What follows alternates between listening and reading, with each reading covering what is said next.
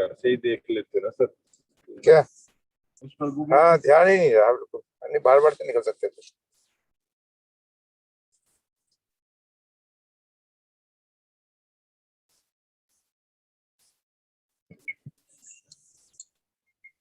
Kishuk, please let me know when to start.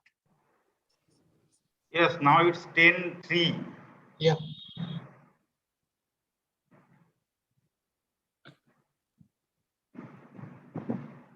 ऐसे ही देख लेते ना सर। क्या? उस पर हाँ, ध्यान ही नहीं रहा बिल्कुल। नहीं, बार बार तो निकल सकते थे।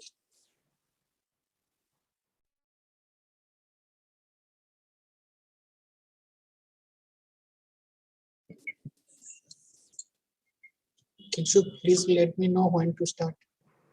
Yes, so I think I should start now Yeah. because it's already 10:05.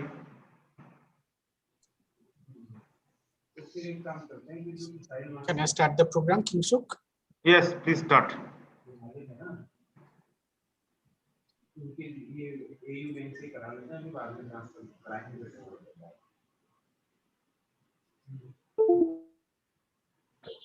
Now, namaskar and greetings from NIT Kolkata.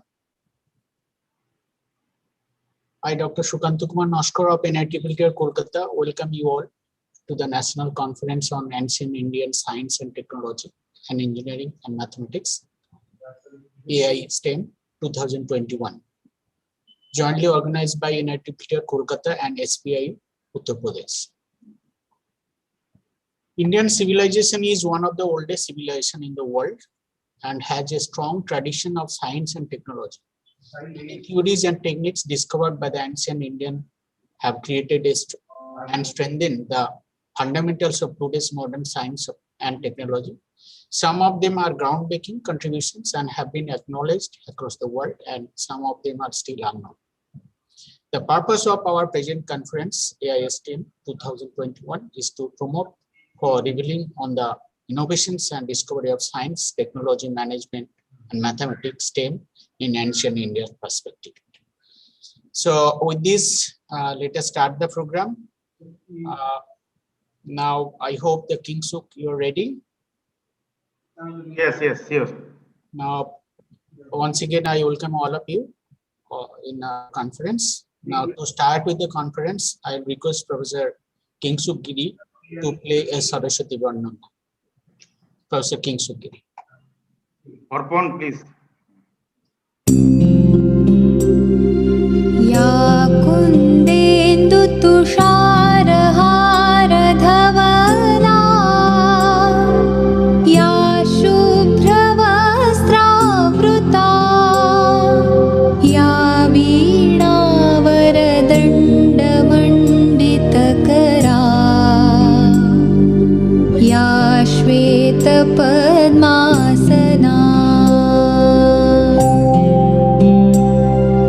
या ब्रह्माच्युत शङ्कर प्रभृतिभिः देवैः सदा वन्दिता सा मां पातु Saraswati Bhagwati निःशेषजाड्यापहा।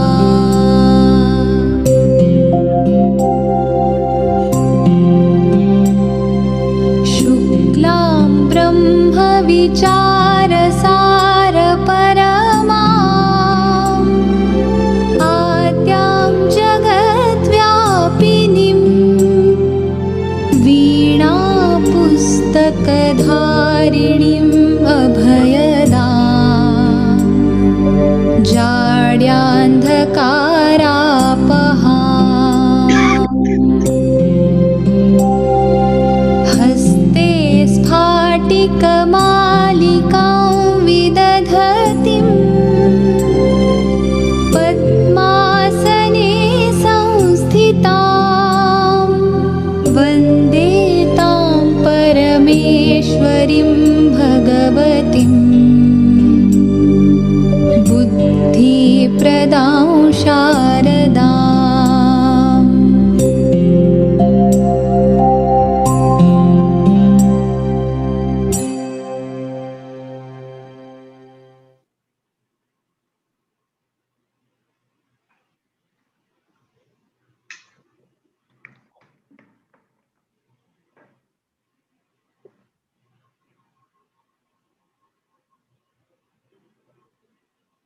Thank you, Dr. Arpon. It's over, I hope, the Saraswati Bandana. Now, moving ahead, it's my privilege to invite Dr. Kingsuk Giri of NIT Kolkata and the convener of this conference, Aistem 2021, to address the gathering. Dr. Kingsuk. Thank you, Professor Noskar. Am I audible, Professor Noskar? Yeah, yes. Okay. So, Namaskar. Very good morning to everyone present here. I'll be giving a short opening speech for today's conference and kicking off the two-day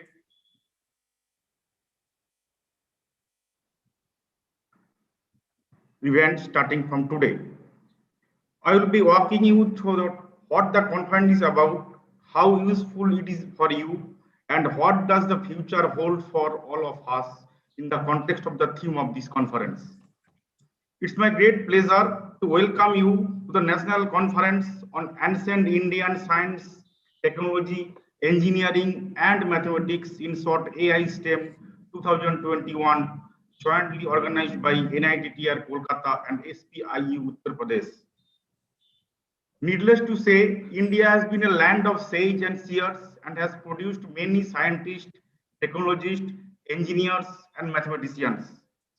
This conference, Aistem 2021, is very much in tune with the present trend, where we are looking back to the rich culture and tradition of Indian heritage. We are at a risk of losing our culture and history in nowadays. Hence, we need to look through the lens of the past. Apart from that, we need to realize that the ancient technology, science, and mathematics have given us the facilities that we are enjoying today. So we must afford the brilliance of the past. The present generation has a moral responsibility to preserving the incredible advances in STEM. It's my pleasure to walk you through the conference, introduce you to the speakers and delegates that have come from various places to share their knowledge and enhance our mental horizon. Within very short span, we received nearly 35 manuscripts from the various parts of the country. Out of these, 11 papers are accepted for today's and tomorrow's presentations. I would like to conclude my opening speech by encouraging the delegates, the participants, to participate with an increasing number in all the activities and discussions to the digital platforms for next 2 days. I wish everyone a successful, safe, and fruitful conference. Jai Hind. Thank you. Thank you, Dr. Kingsuk Giri, the convener of the conference, for briefing the objectives of the conference. Now, moving ahead, it's my proud privilege to welcome the Honorable Director of NITTR Kolkata, Professor Devi Prasad Mishra, and the co-chair of this conference to welcome the gatherings. Professor Devi Prasad Mishra, sir.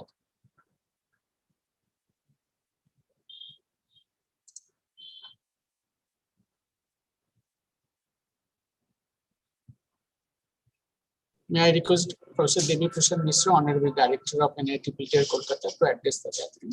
Welcome.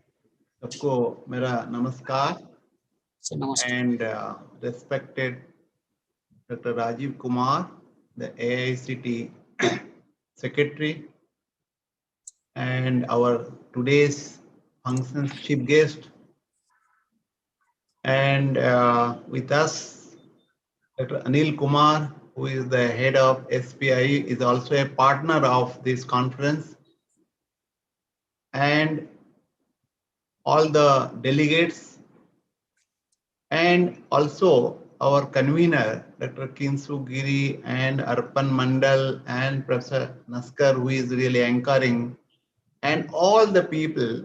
I welcome all of you, and I salute all of you in the name of Brahman, that all of you are immortal and part of Brahman. And this is a great occasion today that we are assembled here to look at our past glory of the ancient India where, as rightly told by Dr. Kinsu Giri, lot of sages, seers, researchers, and lot of stalwarts were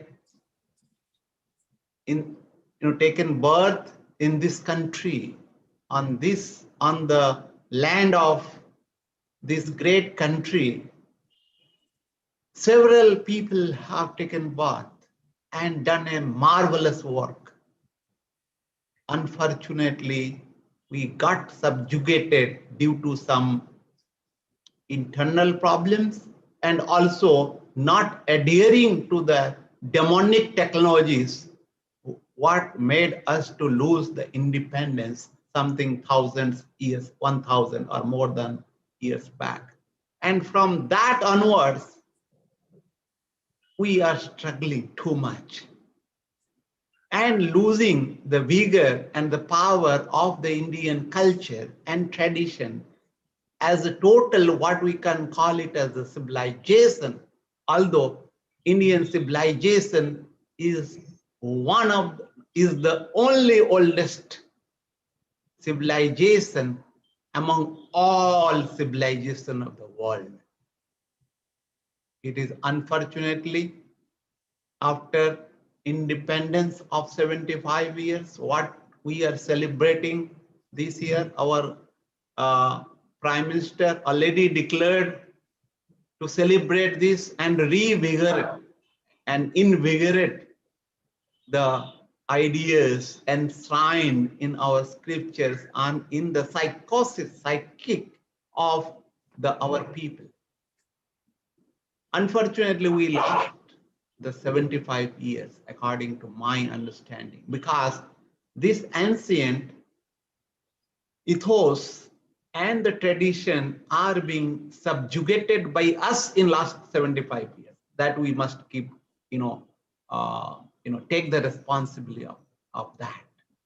What the foreign people or the foreign rulers, they had done, we don't have a say, but now we are being ruled by us and we are getting away from our Indian culture, tradition, being swayed by the globalization, modernization, and whatnot.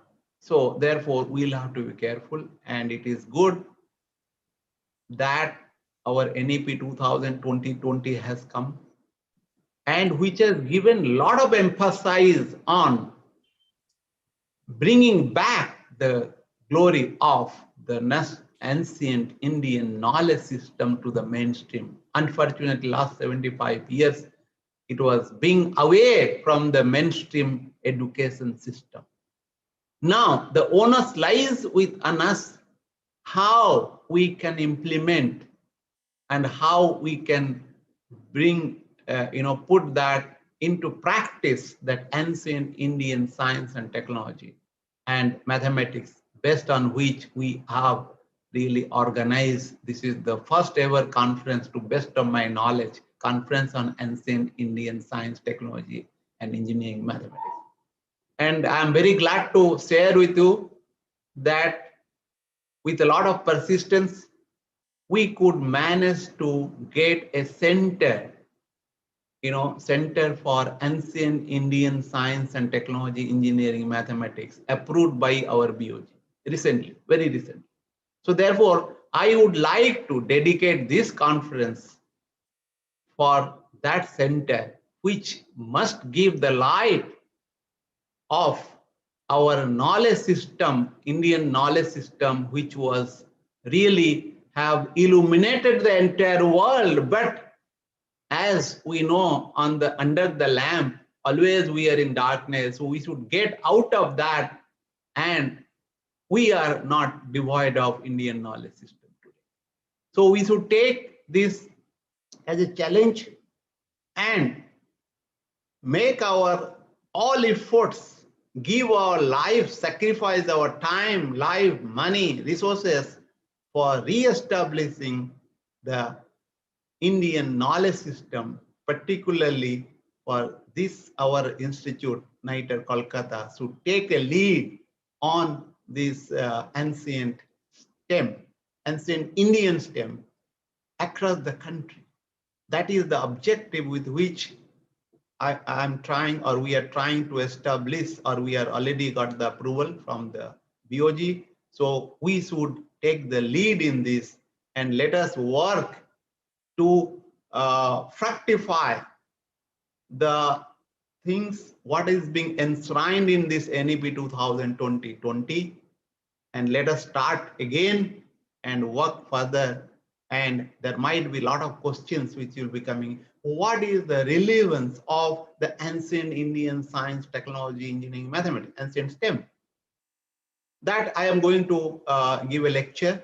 That will be the first lectures as a keynote speaker. Then of course there will be technical sessions, and we are having also the keynote speaker lectures from various very stalwarts like Professor Vasant Sinde, who is a former Vice Chancellor of Deccan University, which is a very well-known archaeologist and a very great researcher. He will be talking about genesis of Indian knowledge system and archaeological perspective. And on the technical session, we'll be having what we call various topics on the various contributors. And we are having a keynote address by Professor M.K. Khedkar, who will be talking about the importance of Sanskrit, because Sanskrit for ancient Indian technical knowledge, because the Sanskrit is very important. If you want to talk about, or you want to revive our tradition of Indian knowledge system, then we need to learn Sanskrit. Without Sanskrit, we cannot really do. And Sanskrit is the most scientific language in the world, but it has been originated in India, but being neglected very much in independent India. It is very unfortunate. And हम लोग अंग्रेजी में बोलते हैं, लेकिन English is the most unscientific language. ये दुखद विषय है कि अभी अंग्रेजी हमको खा रहा है. तो मैं और ज्यादा नहीं बोलूंगा, क्योंकि हमारे साथ अभी जो है कि डॉक्टर राजीव कुमार, जो कि अभी member secretary of AICT new Delhi, जो हमारे टेक्निकल एजुकेशन को वो परिचालित करते हैं, और उनके मार्गदर्शन हमको अभी मिलने वाला है. तो इसीलिए मैं मेरे वाणी को भी विराम देता हूं, और ये आशा करता हूं कि हमारे जो नीटर कोलकाता, जो हम लोग एक centre for ancient Indian stem बनाए, उसका ध्वजा को आगे बढ़ाए, उनका जो तेज है उनको, और ये जो ज्ञान की भंडारा है, तो उनको हर जगह पर प्रज्वलित करे. ये दीप को, ज्ञान दीप को, एंशिएंट इंडियन स्टेम ज्ञान दीप को हर जगह पर प्रज्वलित करने के लिए प्रयास करे. और मैं सब लोगों को, जो भी इसमें शामिल हुए, मैं सब लोगों को कहूंगा कि हम लोग मिलजुल के ये परंपरा, ये हमारे जो ज्ञान धारा है, उनको गंगा की तरह अविरल गंगा की धारा को हम करें. गंगा को, ये जो एंशिएंट इंडियन स्टेम है, और इसका जो गंगा की जैसा को मार ना दिया जाए, उसको प्रदूषित ना किया जाए, और उनको अविरल और अचल और प्रभावित पूरा भारतवर्ष में सिर्फ नहीं, दुनिया में इसको फैला है. उनका पवित्रता में सब लोग आपायित हो, सबका मंगल हो. इसके साथ मैं मेरे वाणी को विराम देता हूँ. ओम सर्वे भवन्तु सुखिनो, सर्वे सन्तु निरामया, सर्वे भद्राणि पश्यन्तु, मा कश्चित् दुःखभाग् भवेत्. ओम शांति शांति.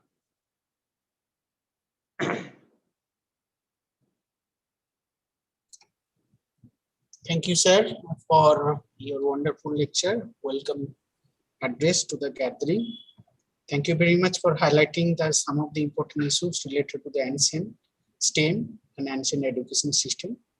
And yes, it is the first ever conference we are organizing related to the theme of ancient education and ancient STEM. We have already started this initiative by organizing a national seminar that was organized a couple of months before. And this is the second initiative under the able leadership of our Honorable Director, Professor Devi Prasad Mishra. As you have highlighted that Sanskrit as an original and scientific language, we must learn it. I mean, to popularize our concept of Aistem and also that ancient Indian education system.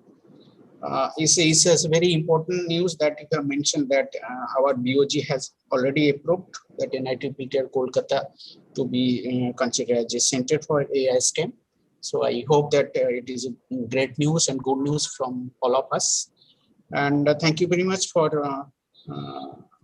I'm requesting all the person to cooperate under this journey to popularize the concept of Aistem 2020 or a related issue where NIT Kolkata will be taking a lead role. So thank you very much, sir, for your wonderful speech, and you have a wonderful session, I think, in the keynote speech, in the first keynote speaker, as a first keynote speaker. Now, moving ahead, I request Dr. Arpan Kumar Mondal to play our institutional activities through a video presentation. Dr. Arpan Kumar Mondal, please.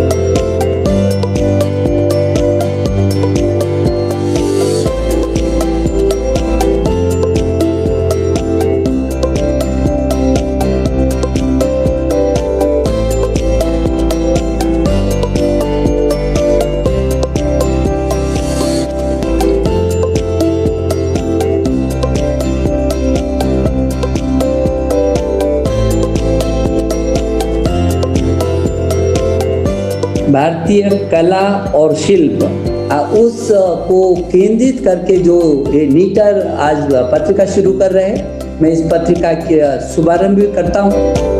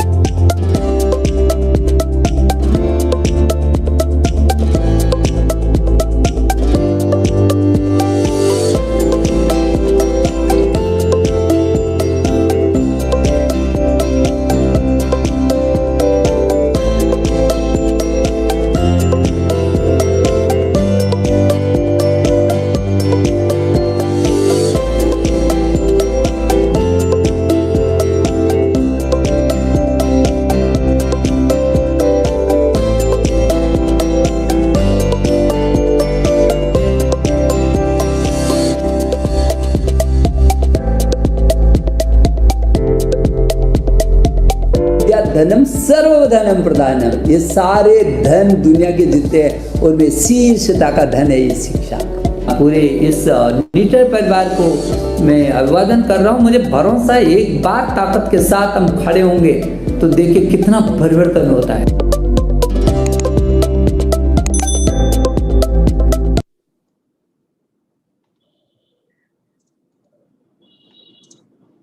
Thank you, Dr. Arpan, for highlighting the activities of NITPTR Kolkata with a small video presentation. Now it's my proud privilege to invite Dr. Anil Kumar of State Project Implementation Unit Uttar Pradesh and the co-chair of this Aistem to address the gathering. Professor Anil Kumar from SBI Uttar Pradesh and the co-chair of the Aistem. Sir. Thank you very much. माँ भारती को नमन करते हुए मुझे बड़ा हर्ष हो रहा है कि आज ये द्विदिवसीय राष्ट्रीय संगोष्ठी का आयोजन ऑनलाइन मोड में NITTR कलकत्ता के नेतृत्व में एसपीआई उत्तर प्रदेश सहभागी जरूर है, लेकिन मुख्य नेतृत्व NITTR कलकत्ता का ही है। और ये पिछले एक वर्ष से लगातार जो संवाद चल रहा था, एक साल से कई ऐसे संयुक्त रूप से कार्यक्रम किए गए। Ancient Indian science, technology, engineering and mathematics के क्षेत्र में आगरा में कार्यक्रम किया गया, फिजिकल मोड में, लखनऊ में किया गया, कई कार्यक्रम ऑनलाइन मोड में किए गए। तब जाकर के ये विचार आया कि क्यों नहीं एक द्विदिवसीय कार्यशाला किया जाए, संगोष्ठी की जाए, जहां पर ऐसी विधाओं को की जानकारी जिनके पास है उनका एक समागम हो और उनको लेकर के इस काम को आगे बढ़ाया जाए। ये विचार आया कि भाई एसपीआई उत्तर प्रदेश टेक्यू 3 में ऐसे कार्यक्रम क्यों कर रही है। इसके पीछे एक मूल कारण है तकनीकी शिक्षा का उन्नयन।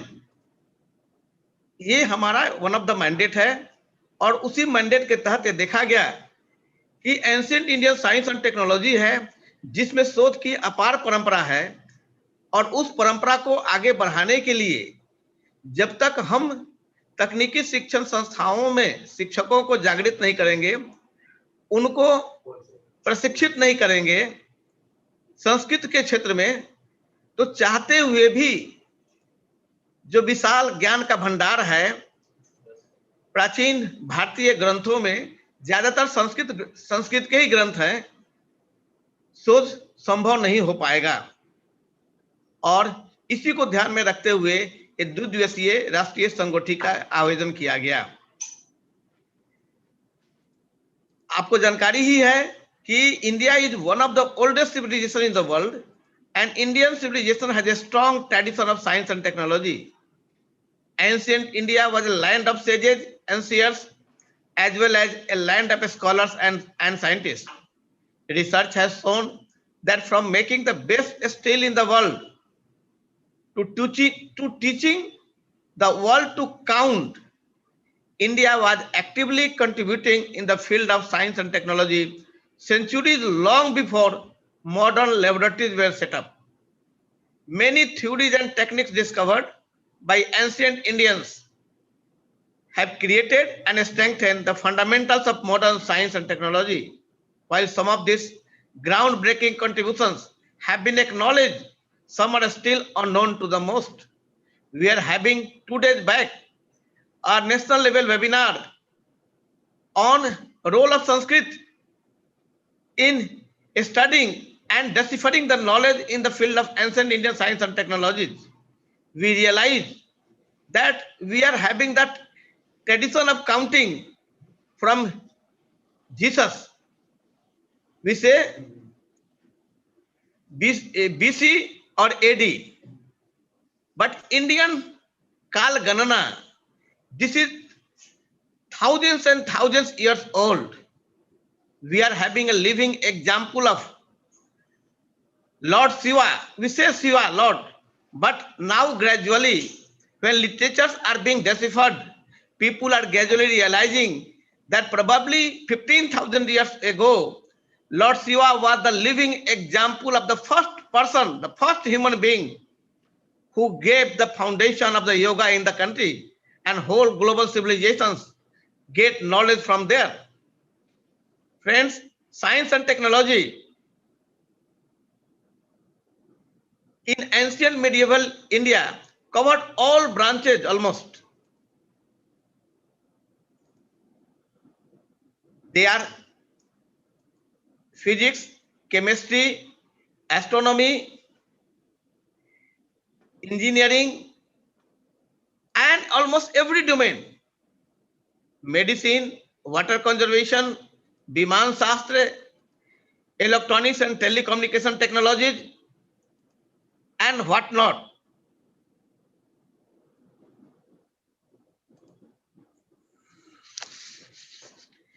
Take, for example, water.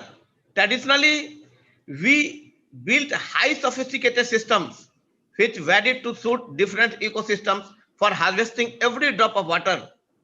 If we talk the Rajasthan area and Saurashtra region of Gujarat, who are having hardly 200 and 300 mm annual average rainfall, but the community survived. Not only community survived, the community developed a highly civilized society. How it could be possible? It could be possible because they developed a knowledge of rainwater harvesting in the rainy season and using the rainwater during the entire year. Let us take example of Wood's steel, a pioneer steel LY matrix developed in India.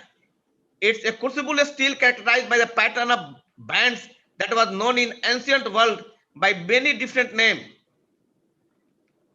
and produced by Tamils of Chera dynasty. Is the finest steel of the ancient world. A smelting of zinc, civil engineering and architecture. India was a seat of knowledge of civil engineering architecture. India's urban civilization, traceable to Mohenjo-daro and Harappa, 5,000 years ago. You see the period of Kusan Empire, Maurya Empire, the Indian architecture and construction in the regions such as Baluchistan, Afghanistan, where the living legend in the world, the Indian architecture, the most famous Indian architecture, the Bamiyan of Buddha in Afghanistan is well known. Angkor Wat is a living example and testimony to the contribution of Indian civil engineering and architecture of Cambodian Khmer heritage in the field of architecture and construction. Similarly, production technology area, shipbuilding area, and will be surprised to know The great Chola Empire were pioneers in not only developing the ship technology, they were capable to have trades crossing the sea, utilizing the shipbuilding technologies and boats or whatever we can say. If you'll go to the field of mathematics,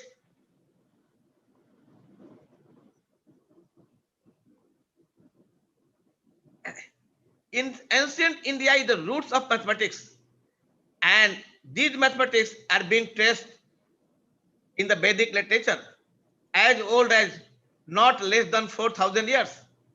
Between 1000 BC to 1000 AD, a number of mathematical treatises were written in the country. Will Durant, American historian, said India is the mother of our philosophy of lot of our mathematics. It is now generally accepted that India is the birthplace of several mathematical concepts, including zero, decimal concept, algebra, algorithm, square root, and cube root. Geometrical theories were developed in the country. An earlier name was trigonometry. Trigonometry was also developed in the country. So what we can say, India was the land of the Gyan. India was the land of the knowledge.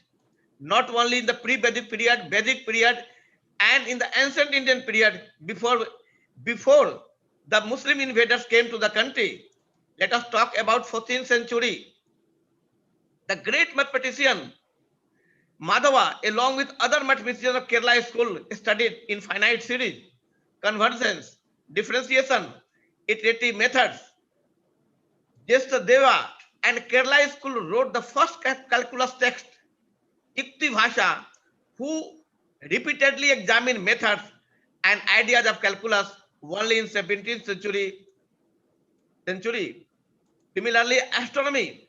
Astronomy was a great area, and we are discussing 2 days back in another webinar that in the Indian rishis, manishis, Indian contributors, the scientists, the people who have very precisely studied and developed a technology and techniques of measuring the time, measuring the distances, how it could be possible. It is not because simply by seeing they can decipher. There was definitely some technology. There were definitely some scientific method, definitely some high precision instruments at that point of time. But this is need to be researched. The literature of that time can give light on that. But unless we encourage Sanskrit to be studied in the technological institutions, it cannot be possible. And it is good that NITTR Calcutta has thought of, and they have made reality through the approval from the BOG about establishment of a center of ancient Indian science and technology. Probably the vast resource NITTR Calcutta has, they can become a leader in the field, and they can become a leader in the field of studying the ancient Indian science and technology, not by the researchers from their own institution. They can become a leading light, encouraging other institutions to follow the suit. Earliest references to astronomy we are getting in Rig Veda, almost more than 2000 BC. If you go to the physics, we are having the concept of 5 elements: earth, prithvi, fire, agni, air, vayu, water, jala, and space, aksha. So this concept of these 5 elements was the basis of the physics.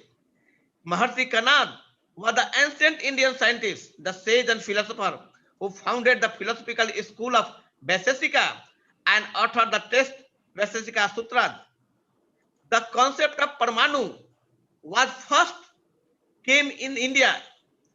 Parmanu, Param plus Anu, beyond Anu. So the concept of thinking Parmanu means even Anu is divisible was established in the Indian country. That was the concept, and this concept indicated the philosophy of dividing atoms, which is now talked about nuclear energy. So if you talk about the nuclear energy, our Rishi and Manishi, we are having the entire knowledge, but it is the now responsibility of the country, responsibility of the government, responsibility of the regulatory authorities, and responsibility of the institutions, teachers, and the community to preserve, promote, research the ancient Indian knowledge so that this can be thought of in the context of the modern science and technology, and they can become a guiding light for further growth of science and technology in the not only in the country, in the world. I'm just quoting a very important statement of veteran Australian Indologist. A. Batham concluded that Indian concepts, theories, explanations were brilliant, imaginative explanations of the physical structure of the world, and to large extent agreed with the discovery of the modern physics. Similarly, Sanskrit, the traces of cement has been found in the era of Mohenjo-daro. According to Rig Veda, tanning of leather, dyeing of cotton was practiced during the period, meaning thereby there was definitely the knowledge of Sanskrit, and the term was used, ras and rasayan, medicine and surgery. So even in the medicine and surgery, the Charak Sanhita, Susru Sanhita, when the whole world was not knowing how to wear the dresses and to keep your body covered, the Indian rishis Manishis had developed the rich knowledge in every domain, including the science, technologies, yoga, medicines, and they have developed the titais in the field of not only on the medicines, in the name of Charak Sanhita and Susur Sanhita, and they are the living example of the one of the biggest titais on the medicines. If you will go to the yoga, it is a system of exercise of physical and spiritual substance. The origin of yoga, I already talked about 15,000 years back, when Lord Shiva first practiced, and he was being now, it is not finally has been fully accepted, but gradually and gradually we are reaching to a point where we are going to accept that Lord Shiva was the first human being who practiced yoga and was having seven Sishyas who became the Sapta Rishis, and the Sapta Rishis took the concept of yoga and knowledge and spread all through the globe. Rishi Agastya was one. And he crossed the Vindhya region, went to the south, and the Saptagiri in near Coimbatore hills was also believed that one of the rishis came out of the seven to that Saptagiri. So the whole of the country, right from Kashmir to Kanyakumari, right from Tamil Nadu to Jammu and Kashmir, all are having the living embodiment of the knowledge, all having the living resource of the knowledge. And that indicates knowledge having the uniform trend, same type of knowledge, and spreading from Kashmir to Kanyakumari. That was an indication that India, since time immemorial, was one. And now is the time, the government has given a slogan, Ek Bharat Shresth Bharat. We can create a Shresth Bharat only when we can inculcate the feelings not in the mind of the teachers, in the mind of the government machinery, in the mind of the policy planners, in the mind of the regulators, that please, in a very scientific manner, encourage the study of Sanskrit in the scientific institutions, in the medical institutions, in engineering colleges. Unless this is not encouraged, the entire talking about on research in science and technologies and feeling proud of our rich cultural heritage has no meaning. So I am not a researcher. I am not a great mathematician or a scientist who can talk much about this.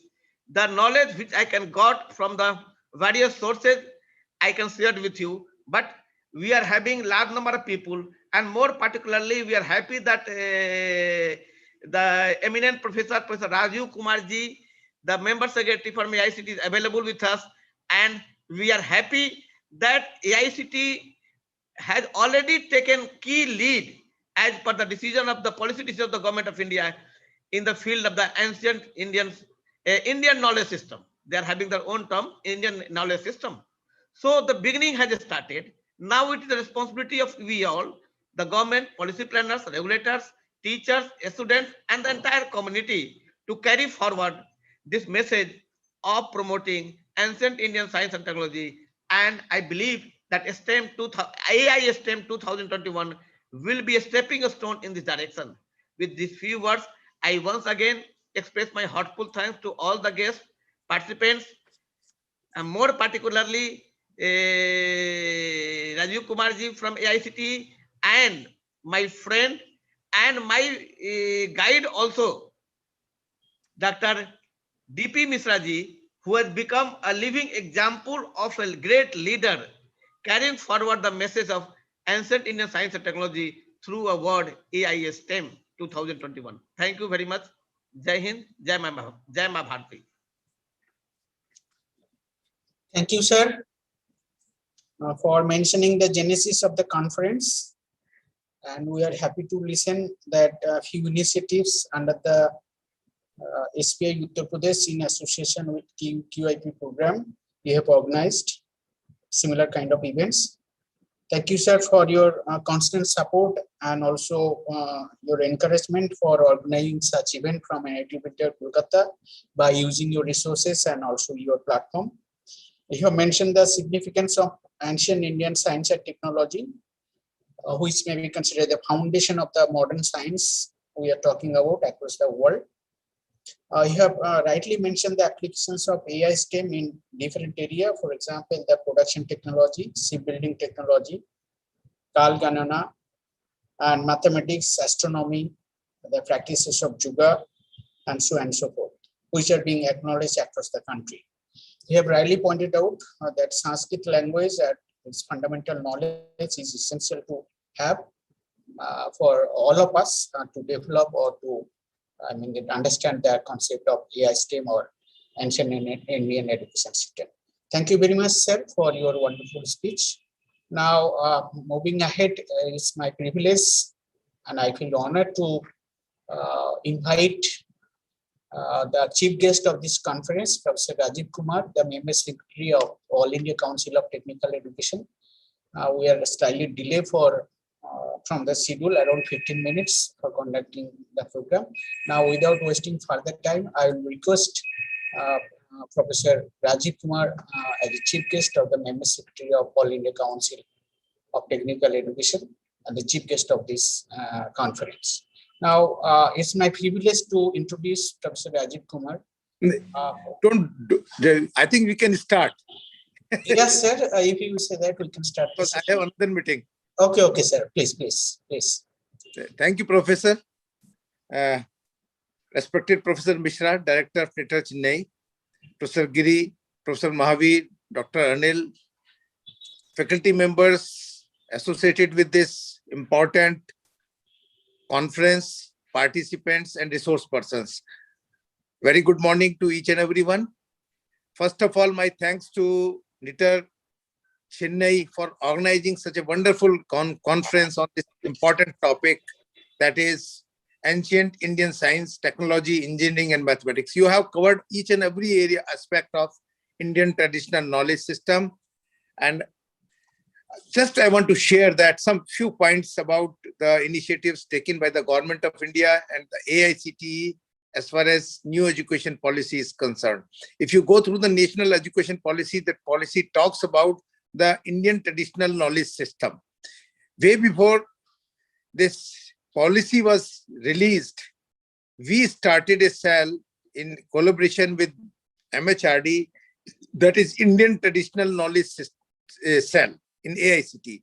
And the main task of this cell was, as Professor Mishra was talking in his inaugural address, that we have a rich tradition of Indian knowledge, but so far we are not able to document it, to prove it, and to put our point before the masses. So that is the point this Indian Knowledge System Cell will undertake at AICTE. And for that, help of people, those who are passionate to work in this Indian traditional knowledge system is required.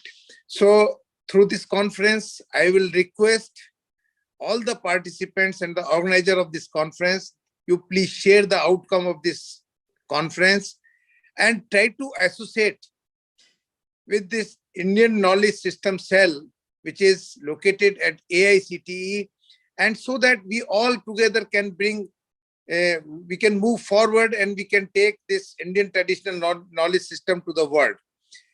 Word is, now everybody is praising it, but like there was an issue previously for some patents, and similarly there are issues arising in whenever we talk about the Indian traditional knowledge system. So there is a need to document each and every aspect of Indian traditional knowledge, whether it is in science, technology, mathematics, medicine, whatever area we have rich heritage, rich culture in Indian knowledge system.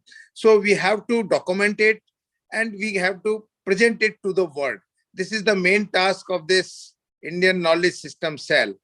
Now, daily, we are today also our president, our chairman, he is in Bengaluru. One university has established an Indian Knowledge System Cell. He is going to inaugurate it. Today, just 5 minutes back, I got a call from a college from Nagpur. They are also organizing similar type of workshop. So my point is that impact has been created in the masses. Now, people are more aware. They are talking about the Indian traditional knowledge system. Once the talking has started, definitely some good results, some good outcome, and this, our Indian traditional knowledge is going to become a superpower in the world. That's how we can be a superpower also. So once again, I thank Nitar Chennai for organizing this conference with the help of STTP UP, for which Anil Kumar is heading that unit, and all other nearby institutions and eminent experts. So with all these words, because I have another meeting right now with UGC, I have to cut short my address, and next time definitely we will meet in person when we are also thinking to have some such type of program at AICT through our Indian Knowledge System Cell.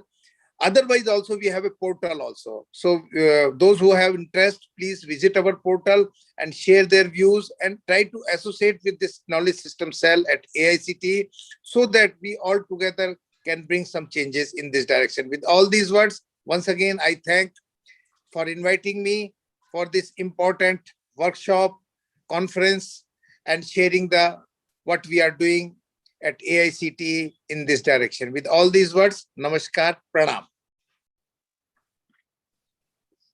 Rajiv ji, for your very short and effective speech, particularly, and we are very much interested to participate in your what you call ancient in knowledge system cell, because I remember in last 20th March 2020 there was a meeting when I was a part of it under the able leadership of our minister, Education Minister Pokhriyal ji.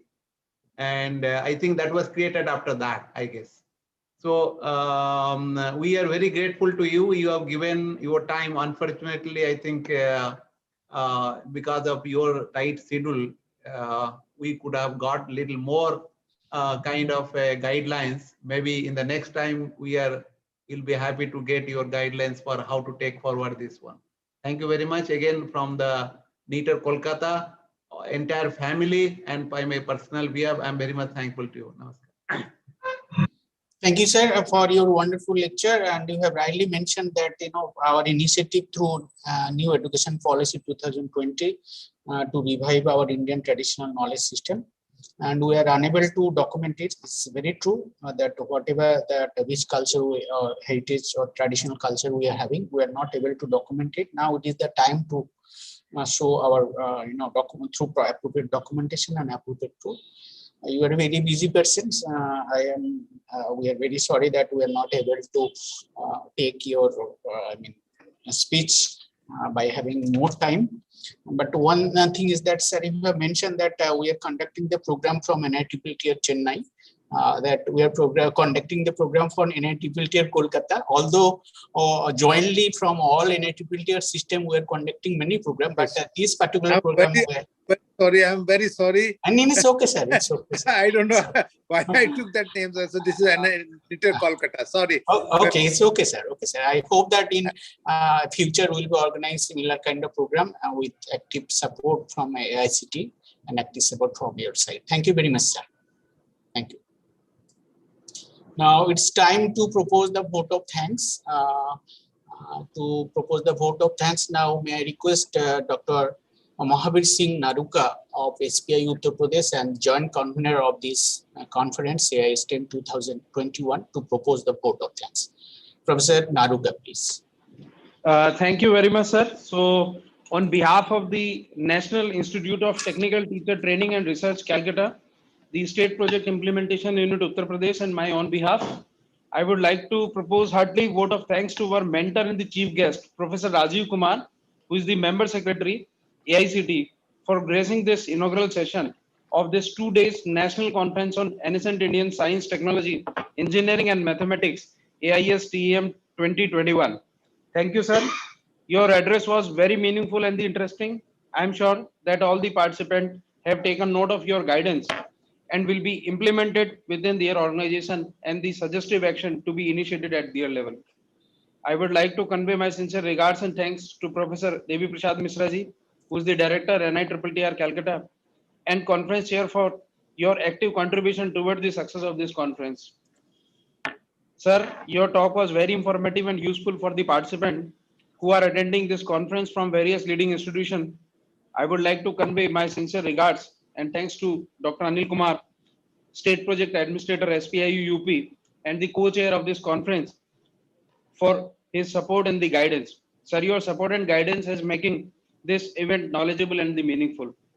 I appreciate the support of Dr. Kinshuk Giri, who is the convener, Dr. Arpan Kumar Mondal, joint convener, Dr. Shukanta K. Naskar, Dr. Sagarika Pal from NITTTR Kolkata, and Mr. Vineet Surana and Mr. Vindesh Kumar Singh from SPIU UP, and others who are involved directly and indirectly in this event to make the success. I would also like to convey my thanks to Ministry of Education, the World Bank, and the NPIU officials for their contribution toward the success of the conference. At last, I thank all the participants who are attending this session from various corners of the country, because without support of them, the success of this conference will not be possible. So once again, thanks all for joining us. Jai Hind. Thank you, Dr. Naruka, for your vote of thanks. Now we are at the end of the inaugural program. We will conclude the inaugural session with national song Vande Mataram. Now I request Dr. Arpan Kumar Mondal and Dr. Giri to initiate the Vande Mataram song.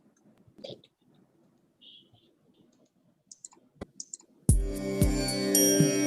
Vande Mataram, Vande Mataram, Sujalam Sukhalam, Malayaj Sheetalam, Sasya Syamalam Mataram, Vande Mataram, Jyotsna Pulakitayamini, Pullakusumita Drumadala Shobhini, Suhasini Sumadhura Bhashini, Sukhadam Varadam Mataram, Vande Mataram, Vande Mataram.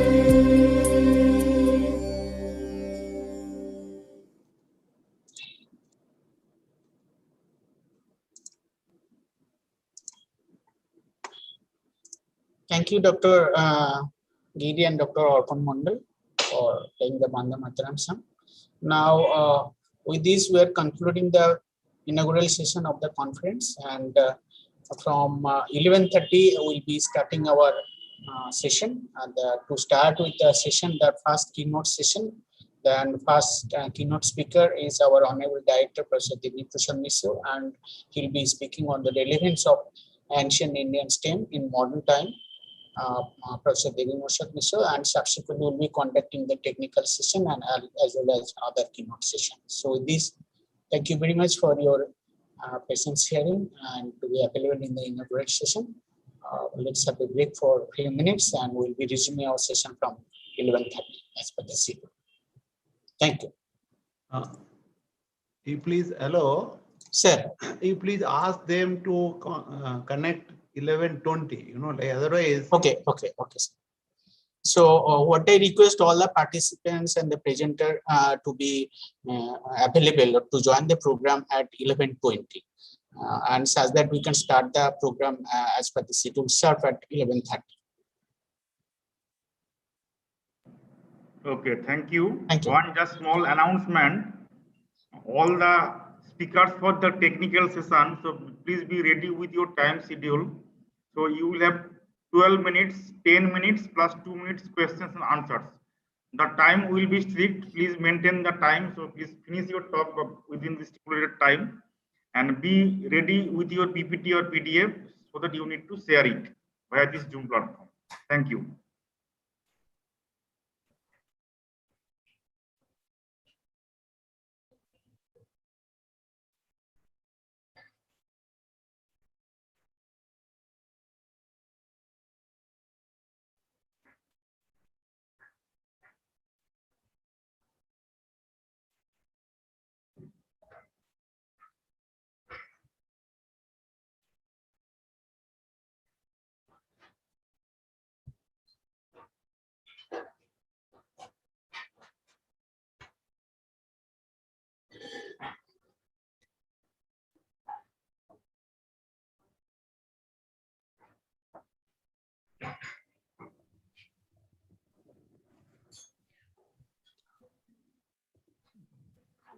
Thank you, one and all.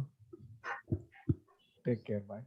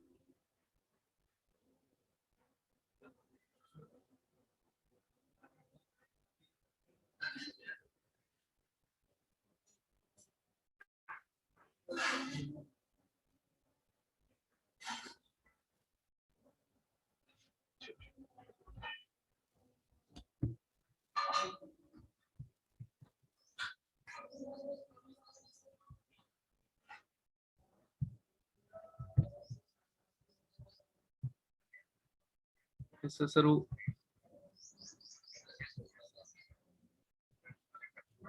Sure sure sir ji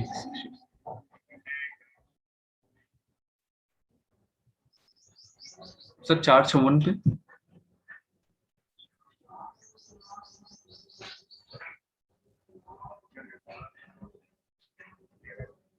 sure sure sir 1250 ji ji sure ji sure ji sir sir मैं बिल्कुल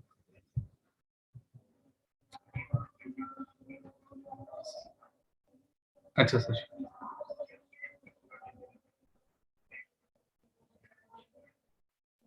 अच्छा sir हो गया sir जी sir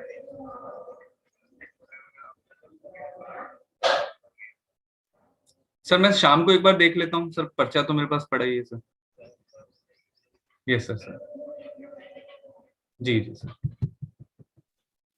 yes sir sir आ गया sir yes sir जी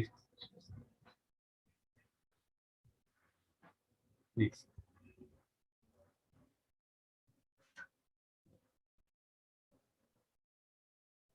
जी sure, sir.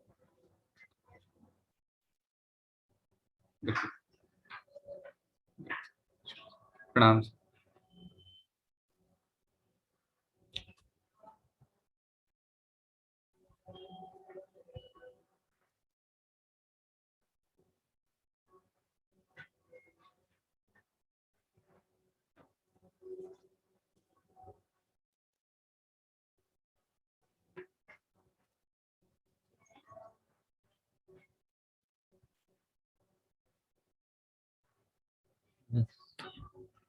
Bhanu अब आ गया 1254 पे है तुम्हारा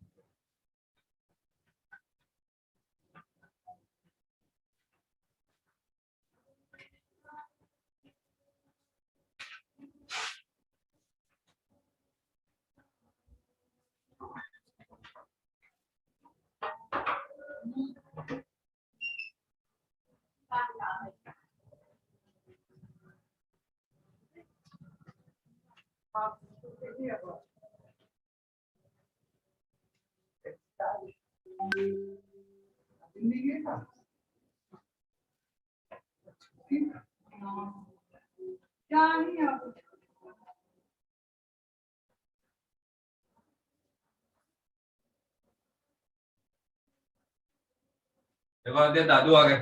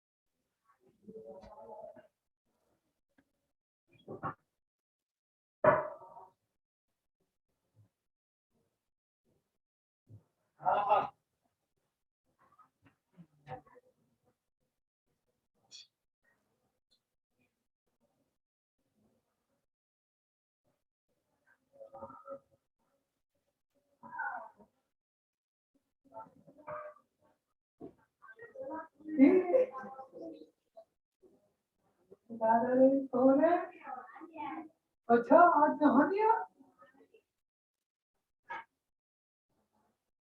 अच्छा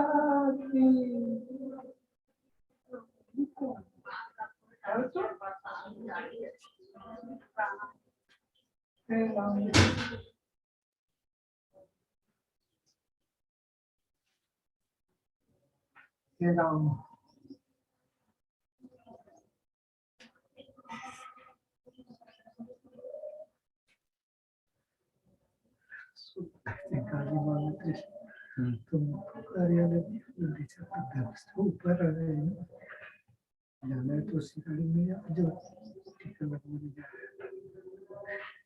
अच्छा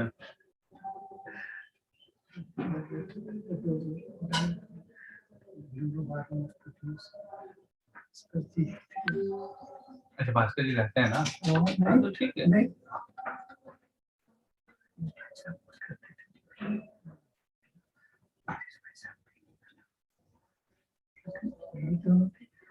ये खरीद क्या सकते हैं देखते हैं जा रही टीका लगवाने जाना है गाड़ी जा रही है आ जाओ खा लेना मिट्टू आ रहा हूँ।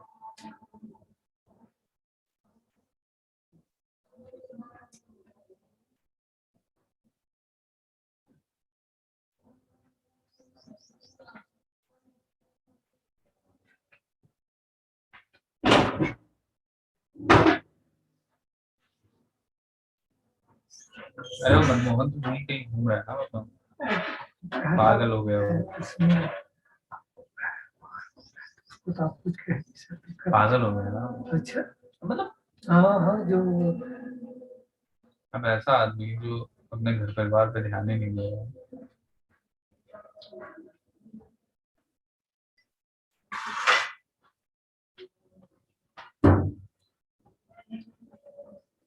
खांसे यहाँ खांस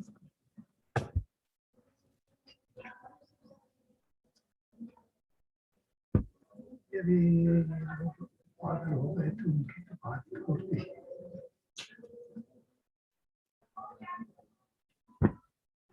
तो फिर गए कि नहीं गए उसी गाड़ी से? अब चाइना चाहिए नहीं दिए पर उसको तरफ से गाड़ी में ही जाओ इसको शुक्ला जी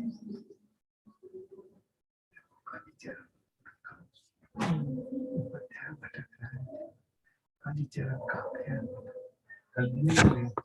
कालीचरण भी कहा है गए वो हाँ मित्तल जी भी मित्तल तो आ गए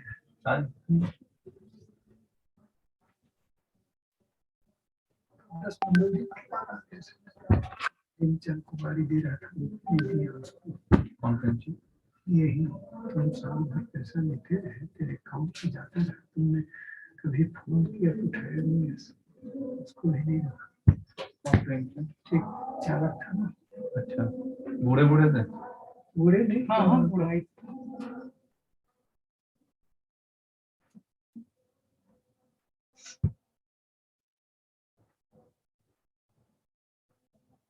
मतलब जब जरूरत थी यहाँ पे तोली वोली जाने के लिए तब नहीं गए?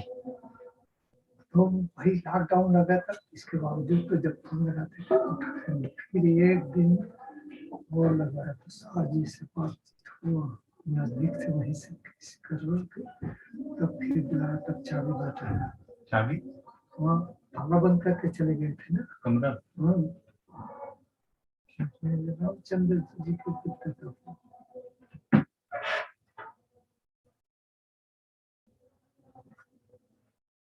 रामचंद्र जी चले गए।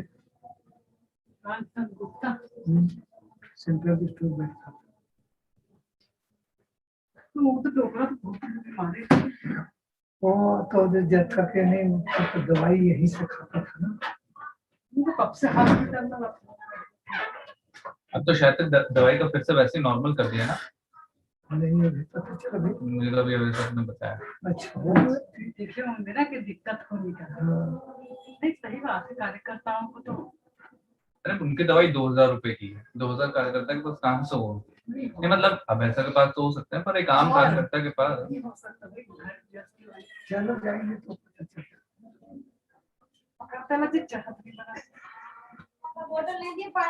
ये दादा रे, ये दादा इसका बाटल इधर पड़ा है। इसका बाटल है क्या भाई? है? ये इसका बाटल है क्या? देख रहे हो नहीं।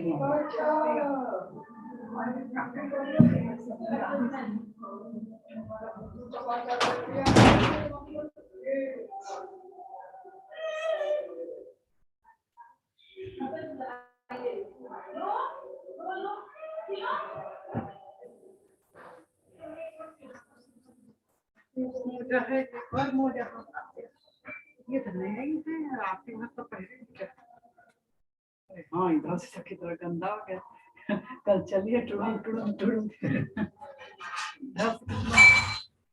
साफ दिख रहा है इधर से।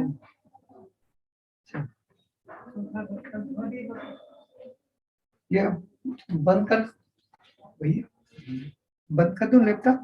चल रहा है। अच्छा काम हो रहा है। ये मतलब झाड़ू लगा दो। हाँ लगा हूँ अभी तो लगा। एक माँ लगा तो लेगा तो पटना के गुलदास खाएगा।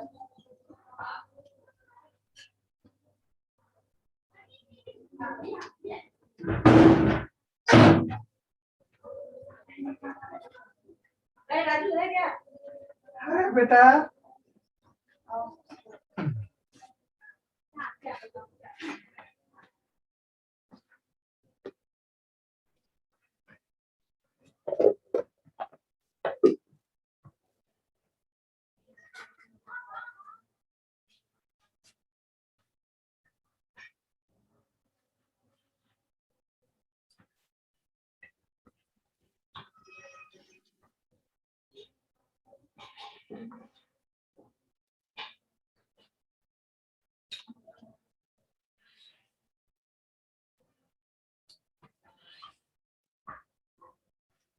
आपके लिए बना दो रोटी।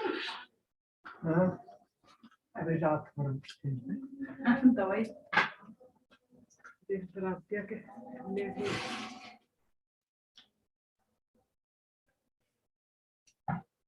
और एक दूसरे हाथ पता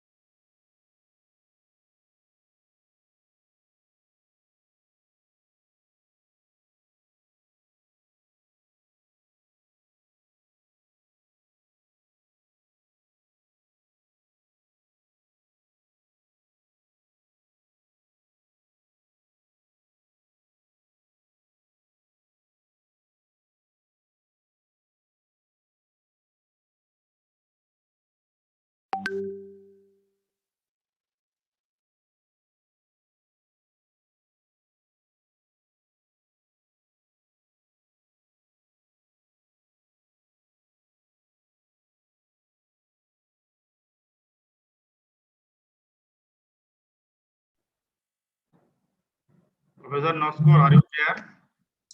Yes, yes. So I think within 1-2 minutes we can start. Yes, please.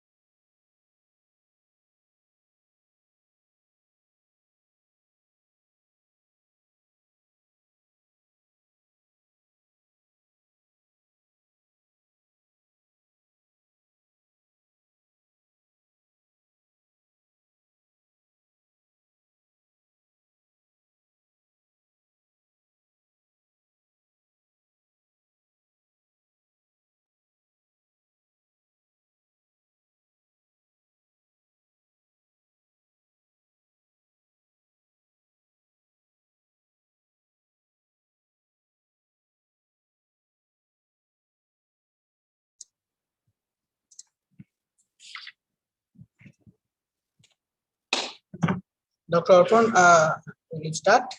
Yes, Professor Noskor, you can start. Orpon, please stop the sharing of the banner. Yes.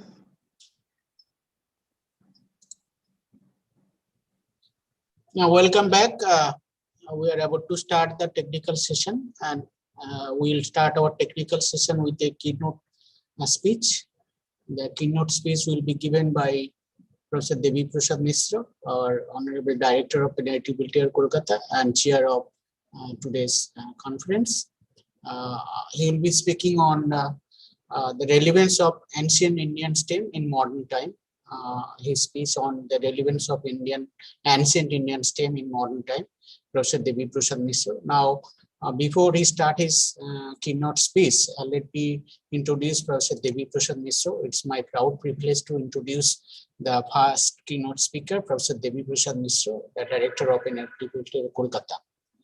Dr. Devi Prasad Misra, a professor in the Department of Aerospace Engineering and Design Program, Indian Institute of Technology, Kanpur, India, has joined this institute on deputation as the director with effect from 8th June 2020.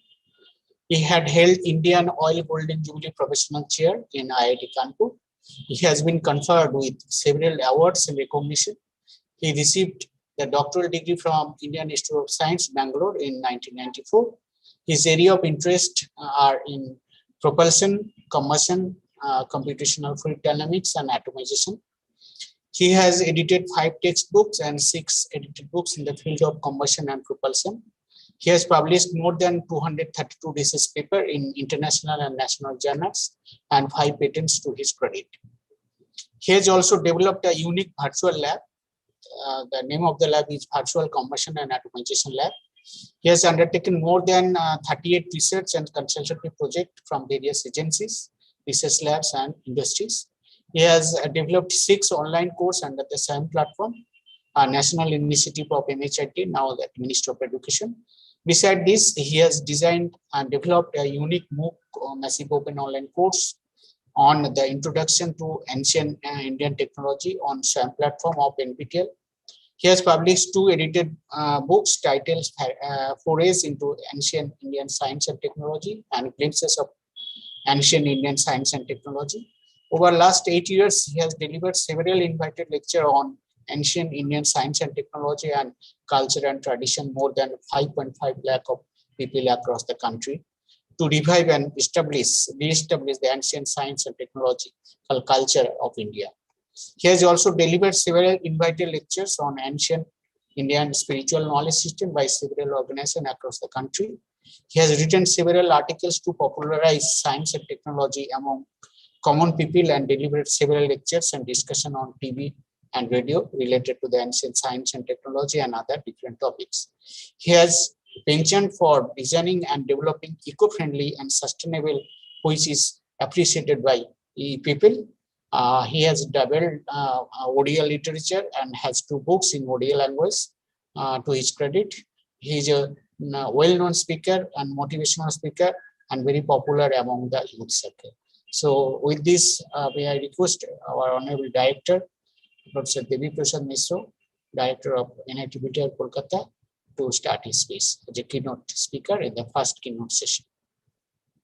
सबको मेरा नमस्कार, and I am really thankful to all the people who have stayed back to participate in this conferences on ancient Indian science and technology, engineering and mathematics. Now it is, of course, in short form Aistem. Question arises why we need to look at it. That's why I thought that let me discuss about its relevance today. Because in modern time, that when the modern science and technology and engineering and mathematics are at the pinnacle of its development, why need to look at it? First of all, we must understand what are the meaning of the science, technology and mathematics, and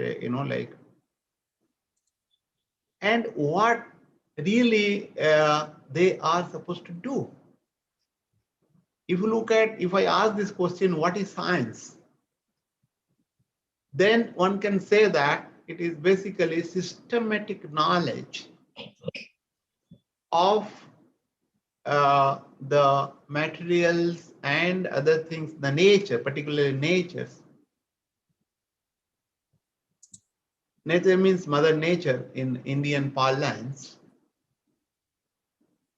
That can be used by the people, but we need to understand the nature, which has been very well dwelled upon in Bhagavad Gita. I will not dwell upon that.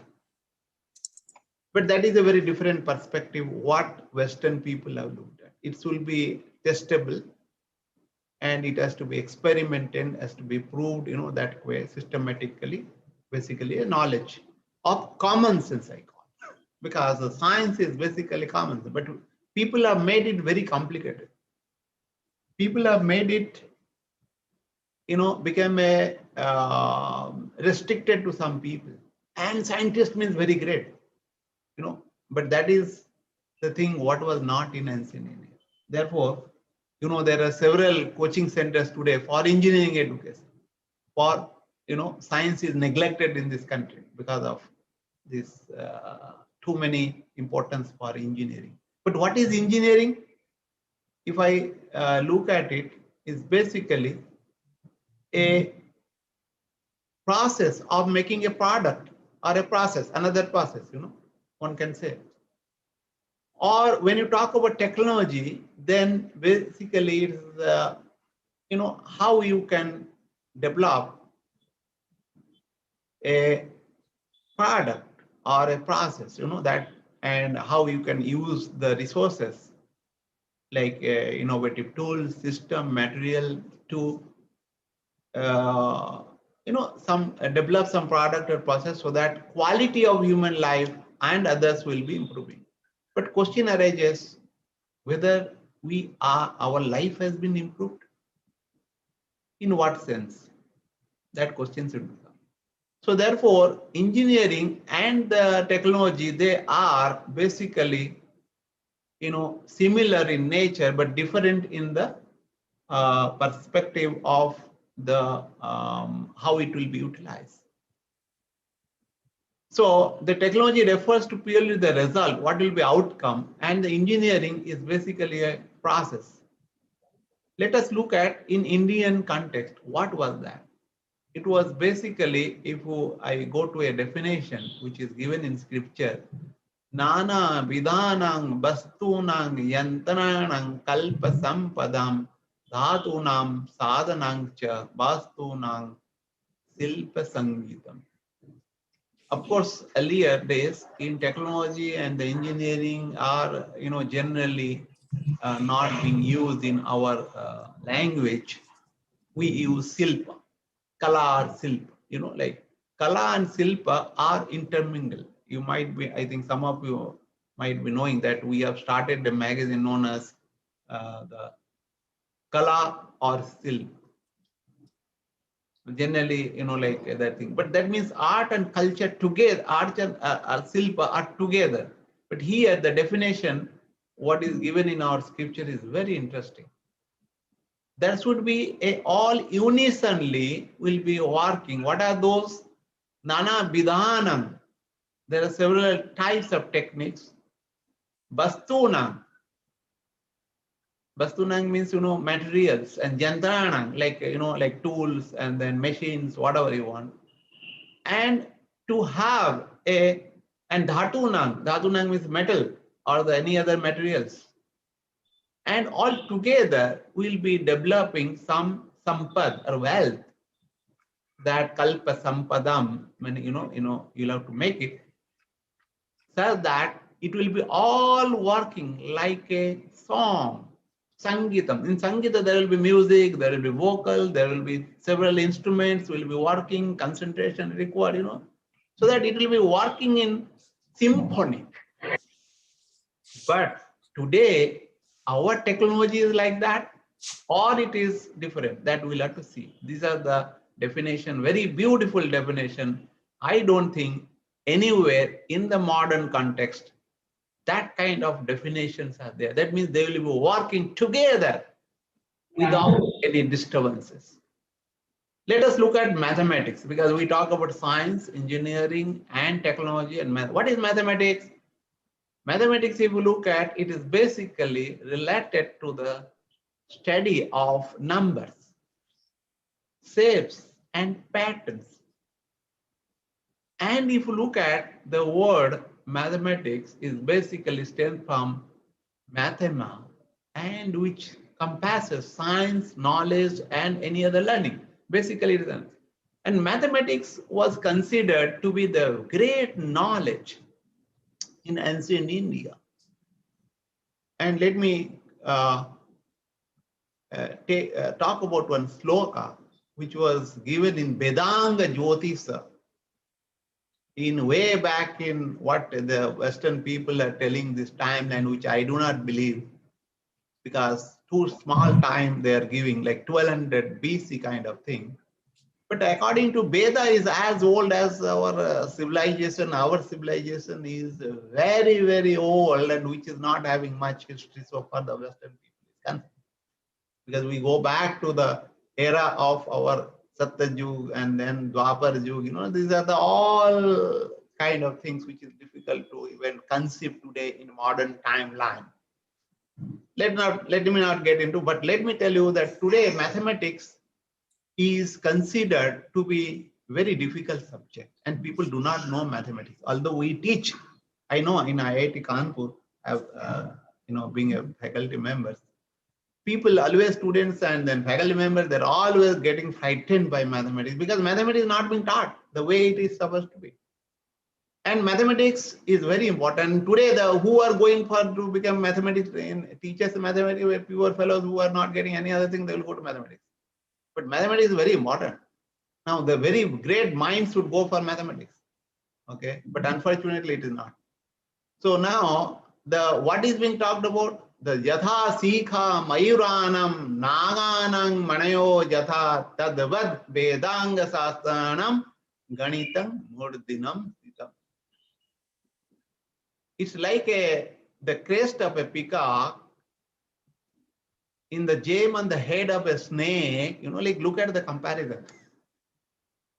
So is the mathematics at the head of all knowledge system. And that was being described in a Vedanga Jyotisa. Those was very important. So what for we'll be learning mathematics? Because we know is the number systems, and all our Indian languages are basically nothing but expression of mathematics. Okay, Sanskrit is the most scientific language because of mathematics. And our Indian rituals, science, engineering, technology, agriculture, astrology, or any other knowledge systems which are there cannot really be discussed without the touch of mathematics. Now, this is about the basic, what do you mean by science, technology, engineering, mathematics, and how it was really being conceived and considered by our Indians in ancient India. Very, very brief way. Now, with this, what are the objective of this knowledge system is basically to improve the quality of the life and the quality of humankind. But whether we are able to solve the problem of humankind with the help of this modern STEM, that question we need to ask. Let us see that in the name of this modern science, technology, engineering, mathematics, we are depleting the natural resources at an alarming rate. Therefore, there are extinction of species. There is the problem of global warming. There is a climate change, environmental pollution. And because of blatant abuses of the technologies, our life is in trouble, so also the lives of all other living beings in this beautiful world. And there is a pollution of human mind, which is very important. As a result of this polluted human mind, the human being became an animals, or worse than animals, because animals are controlled by the mother nature. Human beings are not controlled by anybody else in the world, including Brahman. Therefore, there is a degradation of human values, economy, bankruptcy, deterioration, law and order, social, political, economical unrest across the entire globe, and India is the epitome of it, because we are hypocrites. Now, this country was a, source of the knowledge, was the lighthouse of the entire world so far knowledge is concerned. But today, we are full of darkness. It's like a black hole, and everything is coming and then not coming out of it, and it became a west. So we are living in jungle. I could see that.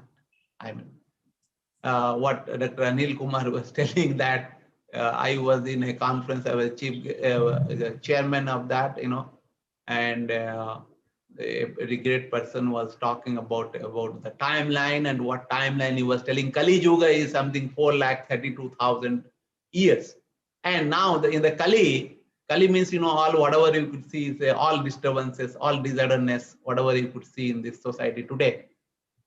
He was telling that only 5,211 years over, then another must be 432,000 years minus 5,211 is you will have to go. Now, what will happen to that stage? I do not know.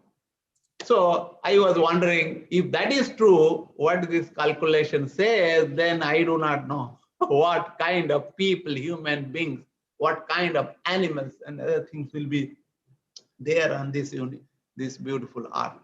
So coming back to that, what are the problems we are facing today because of global warming, rising sea level, increased temperature, habitat damage, and the changes in air, water, and soil, and all are damaged, all are spoiled. And if you look at, our life is in deep distress and trouble. And all the time we are busy for nothing, and there is a problem. That means the knowledge of this and modern STEM, science and technology, engineering, and this thing has really in deep trouble, and they are not doing the work. So therefore, we need to, instead of solving the problem, they are creating innumerable problems which cannot be solved in near future. Then question arises, what are the solutions? For getting the solutions, we need to find out what are the causes of these problems. These causes of these problems is basically, I can talk in terms of the so-called propagated religions and the propagated market-driven forces, which having the demonic qualities because of this, their brutal power. They are really exploiting the natural resources with the demonic science and technology power, which was wielded by Ravana. There are several Ravanas in this country, in this world. And there is also what you call their sons and daughters are there. Ravanas, what I could see, Ravana, the negative energies are quite too much, manifestation of negative propensities. Because why it has happened? It happened because of the wrong philosophy of science and technology propagated by the Western people, and India subjugated with the for 1,000 years with these brutal forces of due to the invasion, and also the people of different culture which have come, and they really Asuric, cultures. They spoiled us to the point of no return, and we became a puppet in the hands of them. And if you look at the science, and is basically meant Western, if you look at, is the basically that to win over the mother nature. It is not possible to win over the mother nature.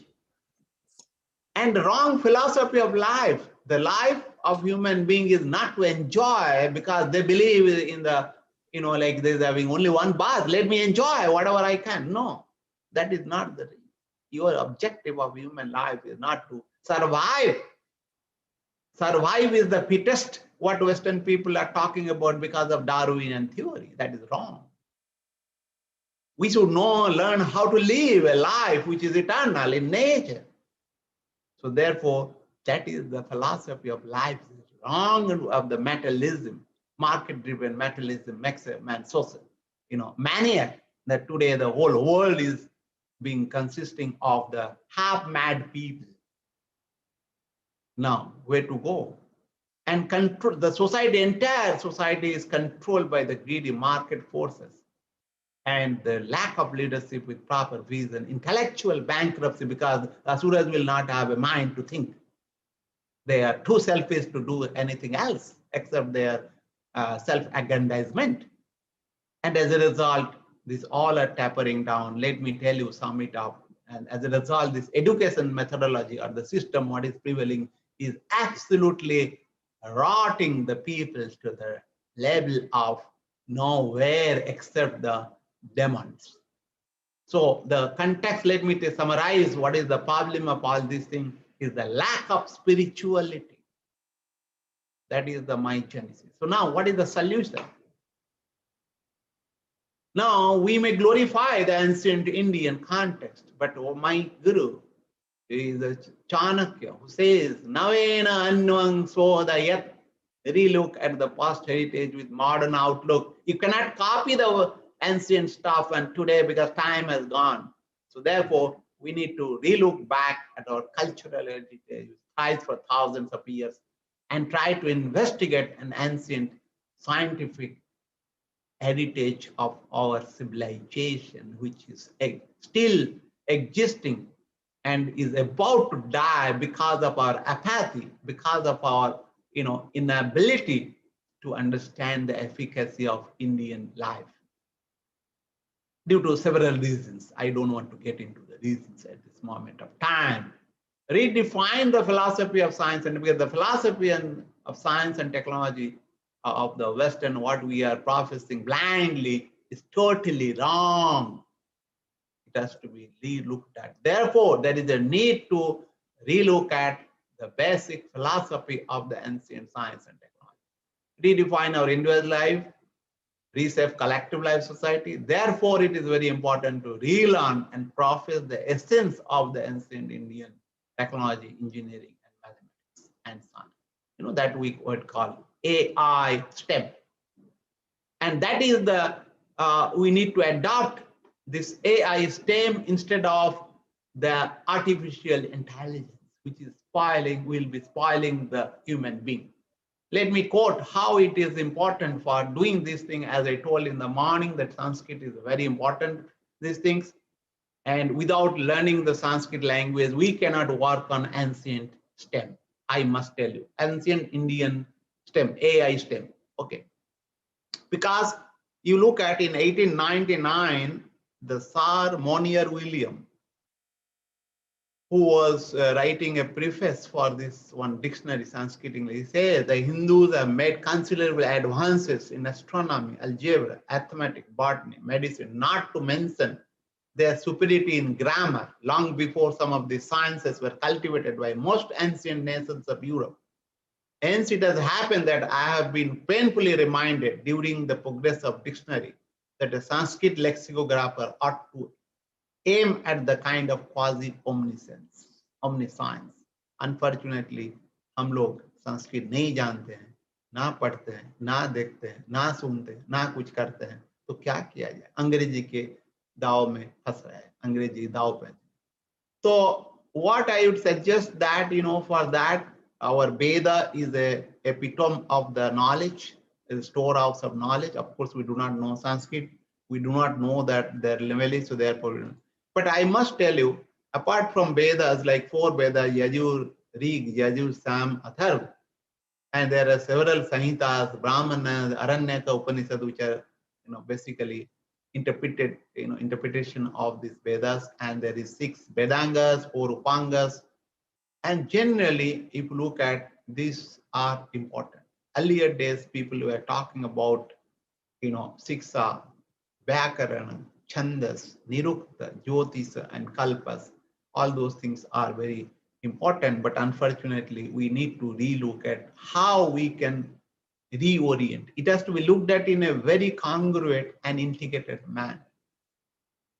And I must tell you the problems with the modern science and technology. Modern science concerns itself solely with the study of matter without any trace of spirituality, devoid of values, ethics, and therefore it is degenerating the society to the point of no return.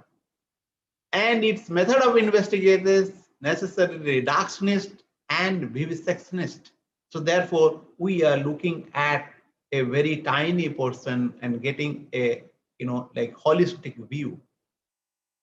As a result, we just don't understand the problem. We get into the problem, adopt it, and then find out the problem. I'll give an example. Let's say, plastic. When plastic came, the people are, started drumming all advantages, all those things. But today, the plastic is a big problem. So also the petroleum, so also the pollutions, right? It's creating havoc, and best way that you understand what are the problems. So therefore, they do not understand the whole gamut of the things, and they go on doing for the business, for other things, and then the whole society become useless. Whole mankind became in trouble. Ancient Indian science is innately free of side effects as intermingling with spirituality. Hence, it performs its function without unduly harming the rest of the creation. All insects, all these things, there is an imbalance in the entire, environment. Therefore, you might see today, there is a clouds. Yesterday, there was a clouds, like today, in this time, springtime, there won't be any cloud. But today, clouds are there. It is clouding our mind and body and the spirit. All these problems are clouding. So also the clouds is clouding the sky. So therefore, there is the problems, and then people, Indian science always talk about Prakriti and Purusha and their togetherness, which governs the entire gamut of the science and technology. And there is considerable evidence of concern for preservation of all forms of lives and non-living beings, which are being destroyed by the modern science and technology, and whereas all are connected as a part. Isavashya midam sarvam yat kinchit jagatya jagattena tektvena bunjita ma kaschid udam. All are connected. Nobody is a part of Brahman. So therefore, one cannot say that it is my interest to exist. The others are useless. The man is not the only creature to be surviving in this world, but what about other animals, amoeba, atoms, virus, bacteria, and other things? All are connected. So therefore, balance is required, and not that one will subjugate others. So therefore, that is already embedded in our culture and science. And so I would suggest that there are various basic principles of Indian science, how to do that. I'll be not talking about, but I'll just mention there is a Pratyaksh, Anuman, Agama, Arthapati, Praman. These are the technical terminology. I'll skip it because of paucity of time. Let me tell you the mathematics. The mathematics, really, India were very great. I must quote Albert Einstein, who is one of the greatest genius what Western people world have produced. And I like him very much because he talks something that makes sense to me. He says that what is the importance? Because if you look at the numbers, basically were taught by the Indians. Therefore, even Indians do not know that what is the contribution of mathematics we have given to Western world. Nobody knows. So, but what he appreciated, we owe a lot to the Indians who taught us how to count, without which no worthwhile scientific discovery could have been made. This is the thing. None of my students, none of the people who I have come across really appreciate this point, feel proud of our ancestors who have done, so that we can follow their footprints and generate the knowledge. Today, the mathematics is in trouble across the entire globe because of advent of computing or computers. Today, mathematics has stopped across the entire globe. I must tell you one thing, because to my mind, where are mathematics here? There are hardly any mathematics in the last at least 30, 40 years. People are talking a little bit, but I do not. They might be giving the Nobel Prizes to mathematics, but or some bigger prizes, but unfortunately, there is not much. I think I've told wrong. Maybe bigger. I'm withdrawing that Nobel Prize, but the bigger one, the prizes and other thing, but mathematics are not existing today, to my knowledge, because they have not contributed. Whereas if you look at ancient Indians, we are very good mathematicians, and a lot of mathematics have been come out of. If you go back to the Sulabha Sutras, going to the Vedic periods, the quadratic equation, permutation, combination, and irrational numbers, Pingala, Chanda Sutras, which will be basically related to the binary computers, and the application goes back to the BCs, Vedic eras, and they were also codified the various things. But what question arises, what they were using, whether they were using the science and technology. That is the question. Of course, let me show you that one yantras of what I was thinking of Sri Yantra, about whether the mathematics can be utilized or not. So if you look at let me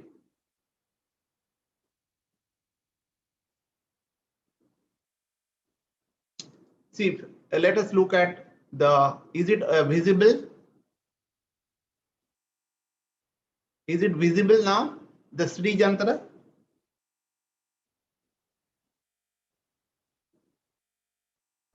Yes, sir, it is visible. Visible, okay. Look at this yantra. This is what we always say, Rangoli, But now if you look at this thing, what for it will be used? Whether does the mathematics come into play for making this? Can anybody answer? Now, actually, this is full of geometry and mathematics, okay? So therefore, our ancestors, and this is a beautiful concept which is being used for developing the mind, This can be used. And nobody do use today because people do not know how to use. For example, today morning, I was discussing, and also we are doing kirtan. By kirtan doing, whether you can develop mind, yes, you can do. So therefore, look at this thing. There is a puja. Is it visible? Like we always do this yajnas, But now for that, people do not know how to make. Let me tell you, this is not a good example of the Yajna Vedis. There are several ways. Of course, this is one square Vedis is being shown here. There's a round Vedis, right? There are several Vedis which are being discussed, described in various scriptures, including Vedas and Upangas, But unfortunately, today, modern people, they do not know. They are doing of their own, or just they have learned something, because they do not know the basics, okay, of mathematics. And they have not been taught properly. But people are doing, that is still going on. That is the beauty of the thing. So therefore, we need to have an ancient Indian step for our own, preserving our own culture. And also these are having a lot of ramifications. And look at this thing, the astro wisdom kind of things, this is being done. And what for? There are several reasons, but for draw this thing, you need mathematics. So let us look at the Sri Yantra. Sri Yantra is considered very good. How to do? There's a lot of calculation has to be done, to do it accurately. See, I'm giving the component 1, component 2, component 3, component. If I want to explain this thing, it will take a lot of time. So I'll just ask you, and I'm having already one article on this, and you can read it, and then if there is doubt, we can discuss. So look at the metaphysics to physics. Today, if you look at the physics, is basically based on math. Where is the physics today? People go and teach in the class and they do not know, because metaphysics is the area of philosophy that deals with nature of existence, truth and knowledge. There is no time to think. Where is metaphysics? Swami Vivekananda was talking about a lot of in his literature, talk about metaphysics. Today, this is a terminology people do not know. Even those people who are having good command over English, okay? Of course, very few people are having today command over English, although they are talking too much. So mechanics, matter, magnetism, you look at several books I have given here. I will not read all those things, Sanskrit text. There are several of them, and which are not known to us. Not even single, forget about it. If I say the Naya Kandali by Sridhar Acharya. Sridhar Acharya is a person who has also written about Gita, Bhagavad Gita. So there is a commentary on Gita. So if you look at the spirituality and the science and the things all together, not like compartmentalized knowledge what the modern people have presented us, and we are just savoring it without thinking, like an animal does. So therefore, we are in deep trouble, and we need to look at it.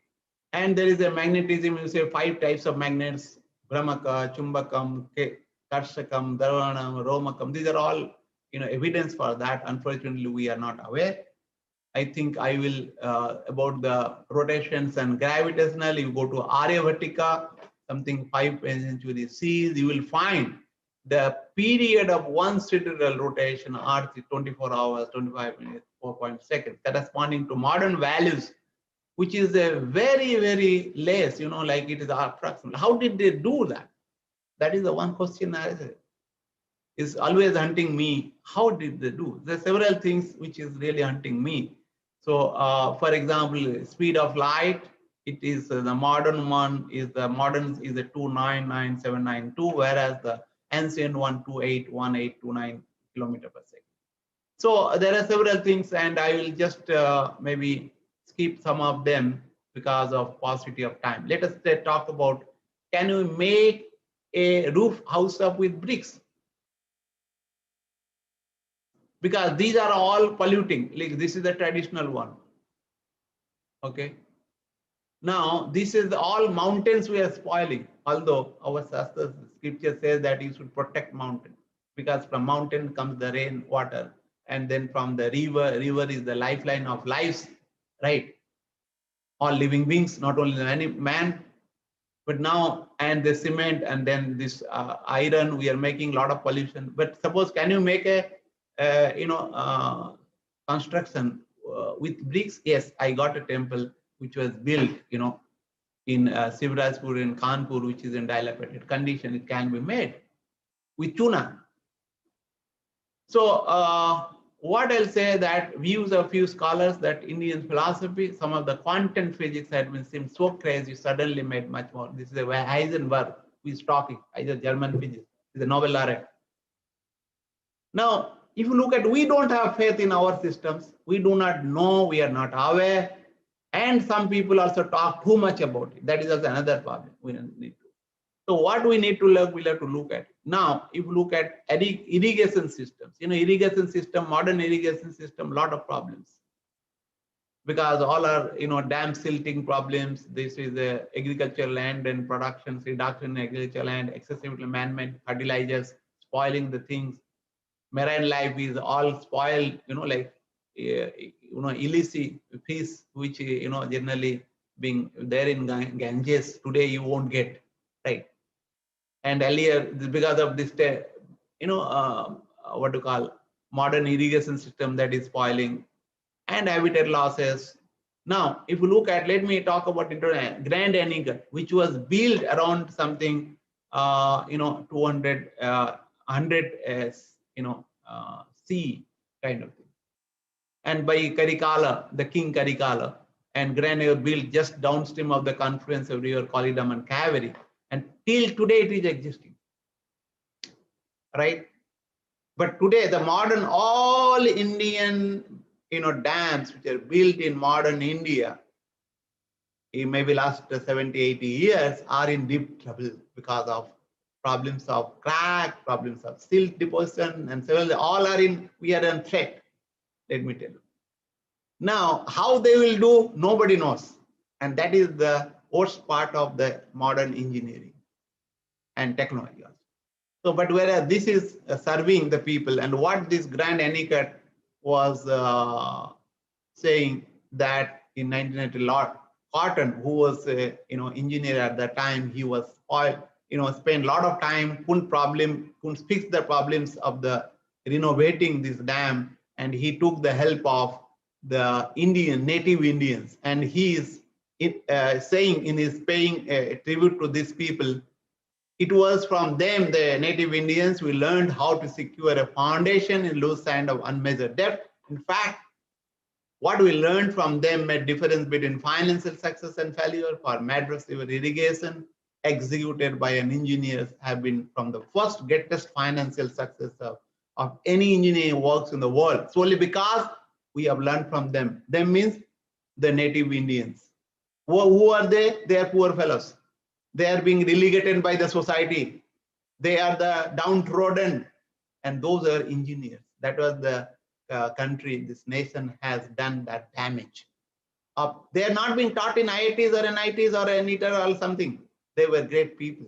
They were knowing what is to be done. They were taught properly from the generation to generation, and we spoil our people.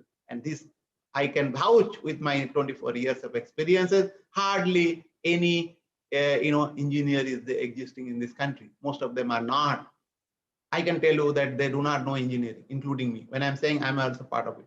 So therefore, whereas this education is not producing engineers, okay? They're all somebody who will do some job, that's all. And therefore, they are, with this lesson about the foundation, we build bridges, wells, aqueducts, every kind of idle work. We are thus deeply indebted to native engineers. Whether we are indebted to these people? Certainly no. That is the kind of country where we are living today, but our ancestors were doing extremely well. They were knowing this efficacy. If you go to Vedas, these people who are engineers, who are silpis, basically silpis, they were being, appreciated by the people. If you go to the Vedic literature, but after that, after this subjugation, other thing, we spoil everything. We look at this, Lord Shiva's dancing position, like Tandava Nritya, right? And this, if you look at, it is really very great, and it depicts a lot of things. I don't want to talk today. I'll be talking, and this statue is there in the France in one laboratory in the front of it. But now it is not there in this country because it signifies a lot of science involved that. So, and this is a dance made of 5 metal of Panchadhatu. How to make it, if I ask people, very few people can talk about it. They do not know. So, if you look at this iron pillars, and it is marvelous, and people have not understood completely, to best of my knowledge. And this is the Konark temple, which is built in 1250. If you look at that, this was, of course, destroyed by the people, and then these things, and now it is only. See, was it built without any engineering? Definitely, yes. But today, it is not being talked about. And we don't have people who can repair there are several, at least in Odisha and other places also across the country, there are several stone temples. We do not have experts. We are producing so many engineers, 15 lakhs per year. Of course, number has gone down, but now still we are having. So if you look at these caves, Kailash temple and single pieces, if you look at so beautiful, and it is made from the out of a single piece rock. Can anybody make this thing today with their modern technology? I'm afraid nobody can. So, but they are made with so intricate things. If you look at these intricate pictures, which is not possible. And this painting, you know, like I recently visited one Gargi Australia, only 1.5 years back they have made, and they have not handed over in Inter Kolkata. Therefore, I found this painting has gone bad. Without even habitats, you know, these are there for 1,000 years, the painting. Now, what is the technology they were using? What is the process? What are the engineering they were doing? We do need to look at it. What is that? So this is a Bodhisattva with the lotus hand in the cave, painting Ajantas. And look at the Kedarnath temple, which was being built a long time back with the flash flood. This has come again to the doldrum except temple. People say that it is because of what do you call the God Lord Shiva. I don't know. It is because of ancient Indian technology. So therefore, I'll just quote from Judge Bernard Shaw, the Indian way of life provides a vision of natural, real way of life. We wealth ourselves with natural mask. Actually, if Judge Bernard Shaw were there, I could have gone and told him, look, this India, what you had seen earlier, or imagine, those are not there, because I have seen in my so many years of my living, you know, active life, that I find all people are having wealth. Therefore, they became useless, like Western people, because always pretend kar rahe, hypocrites. So hypocrites people kabhi science, technology, engineering, mathematics nahi kar sakte. So, but he is saying on the face of India are the tender expression which carry the mark of creator's hand. Therefore, we are away from creators because we are not living a life of true Indian. We are living neither a Western people nor a Indian. जैसे कि धोबी का कुत्ता, ना घर का, ना घाट का, ना किसका, ना तेरा, ना मेरा, सब. So is a confusion. So therefore we are in trouble. Therefore we need to look at the Indian way of life, Indian culture, and also the Indian. Then only we can profess the Indian science, technology, engineering, mathematics. Unless we do that, we are going to doom to destroy, and destruction is inevitable for us. So therefore, I would say the moral of the story, we need to relook, revive, rejuvenate ancient Indian science, technology, and mathematics. That is ancient AI STEM for for a glorious and of our glorious Mother India to lead a life of in eternal entity. सबको धन्यवाद, नमस्कार, जय Hind. Namaskar.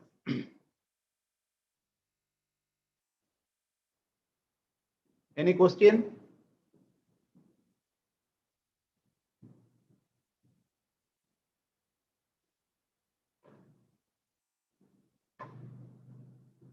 Is it audible?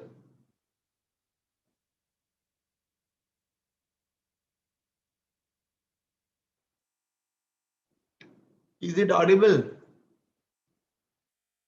Yes, sir. Please, is there any question?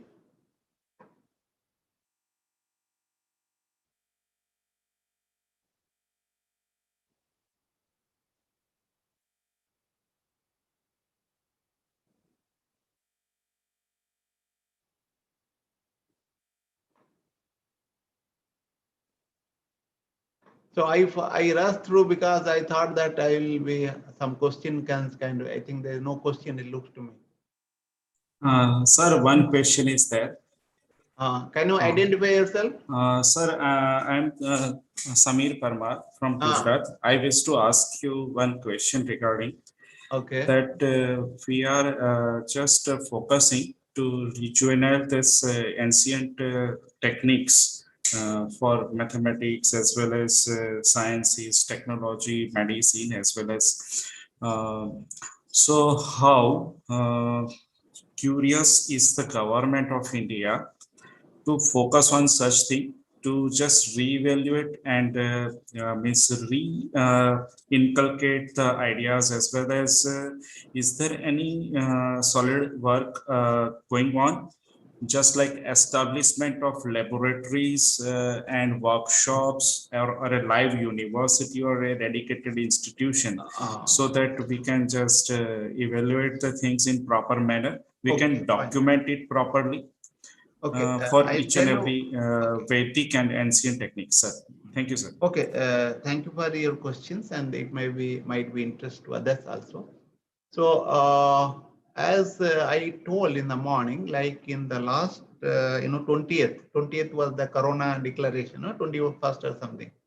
20th of the March 2020, we had a meeting. I was a part of that meeting under the able leadership of our Education Minister Pokhriyal ji. To have how to go about Indian knowledge system. And they have already started a sale in AICT, All India Council of Technical Education. Just now, our member secretary, Professor Rajiv Kumar of AICT, like he discussed about it and mentioned about it. And that is the thing, what is we stand today. And I think a lot of people might not be aware that for the last 10 years, this 2011, I'll be completing 10 years. Last 10 years, I am working as an individual and also trying to encourage the people and make a group in various places across the country. And I am having already a course on the so ancient Indian technology in the NPTEL platform. And also I am having 10 lectures on the SWAYAM platform as a TV program, SWAYAM Prava TV. And but let me tell you that a lot of people are rising. I think government with this NEP 2020, I wish and also hope that they will be working, to energize. Already some initiation has been taken by the Department of Education. And we should look forward. And what my suggestion would be, okay, let government do, and it is started doing. That is a great thing. But at the same time, we'll have to work as an individual, and together also we'll work together in the sense as an individual passion. We should fructify and fulfill that passion, realize that passion into reality. And then we can also together, like these conferences, we'll work together, and then a lot of work. If some of you are interested, let us join hands together, because togetherness is very important, which is the hallmark of Indian culture. So therefore, I would suggest that things have started. Let us take it forward, because government per se cannot do everything. It's the people who will be doing. Government will be just promoting it. So therefore, I would suggest they have done something, let us take it forward further. Okay. Thank you. Is it you are satisfied with the answer? But Yes, I will tell you, there is no lab to my knowledge. If some of you could do, and we are interested to develop, but I don't know how we can do that. Modern generation accepts the accepts the outcomes of this ancient technology by proof. So if we are having labs and everything. No, you are right, but let us do it. I mean, because for that we need to. First of all, the first important point is that we need to understand first before doing, Okay. Right. And that understanding has to be come up, and then your literature, then basic philosophy. Otherwise, you will be, not doing well. Okay. Okay. So one should not do in a very hurried manner, rather do in a systematic and a continuous manner. Okay. But sir, main problem is. But I fully agree with you. It is required. Okay. Yeah. Means so many modern equipments for measurement techniques, and we as we know that small vibrations, small sensations, kind of small precision making instruments are costly nowadays. Hence, if government is not going to support, how a private organization or NGO or a single person can just take forward this concept from the theoretical level to the proof level. See, it is, I'll tell you, Samir, I'll tell you, you want to prove with the modern technology, that is okay, that is a small part. But the other bigger part, what I feel, the way our people are conceiving, the way people are doing. Let us get into that. Of course, this is just to make our people who are pseudo intellectuals, they do not understand a lot of things. They pose to understand. To convince these pseudo intellectuals, it is required. Otherwise, you see, if you look at, like for example, like how they measure the speed of sound or the speed of light. I mean, it is not by this mechanical method. There will be several other ways of doing it. So this is another part of it which need to be looked at. Okay, that is more powerful, but this also is required because I always believe in the multi-pronged approach. It need not to be one of them because nature is always dimensional. So therefore, my suggestion, don't get bogged down that because of instrument is not there, therefore I cannot do. These are all, I do not buy that idea. Because of money is not there. No, whatever is there, you do. If money will come, you will also use it. Samir, are you getting my point? Huh? Yes, sir. Yes, sir. So you need not to only just say that, oh, I don't have, therefore I don't do. That is not the right attitude of doing. Okay, sir. Okay, sir. So that is the generally people put forward. I do not go by that. There are several ways it can be done, but I'm not saying that government should not give money. I'm not saying they will give. I'll be happy. If somebody also the benevolent, like there are several what you call business, houses are there in this country. They are not. They should come forward. There are several benevolent people are there who should come forward. There are various ways the fund can be raised. Okay. But the people should do not a lip service, but to dedicate their life. For example, last 10 years I am working from my mind, from my passion. Even here I have come, I have also started, okay, as an individual. Okay, are you getting?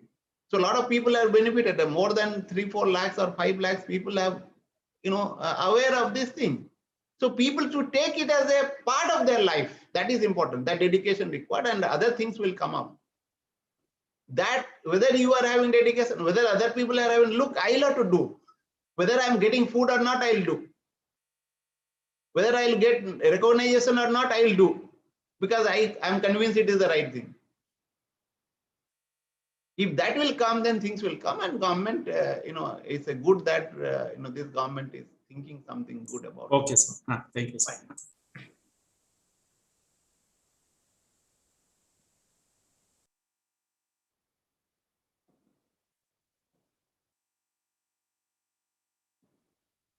Any other questions?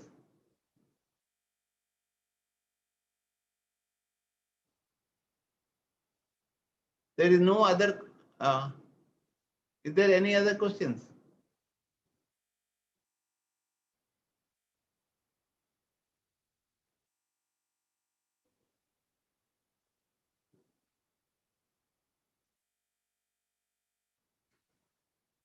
Dr. Kinsu, is it audible? Sir, I think there is no question. Only 2 questions were there. One was this languages related, and another one is Madam Sangeeta is asking, is there any group to consult the learned person while studying on architectural skills? Architectural, actually, we are having some very small group is there, and you can ask that my email ID, they can send is you can note down, or I am asking everyone to note down, dpmisra iitk@gmail.com. Again, I'm repeating. I think there is some problem. Otherwise, a chat box I could have put it. dpmisra, I'm finding little difficulties here. DP, can you please, Dr. Arpan, can you put the chat box, dpmishra@gmail.com. They can send, then we can do Okay. that. Okay, I'll do that. Okay. And architecture, of course, very few people are there, and we can connect so that they can make a group and do that. Any other question?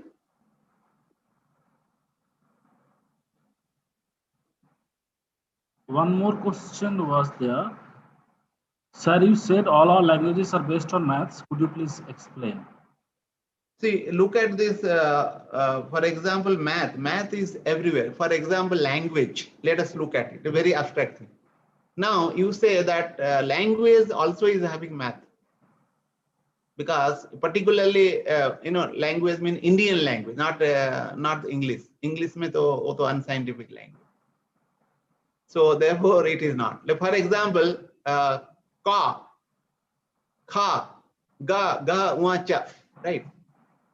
Now, from the ka, can I go to the wacha? That is possible. I will not. It is not possible for me to demonstrate.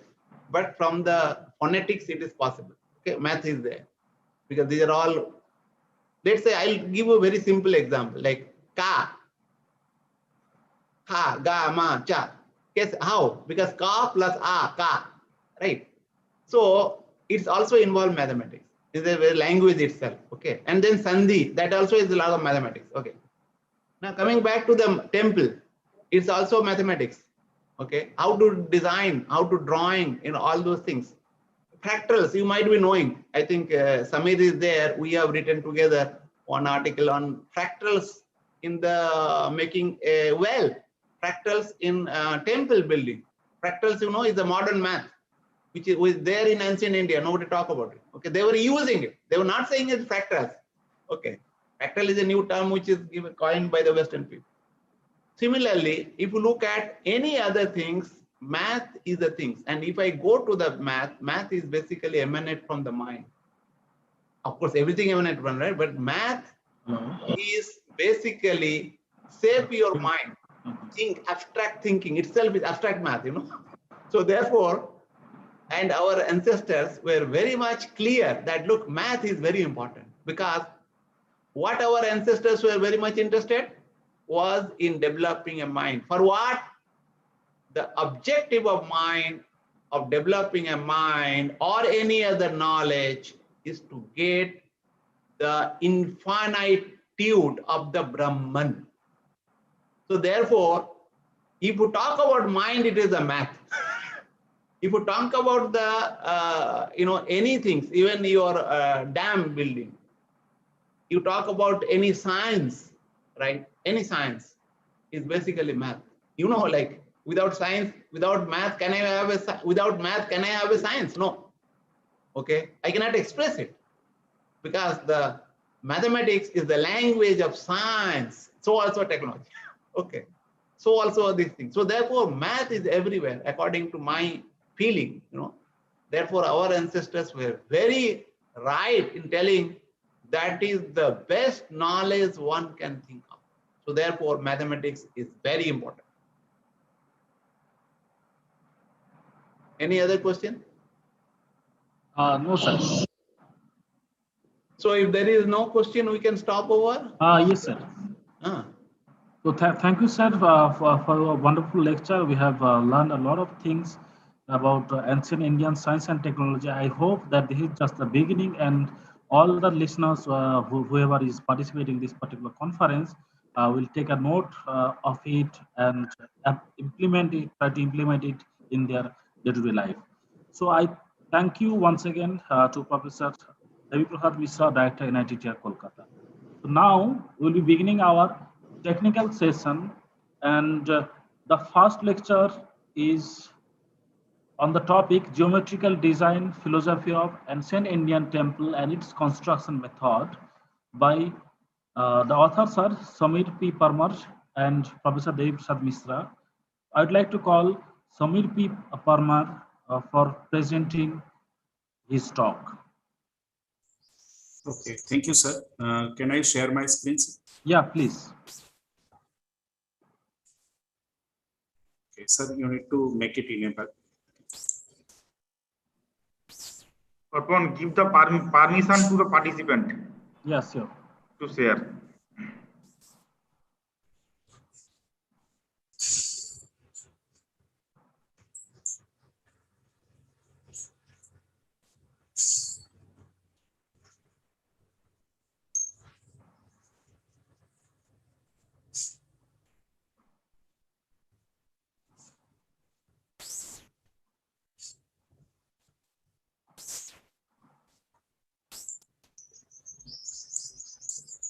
Permission is granted. You may Okay, please sir. Am I audible to you, sir? Yes, perfect. Yes, yes, audible. Please And continue. the first screen is clearly visible, sir? Yes, it is visible. Okay. Please, like. Yeah, go to the full screen mode. Okay, thank you, sir. Okay, so is it right, sir? Yeah, it is perfect now. Okay, Please go ahead. Respected Prasad Misra, sir, Anil Kumar, sir, Professor Rajiv Kumar, sir, Arpan Mondal, sir, and Kinuk, sir. Today, I wish to deliver some presentation on geometrical design philosophy of ancient Indian temples and its construction method. Now, here, as just a part of this presentation, because the subject looks so wide, I have covered it in few topics only.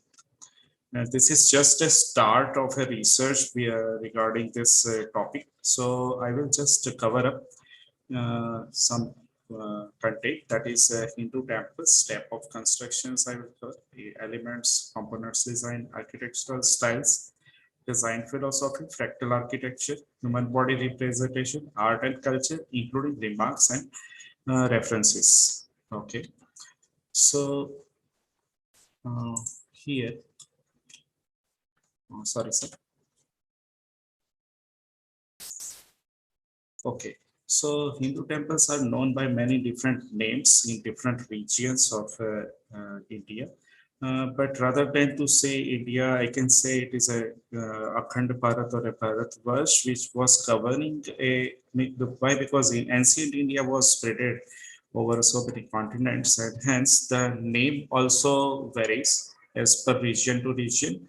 So it was Alayam, Mandir, Mandira, Ambalam, Kuti, Kuva, Kodi, Kovil, Deul, Raul, Devasthana, Dekul, Deva, Mandira, and Devalaya. So most of the words are reflecting the Sanskrit language meanings, and the meaning is just concentrating towards the word that this is the place where our God resides or abode. Okay, so a Hindu temple is a symbolic house, the seat and dwelling of a Hindu gods. The steps in construction. So first step, that is a Bhuparikshana was there, and it was depicted in the Kautilya's Vastu Shastra. And so many slokas was mentioned that how you can carry out the Bhuparikshans. And into this Bhuparikshan in modern, as per modern geotechnical engineering, it is called as a soil testing, as well as site recognition surveys and site feasibility studies and etc. Okay, so that was the part of what you can say ancient temple construction. This is the first step towards temple construction. Then comes to a Sila Pariksha, that is examining stones and etc. Some other building materials, and in ancient times mostly the temples were constructed by stones. So testing of stone was also depicted into the Kautilya's Earth Shastra. Arshana, corn of some crops is grown in place and placed first and fed off to cows. Then the location is fit for town or temple construction. So this particular steps checks the, what you can say, fertility of a land, and it also decides the percentage of clay content within the soil. And if there is a fertile land is there, definitely we can say it may have the good bearing capacity. Next thing is around the temple, we can have a flora and fauna and garden, and rest of the landscape architecture we can install. So that was there in ancient time. Next thing is a Vastu Puja. Now, actually, Puja term we relates to the what you can say regional, what you can say a kind of religious practice. But as per Vastu Shastra, this Vastu Puja relates to the what you can say checking of permeability of the soil, or in other words, it can say that it is checking the sand content present within the sand. So if we are pouring a water into the pit and the water dissipates too early, it means that the foundation soil may have the more sand content, and on a sand we cannot rest our foundation of temple, so the site should be avoided. So by doing this kind of Vastu Puja, at least we can conclude that whether this site is really fruitful for the temple construction or not, or in future whether the temple is going to fail due to structural instability or not, that can be checked by Vastu Puja. In some of the region of India, as a part of the Vastu Puja ritual, what people are doing is that they are excavating the soil, and the same soil after the puja, they are filling it back. If some soil remains surplus, that means the soil is good. Okay, so what we can say that a compressibility of soil comes into the picture. Okay, so this is one fourth point. Fifth point is Salyodhara. Undesired things like bones should be dug out. So what we can say over a plan or a site or a volume of work is decided based on that. Some pits are excavated, and if there is a bones or ashes or some what you can say hair and what you can say cuts of flashes is suppose available from the underground soil, that soil should be avoided or should be treated well, so that we can rest our foundation of a temple. Okay. Adhyasketa is for laying down the first stone, and yes, as a Hindu ritual of temple construction, this is very significant, and on that day we are even celebrating for that. Okay, seventh step, that is a nirmana. The foundation is laid and the land is purified by sprinkling water and etc. Okay, then the temple is started to be constructed. Murte Ksheta Sthapana, placing the top stone over the prakara, gopura, etc. Okay, so we can say this step at the eighth step we have just come up beyond the what you can say plinth of a common house. That level, that means above 1 or 2 meters from the ground. Garbha Nyasha, a pot made of 5 metals, Panchadhatu, as depicted by Vasa. So that is installed at a place of main deity. Now here, why this Panchadhatu is placed, that is a really a matter of subject of research. And at last, I will just try to highlight that why this point should be considered. Okay, and 10th step is a sthapana, then the main deity is installed, and pratishtha, the main deity is then charged with the life, or prana pratishtha is the one actual word we are using for the. So after this, your temple is becoming a house of God. Okay. Now you can think about what you can say outside or above the plinth level components, that is a shikhara, refers to the spire of a tower. Its shape is a pyramidal and tapestry representing the mythological elements, Meru of the highest mountain peak. So Shikhara is the representation of a Mount Meru as a symbolic what you can say part of the mythology.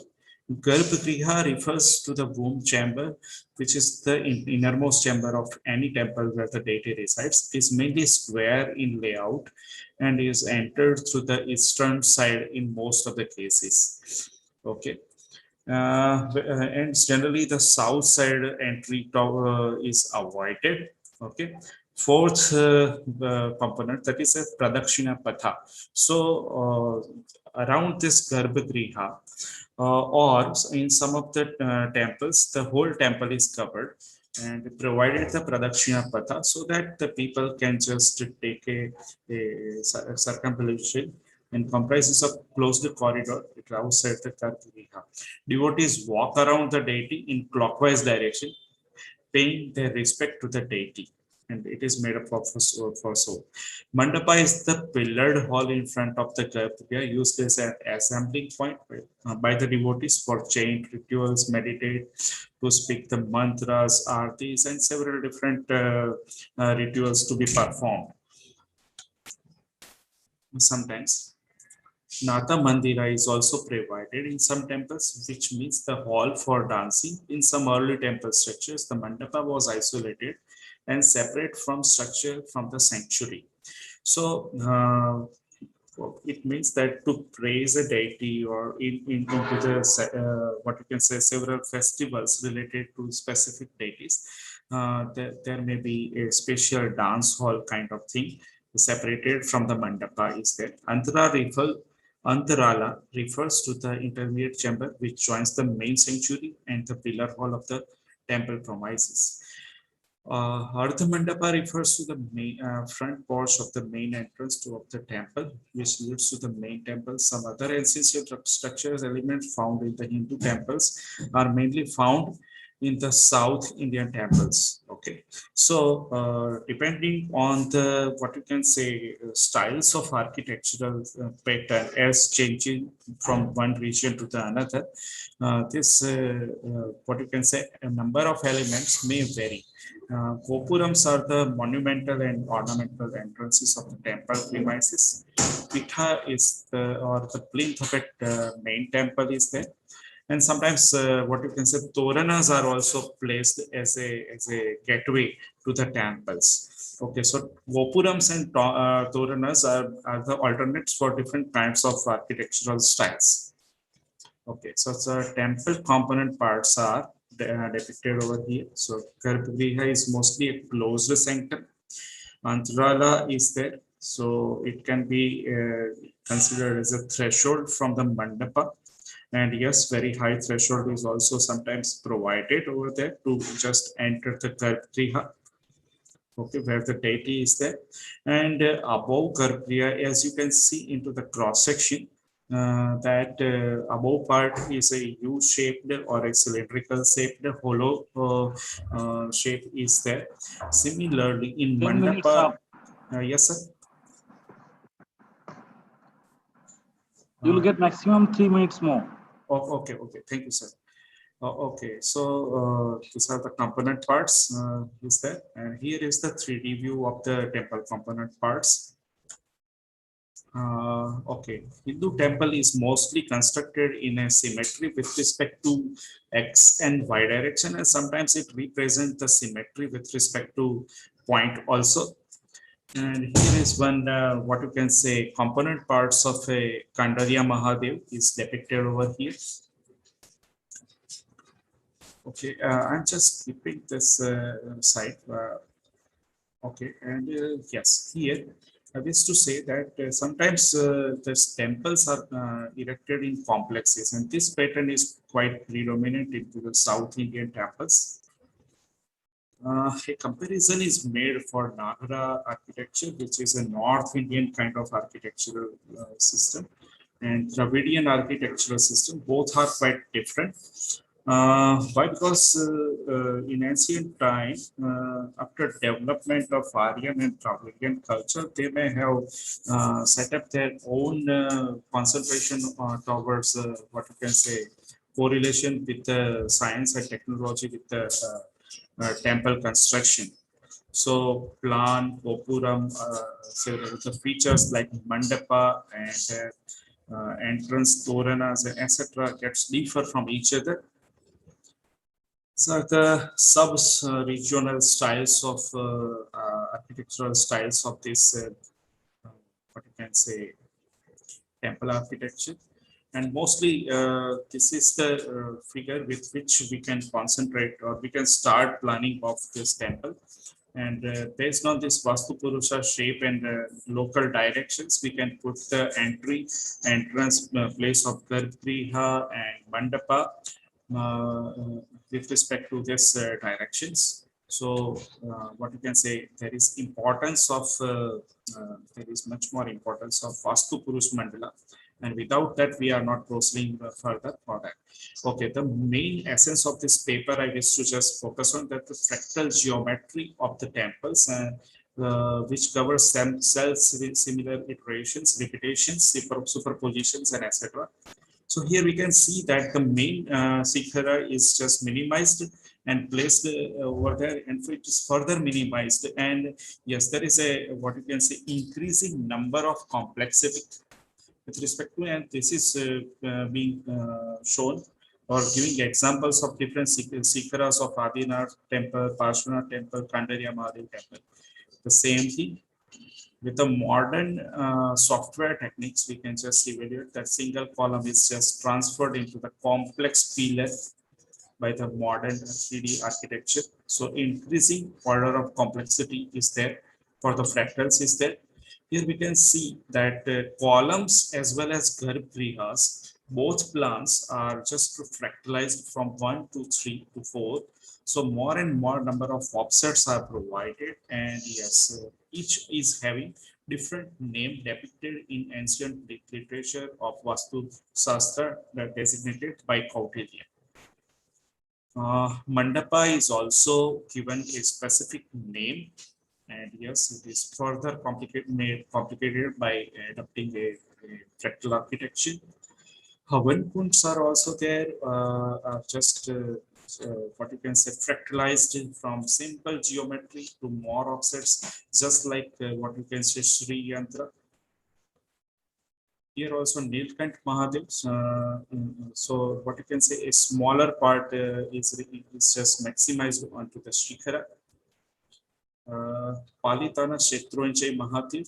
Here we can see a huge number of temple complexes, and everywhere it represents the fractal geometry of architecture for the temples. Now, human body representation with the temples. So you can see in a sleeping position, head is there, and where the head is there, Arjuna chakra is there, and the same is representing the Vimana, the abode of God.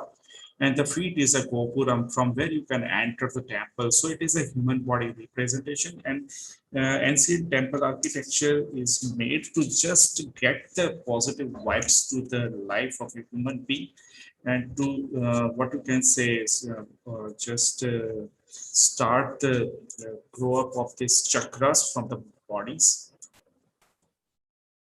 Okay, some layout. So this is just the what you can say dominated in South Indian pattern of styles, where the temple complexes are there. So entry and exit is just controlled by the single gopura. Rest of the directions are not having entries. Yes, the construction, modern times we are having so many, ancient times we are having this what you can say chainy and hammer and etc. Chisel and hammer. But we forgot one technique of this stone softening as well as stone polishing. For that, I will give you one more example. But here, I wish to just say that this temple of Kailash temple was constructed by top-down approach. What do you mean by top-down? So in common bottom-up approach, we are just laying a foundation, then up to plane to gopura, etc., etc., then the superstructure, and at last we are having Shikhara is constructed. But here the Kailash temple was carved out of this single stone. So the temple started constructed from the top to bottom. So Shikhara constructed first, and we reached to the steps as a last point. And another thing is, it is a monolithic structure, very salient feature for the temple construction. One person is researching behind this polishing techniques, and Hoyslar's temple of Karnataka, Garbhagriha is just shown over here, and it is showing a very fine polishing. So with the chisel and hammer, this kind of polishing cannot be possible. So somewhat kind of what you can say sophisticated instruments may be present, or some material or some technique may be present in ancient time.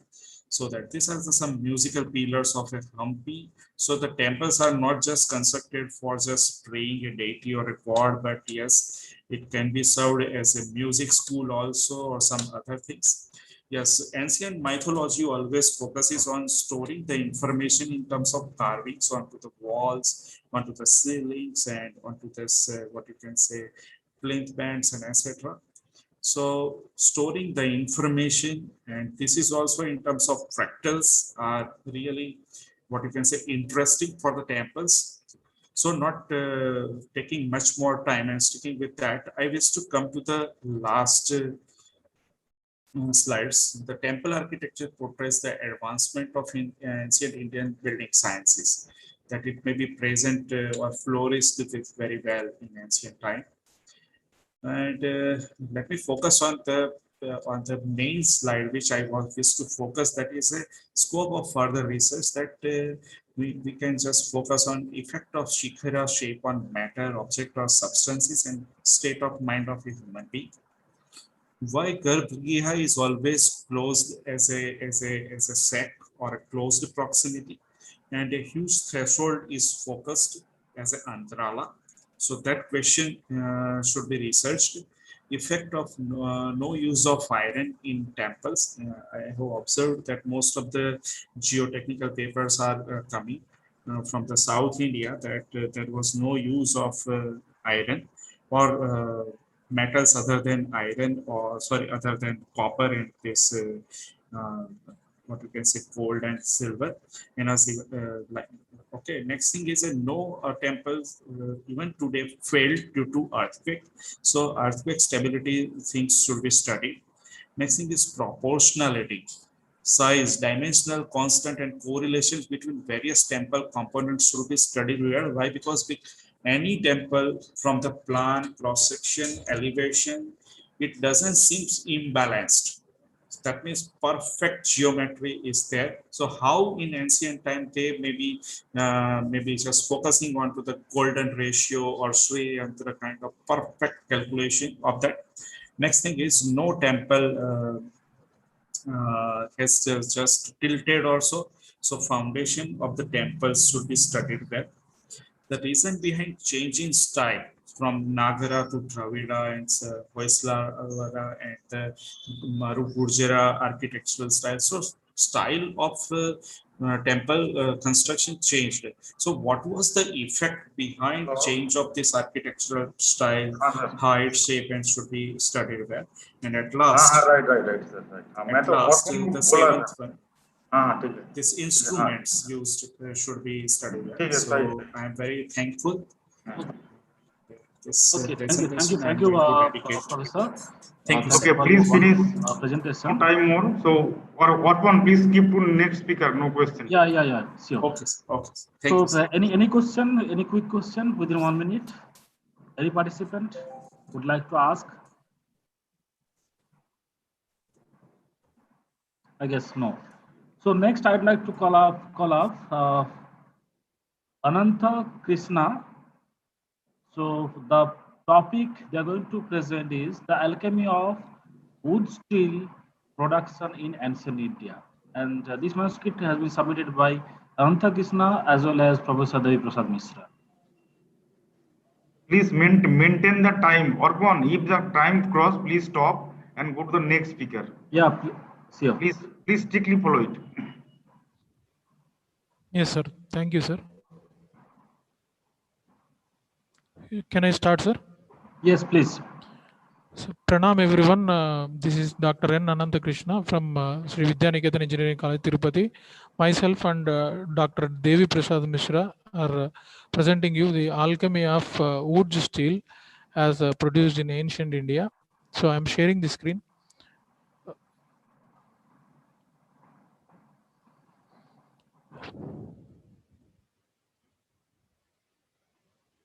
Hope the screen is visible, sir.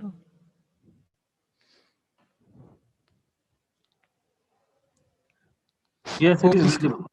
Thank you, sir. Ancient Indian technologies have deep discernible patterns in them. If properly explored, may throw some light on our cutting edge modern problems. And to mention a few, and before we proceed to the alchemy of wood, to mention a few, Ramayana and Mahabharata, there are several glimpses of nanotechnologies. Especially Dharmaraja was presented with nano gold in the Sabha. It's called Pipilaka Suvarna. In Charaka Samhita, zinc was presented as Pushpanjana, that is an eye ointment. And Sushruta Samhita, there is a drastic application of biotechnology or biocompatibility with special reference to the quenching technology that is adopted in Sushruta Samhita for quenching the instruments made out of mild steel and brass and others with suitable paddhati or technique known to be as Sarangadhara paddhati, which is mentioned in ancient Indian alchemy. Dhanur Vidya, missiles, gunpowder, and oil quenching is again a similar evidence that is an analogy again taken again same paddhati is been followed by for suitable application of tempering the arrows. In ancient Indian blacksmiths who went in hand with astronomies or astrology, they were able to adapt modern, almost quasi equivalent modern characterization techniques, which are nowadays equivalent to our SEM, TEM, and other XRD images. Through mere physical application of characterization techniques, they were able to control the temperatures of the furnaces, and they were able to produce nice patterns in metals, and even they were able to ally different materials to bring out new features in applications. And one best example is from the surgical devices that are been adopted in Sushruta Samhita, where the most biocompatibility can be perceived. In 18th century, British records mention more than 20,000 furnaces continuously producing vast amounts of iron. In Ardhashastra, detailed evidences of gold and silver are being presented, and Vaimanika Shastra, still ongoing research is been going on. And if you see the current status of broad literature review, several Russian scientists have built the UFOs are something like bell-shaped vimanas, which are equivalent to our designs. And if you try to see some of the repulsators or repel signs, you can try to see the technology that is been adopted, which is mentioned in Bhoja's Samarangana Sutradhara, that is Bija Siddhanta, to construct any yantra. There are different methods of ancient treatments. Usually, starting from our Vedic culture, we have vegetables, mercury spells, and different other surgical methods have been adopted. There are agarias which are more popular, which produce the woods in high quality, high carbon steel, which is having cemented nano wires inside it. They worship Kala Bhairav, and even if you see some Japan and other cultures, similar sort of idols will be found, which are almost quasi equivalent to Kala Bhairav. And Nagpur 250 kgs per day records are been mentioned through koshtis, that is furnaces. And there are several metal treatment procedures are there, which are there in Ayurveda, which if you try to see the synthesizing roots, they almost enable or transmute the metallic or mineral drugs, which are almost very dangerous if consumed by a human body. They transmute them into a dynamic potency drugs, which as of now today we are witnessing, they are able to cure several diseases.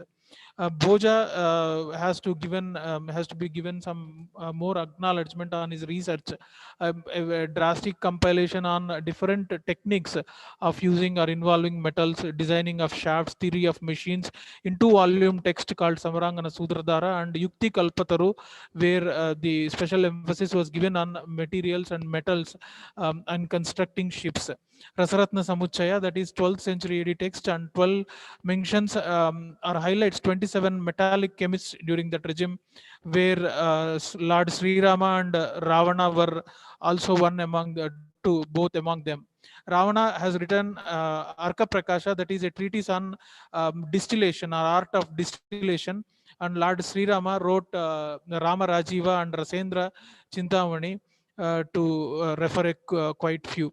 Lord Sri Rama, in the authorship of Dandakanada, where he was moving in Dandakaranya, learned the art of alchemy, and it is mentioned in the starting slokas that Lord Sri Rama transmuted a large idol of Sita through a base metal.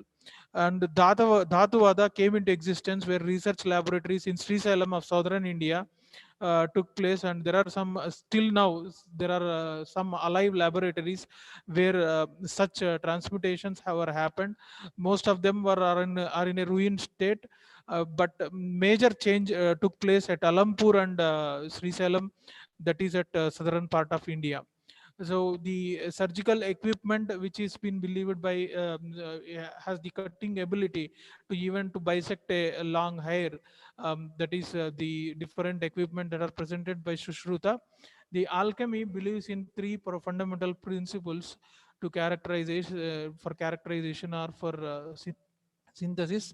The three philosophical principles as perceived by Western alchemy, that is salt, sulfur, and mercury. Mercury, which is known to be as Maharasa, that is the philosophical aspect of water, that is the cosmic water, and it's not the chemical form of water, but it is the chemical form of mercury is the representation of the cosmological form of mercury. Sulfur, that is the substance which has the innate potency to burn or combustion, that is caused for the combustion, which is innate in every material. And salt is the corporeal frame which is given to the the entire body or structure of the metal or vegetable, anything.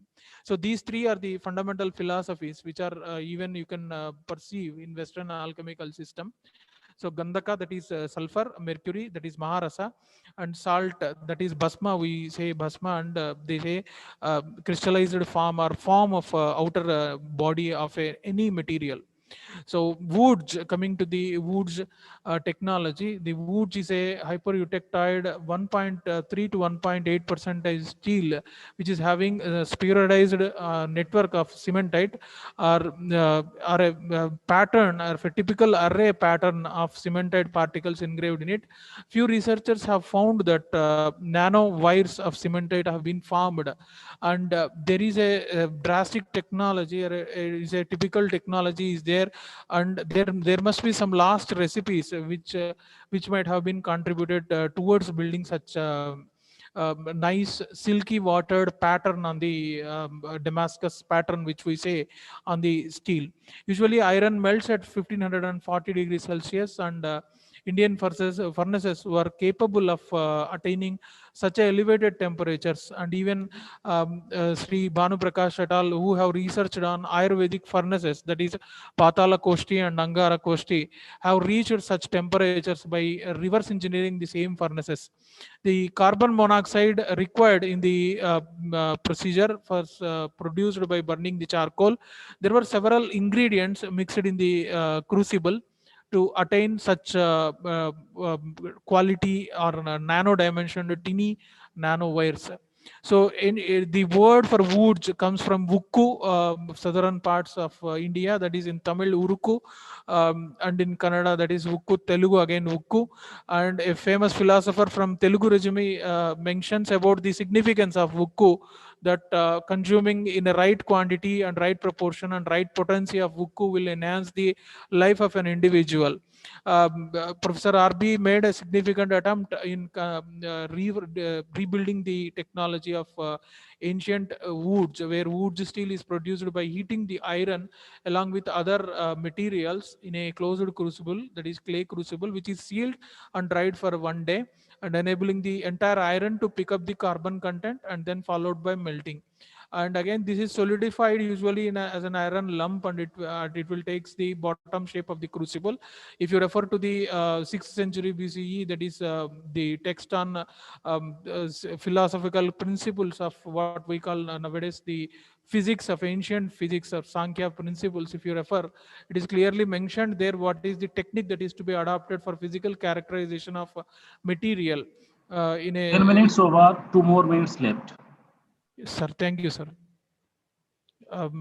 So wood steel was first high quality steel that was made anywhere in the world. The pattern which is very relevant on the swords, which is are known to be as Damascus pattern. The corrosion resistance of the steel is very highlighted, and even it is been mentioned in Urdu text like texts like Shamsher Nigams and etc. etc. A huge fraction of steel produced today, which if we can synthesize and follow the ancient last recipes, can enhance the production or productivity or efficacy of the current date production.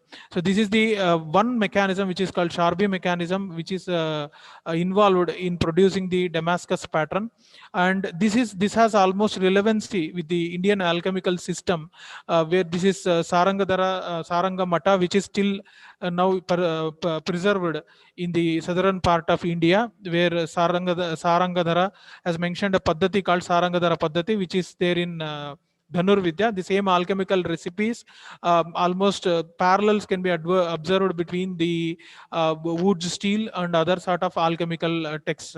So this is the broad literature survey that has been studied to compare parallels between the wood technology and the ancient Indian alchemical recipes.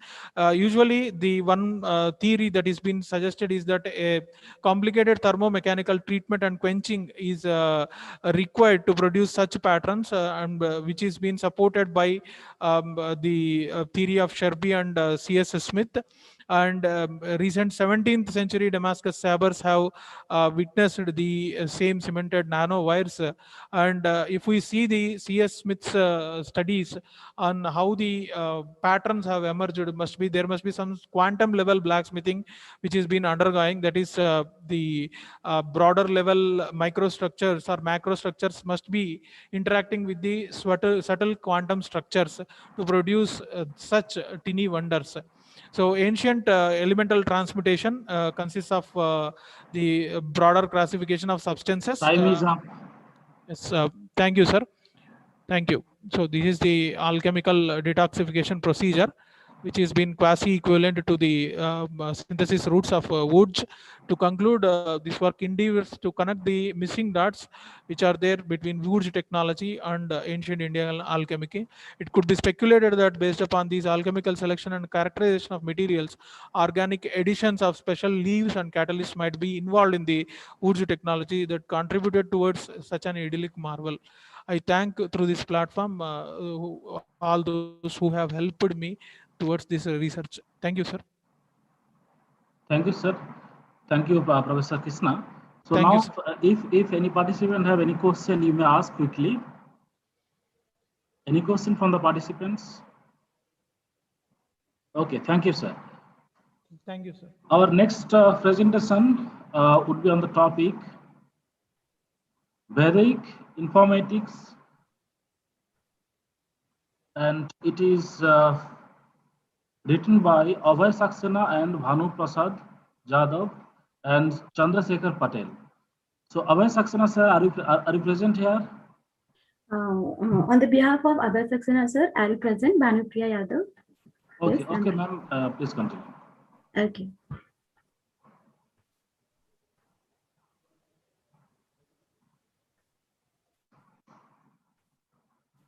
A very good afternoon to everyone. This is Bhanupriya Yadav, and I would like to thank our Dean Sir, Professor Abhay Saxena Sir, who has given me this opportunity to share his idea in the front of all of you. So I'm now sharing my screen.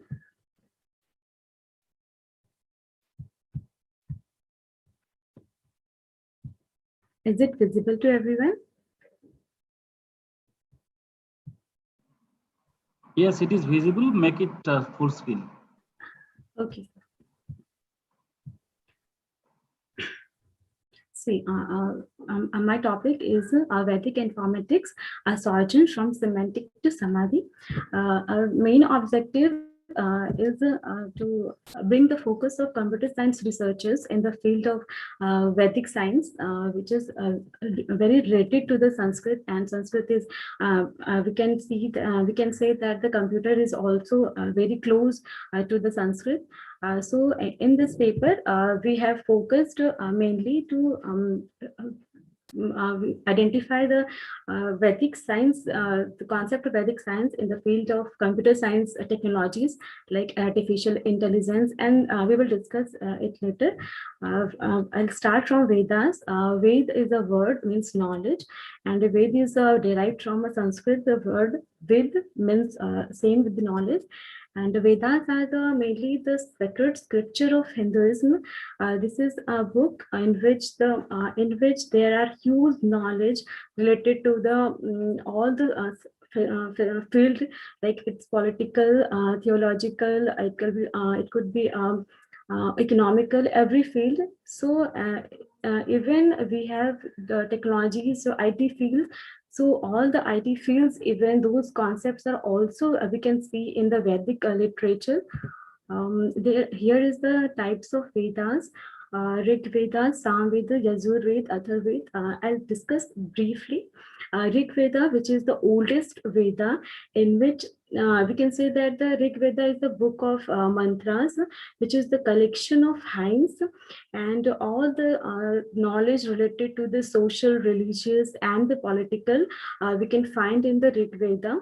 Next, we have Sam Veda, which is we can say that it is derived from the Rig Veda, and all the mantras, or we can say all the hymns which is written in the Rig Veda, how we can spell them and how we can the music we can give the music. It is everything is described in the Sam Veda. And Yajur Veda, it is the book of the rituals, all the it is the instruction, it has the instructions for the religious and the rituals which is related to the person. And at the last, we have Athar Veda. We can say that this book is also a book of the spells, we say. Instead of these 4 types of Vedas, we have a world of Vedas. Here we can say that there are 4 segments.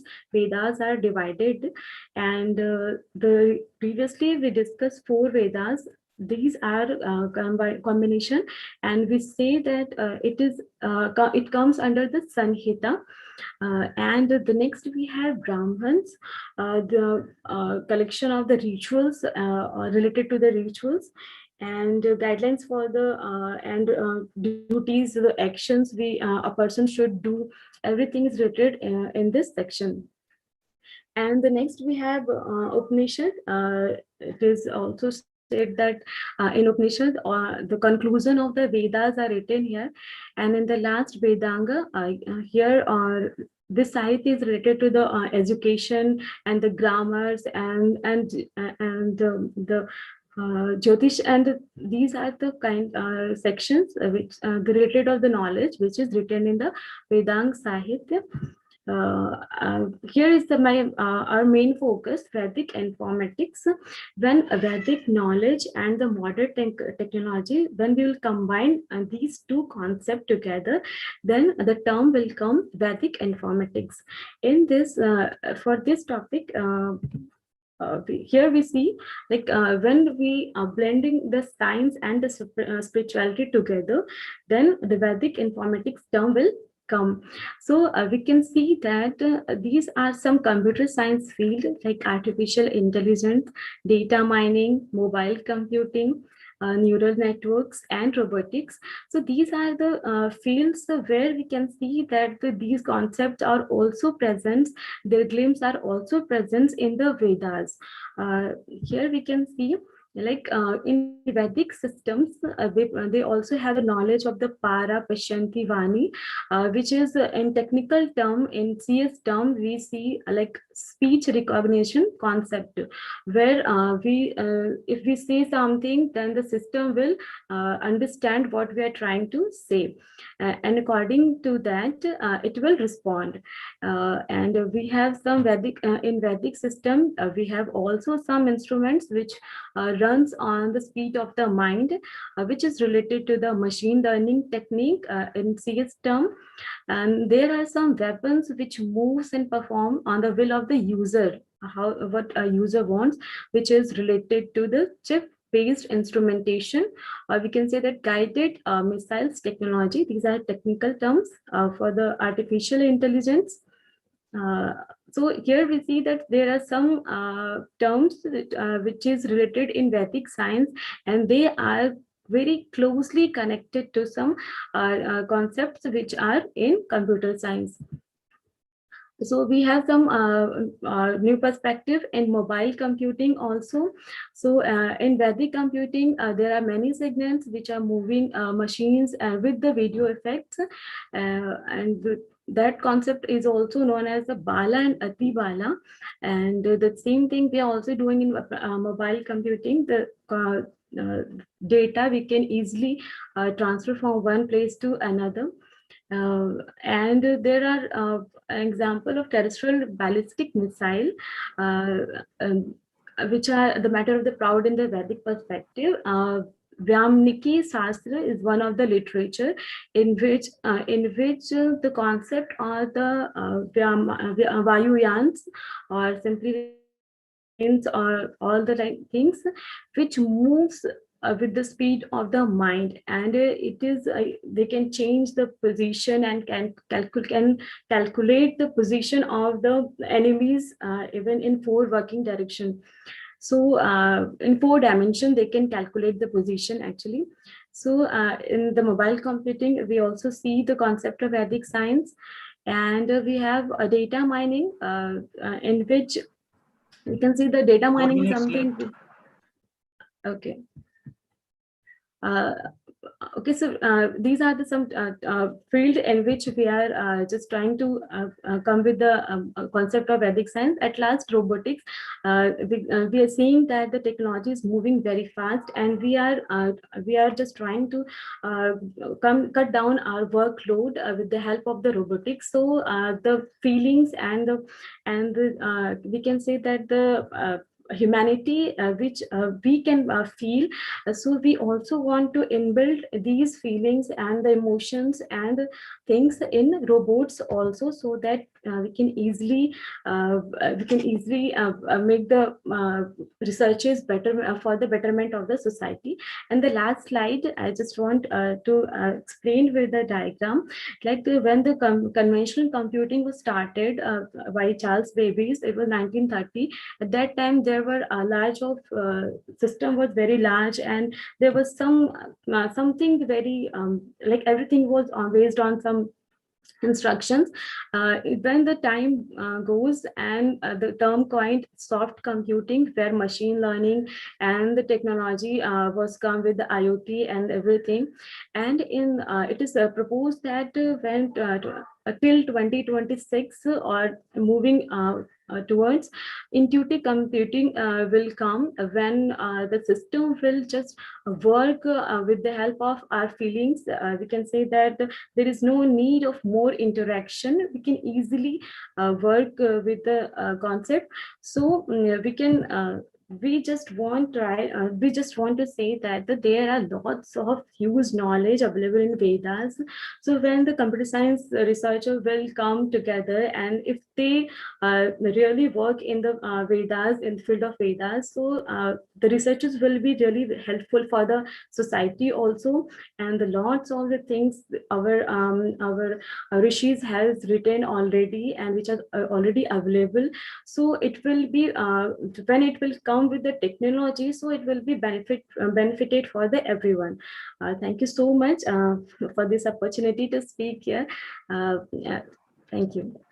Okay, thank you, madam, for your presentation. So now the forum is open for questions. So participants, if you have any question related to this topic, you are most welcome. I have a question. Yeah, please. Okay, so thank you for your talk. But one thing is that you were quoting the word machine learning with some relation with the era of the Vedic era. But is there any direct evidences or proof, or it's like an anticipation or some intuition? Sir, I don't have evidence right now, but definitely this is a research paper, and the points already which are included in this paper, somewhere it is proved, and it is something related to the machine learning, in which actually machine learning is something which we just make the machine to learn or act as we act. So that time also there are something if I say that at that time also there were many instruments which were working with only the intuition of the rishis. So it could be related to that. They were trying to make the things. Sorry, I could not explain it very well. Yeah, actually what happened, maybe these are like of one kind of very thin indirect evidences or like intuition, because you can't claim that it's properly related to these machine learning techniques now adding today. Anyway, thank you. Any other question?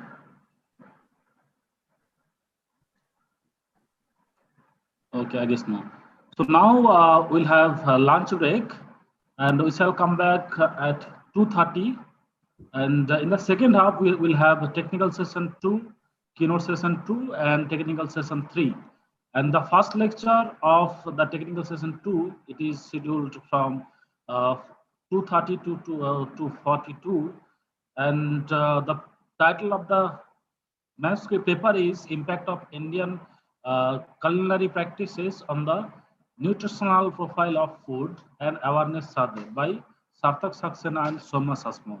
So please get ready. So till then, have a wonderful lunch. Thank you very much.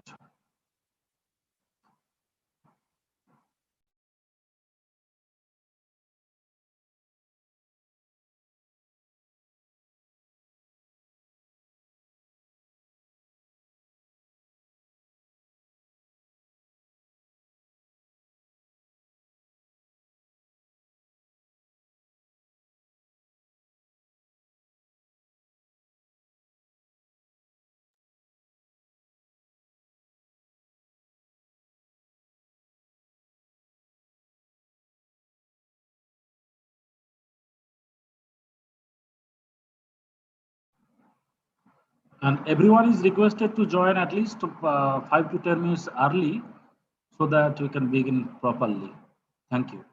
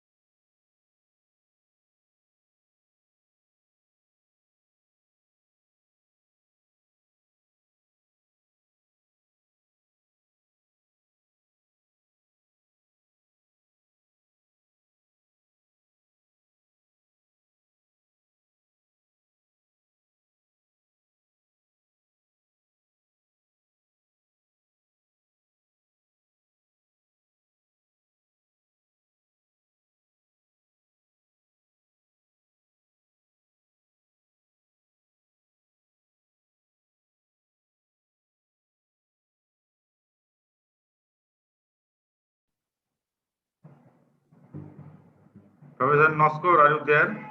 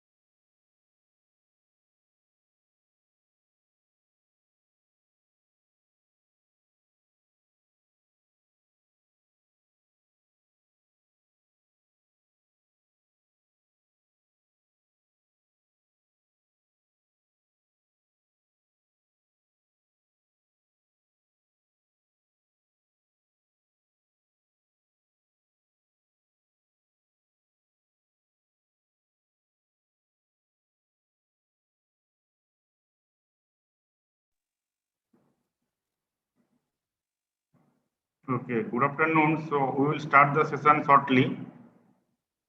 Dr. Orpon, are you there?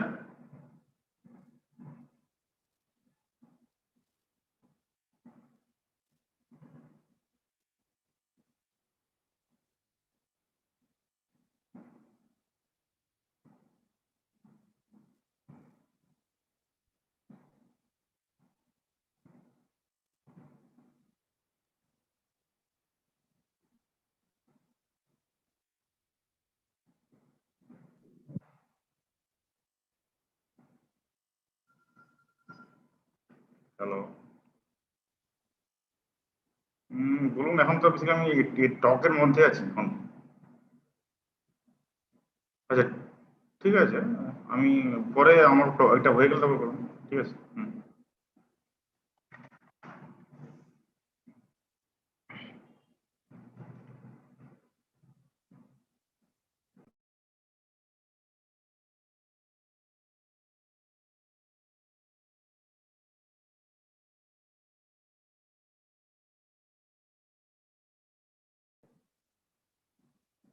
Orpon, are you there?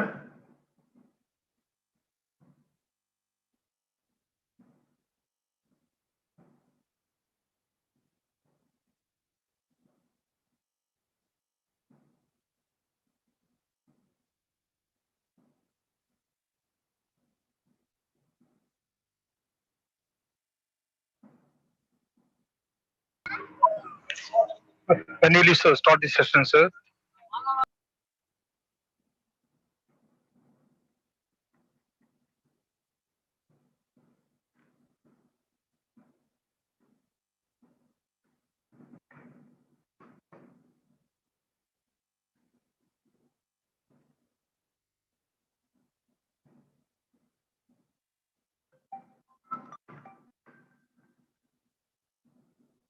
Hello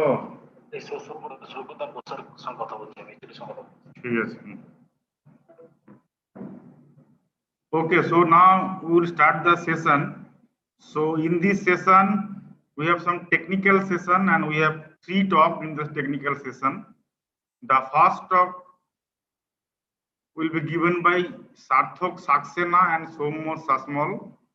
And the title of the paper is Impact of Indian Culinary Practices on the Nutritional Profile of Food and Awareness Survey. So I think Sarthak Saxena is there. Are you there? Yes, sir. Okay, so please share your screen. Okay, okay, sir. Okay. And start the session. Please follow the time. So you will have 10 plus 2 minutes. So maximum you can spend 12 minutes. Okay. So do I need to start my audio or sorry, video as well? No, you can switch on the video, not necessary. Oh, okay, okay. But you can switch on. No noise. Okay. And share the slides. Yeah, just a minute, sir. Yes. Okay, no problem.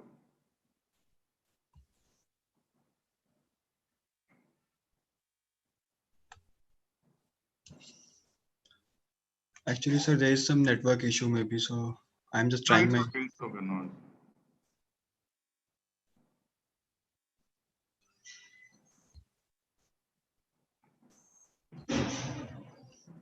Sir, is it visible to all? Yes, please go to the full screen and start the session. So now 14:38, please finish by 14:50. Okay. Okay, thank you, sir. Please start.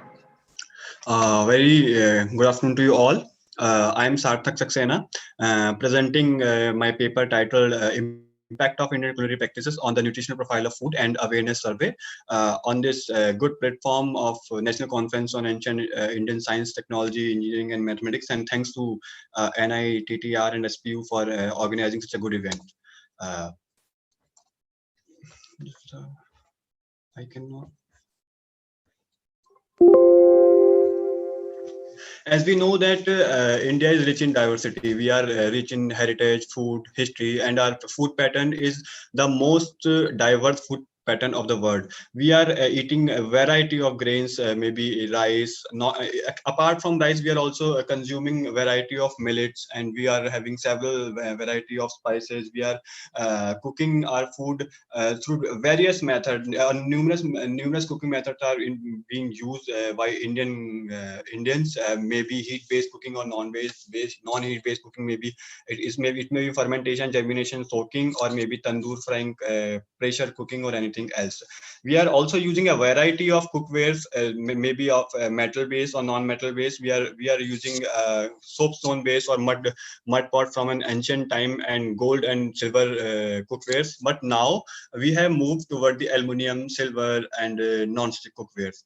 We are world's sixth highest growing FMCG market, and we are about to achieve $827 billion FMCG market with compound annual growth rate of 9.27 up to the 2027. This survey was done without taking the account of the impact of COVID-19. As we know that we are rich in our diversity, our food, our cooking pattern, like our grains, and everything is rich, but still we are leading toward the pre and post transition problems. Why? We are facing anemia, we are facing diabetes, we are facing cardiovascular diseases and malnutrition. A lot of problems are there. We are major contributor in diabetes, cardiovascular diseases, and celiac diseases, and like cholesterol or blood pressure problem. We have become the blood pressure and diabetes capital of India. In the middle and low income countries like India, 80% of the death occurs due to cardiovascular diseases. And do you know that 30% of children below 5 years of India are stunted? And the report is of 21 out of 29 states, and more than 10% children before 5 years age got dead in 22 out of 29 states. And in India, around 50% of women are anemic. And this report is given by the Indian Health Report 2015. As you can see the graph, this data is taken by the FAO state data. You can see the drastic increase in the production of potato here. You can see the increase in peas, eggplant, cauliflower, and millets as well. But the impact or the drastic increase in potato, while as we know that millets are having nutraceutical potential, and millets are like having anti-tumorigenic activities, anti-cardiovascular activities, they are gluten free, they are antibiotic, but still you can see the production is still on stationary phase. What are these that can be a potential solution which I am going to propose. Currently, we are using rice and wheat as a staple crop in almost all the states of India, but we are not utilizing our potential alternate, which may be millets. And millet, as we know, that millets are millets are having nutricerial potential and having a lot of carbohydrate and dietary fibers, energy potential, energy, protein, and vitamin, minerals, fatty acids, etc. That can be that can be not only that are useful in diabetes, cancer, celiac disease, and cardiovascular disease. The millets are highly nutritious, non-acid forming, gluten-free, and soothing dietary nutrients. However, they are being obsolete just because of lack of awareness and some inconvenience in cooking. And on these aspects, by taking these aspects into consideration, I have conducted a survey, and that report I am going to present here. Millets are important because we can grow millets in any heat. They are heat tolerant or temperature. They can grow in wide temperature. They can go in. They are drought resistant. They are salinity resistant. Their composition is nutrient rich, and they are having a great potential, nutraceutical potential. We are using different kind of cooking practices, but every cooking practice has a different a different aspect. As we know that high temperature cooking generates Maillard reactions, and Maillard reaction generates some carcinogenic products, as you can see here: acrylamide, melatonin formation, and polyaromatic hydrocarbon formation. And pressure cooking also causes nutrient degradation and structural modification, and heavy leaching of metal also occurs due to the different cooking methods. And cookware also leaches heavy metals, and due to the high heat transfer coefficients. The cooking forms various harmful products during cooking. So how can we cope up all these things? We can cope up all these things, or these pre and post transition problems, by utilizing the Indian indigenous culinary practices, or by functional food development or food fortification. Although food fortification still have some intricacies due to as we don't have a proper protocol, or we as the Indian people don't have the proper understanding of the standards, how to use the fortified food, and in which compound or in which amount we can consume, and how much we can consume the fortified food. So what I have done is, we have targeted a sample population, and then I have prepared a questionnaire, and then we have conducted a survey and data analysis. This simple 12-question based questionnaire was sent to around 411 people, and we have interacted them directly. So you can see the data. Around 70% of the people were unaware of millets. You can see around 70% of people were unaware of millets. However, we know that millets are indigenous Indian crops, and India is the #1 country in the world producing the highest amount of the millets share in the world. You can see out of these 70% people, 45% people were of low income, and you can see the income wise their income wise arrangement.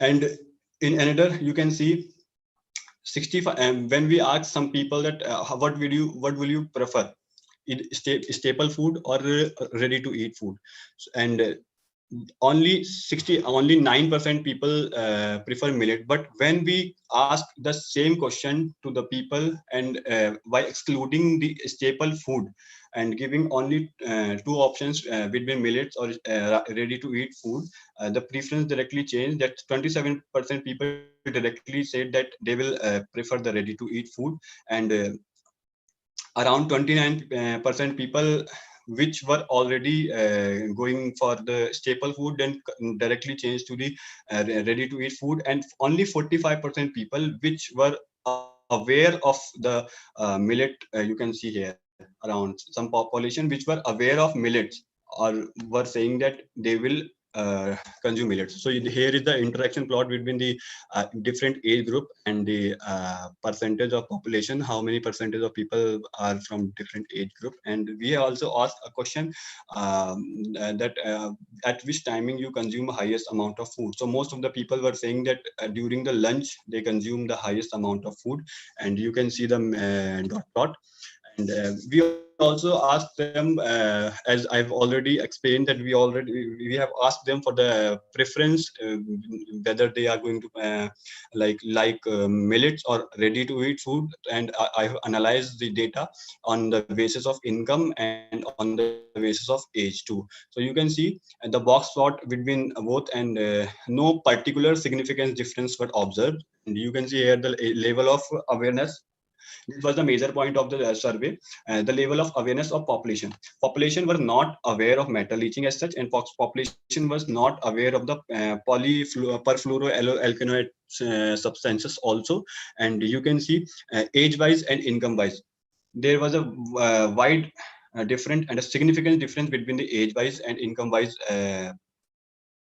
awareness. And you can see here in next slide that impact, what our survey impacted. Actually, during our survey, we also have told them that you need to finish by 2 minutes. Yes, sir. Yes, sir. I'm going to finish it. During our survey, we also let them know or inform them that metal leaches, heavy metal compound and non-stick compound leaches, PFSs and other carcinogenic compounds. So we also have estimated the impact that if our survey was are efficient or good for them or not. So you can see before the survey, this much amount of people were using metal cookwares, and after survey, people reduces and they say we won't use metal cookwares after this. And you can see also the cooking impact. Before our survey, people were not aware of the cooking impact. Impact of cooking on the food nutrition profile, but after survey this has changed. And you can see the cooking in India, around 81% of people use pressure cooking, and around 54.5% people use frying, and similar the fermentation, roasting, microwave, and sprouting. And use you can see the 72.26% of the people are using stainless steel, and 60.58% are using aluminium. However, only 7.78% are only using the earthen pot, and all these population were of either they were from lower middle class or lower income population, or they were from village. So, yes, sir. You can see the impact. After our survey, how population has made or changed their mind towards the towards the uses of cookware. You can see the people rejected the stainless steel and non-stick, and then iron, then aluminium.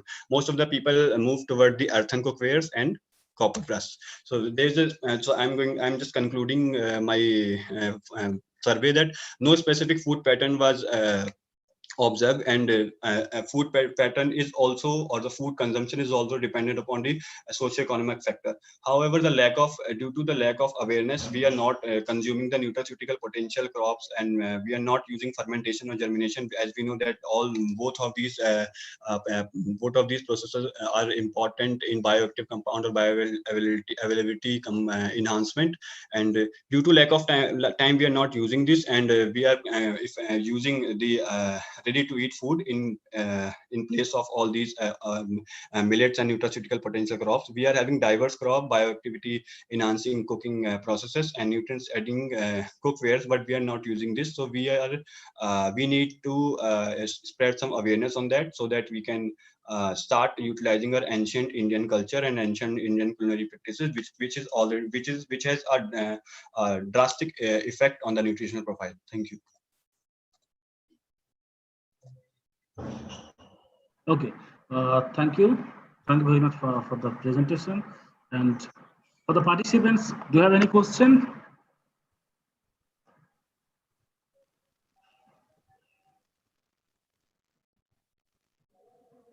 Participants, do you have any question? Okay, thank you. So we'll move to the next. Thank you, sir. Talk. It is by Arundhati Chakraborty and Uttam Mukherjee. The topic is Sir, Abruti Chakraborty. Sorry, Abruti Chakraborty. Sorry. Abruti Chakraborty and Uttam Mukherjee. The topic is Ancient India's Education System. So, Ms. Chakraborty, please share your screen. Yes, sir.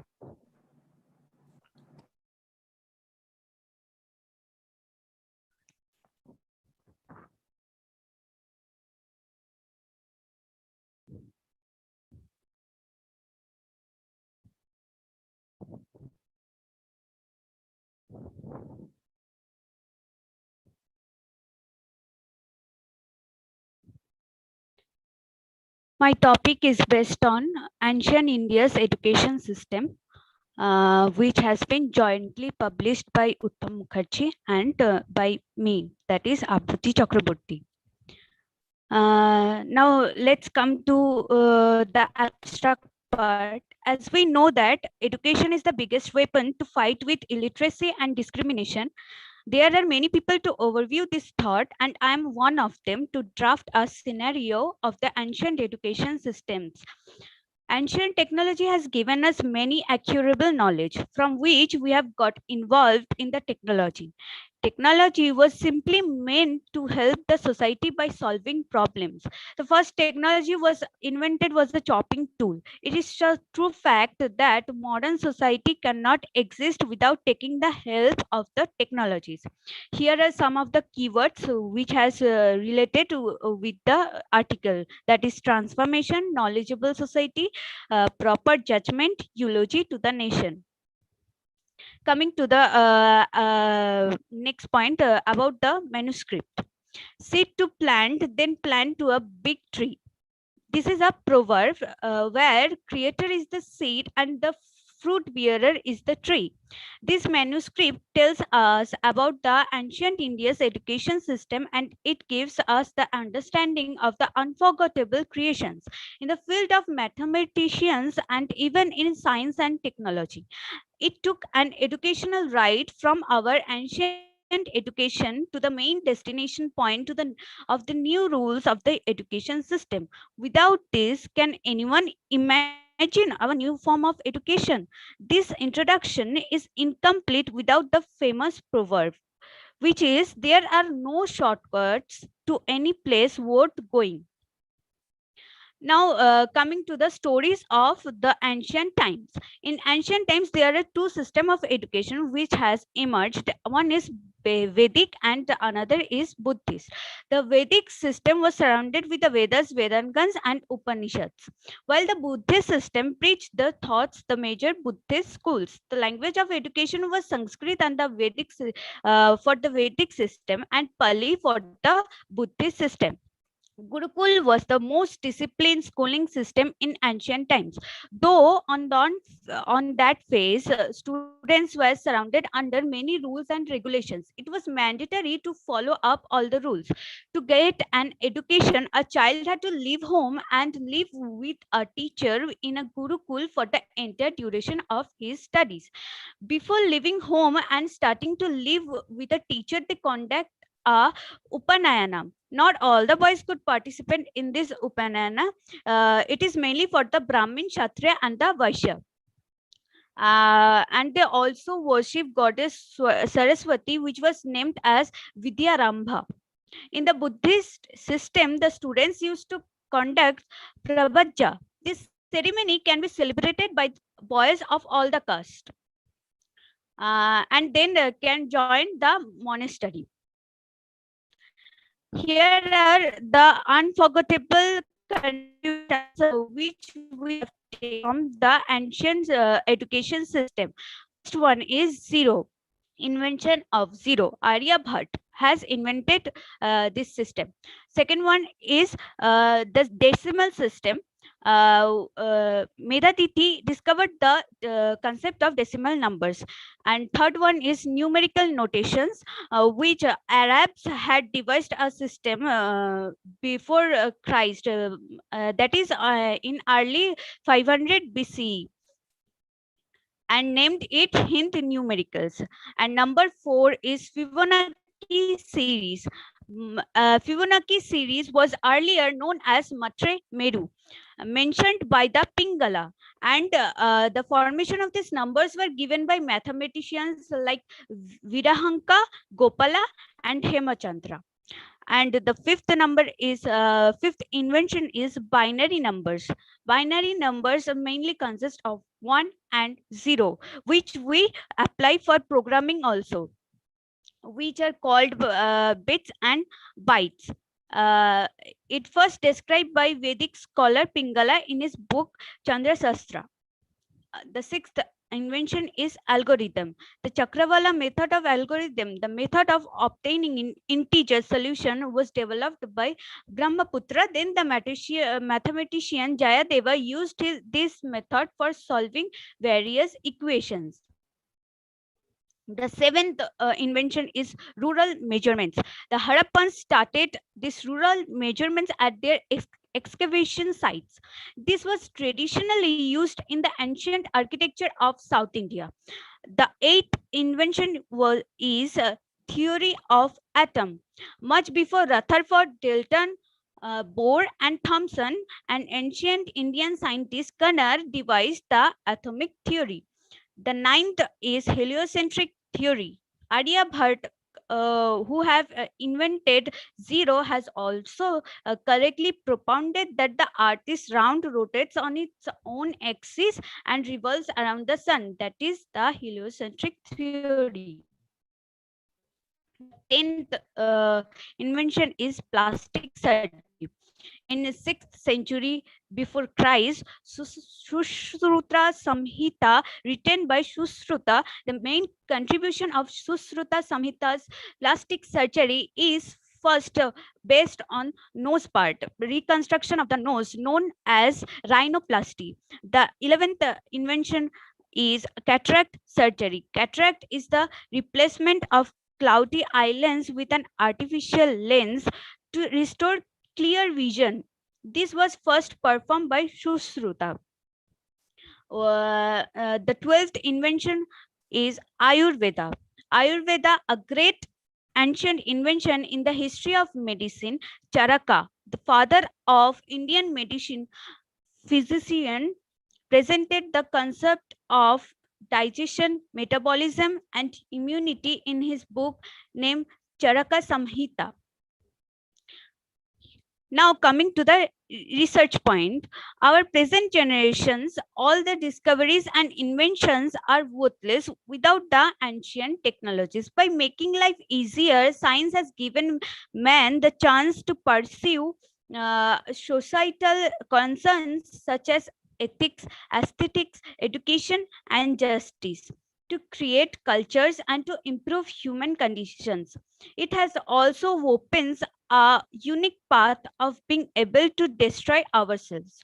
As we all know that money cannot buy respect, humanity, and knowledge. So first try to be a good human being and shower respect to others. Education is not a field for performing competition. It is done to purify our brain and our soul too, by gaining proper knowledge. From earliest research method, I want to end my article by showing you the magic words written in Hanuman Chalisa, that is Yug Sahasra Yojan Par Bhanu Lilyo Tahi Madhur Fal Janu. This means that Hanumanji swallowed the sun located thousands of miles away, mistaking it to be a sweet red fruit. We cannot count it by one yug. We can count it by one yug, that is 12,000 years. One sahasram means 1,000. One yojan means 8 mile. Multiplying the amount, we get 9 crore 60 lakh miles. And as we know that 1 mile is equal to 1.6 kilometers. By multiplication process, we get the actual amount 15 crore 36 lakh kilometers. From this, we actually get the distance covered by the sun from the moon. So let's free up our mind and prepare ourselves to achieve the best. Now, coming to the acknowledgement part, we would like to express our special thanks of gratitude to NITTTR, Kolkata with joint organizer SPIU, who has given such an open world opportunity on a national webinar platform for us to put some light on my area of interest, that is on ancient in India's education system.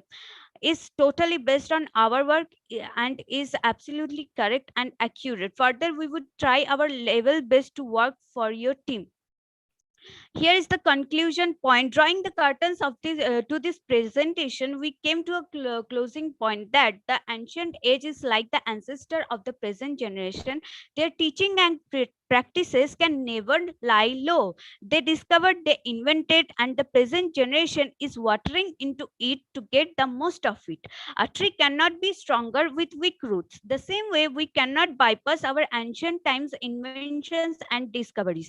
Present system took those practices as a clue and worked on it towards development. Always learn from the past. This goes accordingly with these manuscripts. Without the ancient greatest like Ishwar Chandra Vidyasagar, who gained the title Vidyasagar, that means the ocean of knowledge, and Swami Vivekananda, this presentation would be incomplete. Here is the reference point from where we have taken help. Thank you. Okay, thank you, madam, for your informative presentation. For the participants, if you have any question, you may please ask now.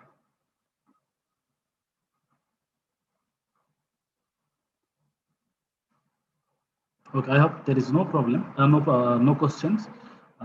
Next lecture is the influence of ancient educational system on Indian education by Sushovan Chatterjee and Professor Sukanto Naskar. Professor Chatterjee and Professor Naskar. Professor Chatterjee, are you connected?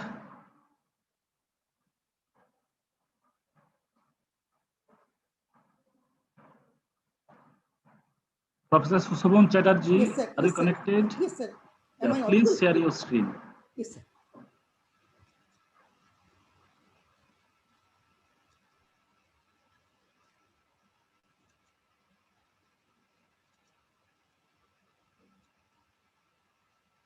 Is my screen visible to all of you? Hello? Hello, am I audible? Hello? Hello?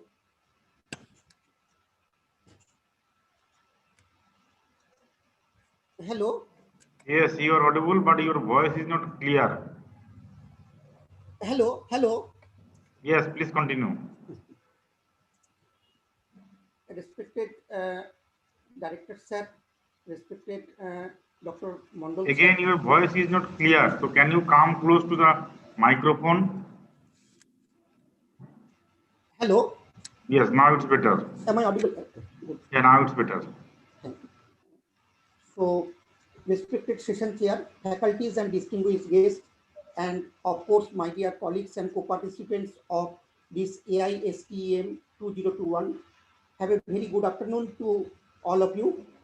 Our topic of presentation is influence of ancient education system for on Please India's make it educational full policy. screen. Hello, full screen. Okay. Is it okay? Yes, okay. So, so our topic of discussion is the influence of ancient educational system on India's educational strategy.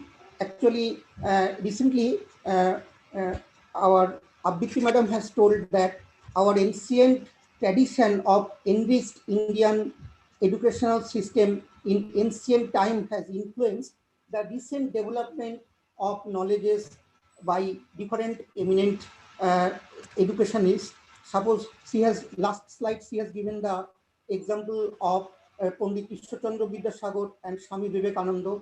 They were influenced on the spiritual ethics and the enriched tradition of Indian culture and our ancient education system. Basically, the foundation of the ancient Indian education system based on study of nature, of knowledge and philosophical traditions. This is to enable human life both to improve personal economic conditions as well as to improve social, moral, as well as spiritual aspects of life.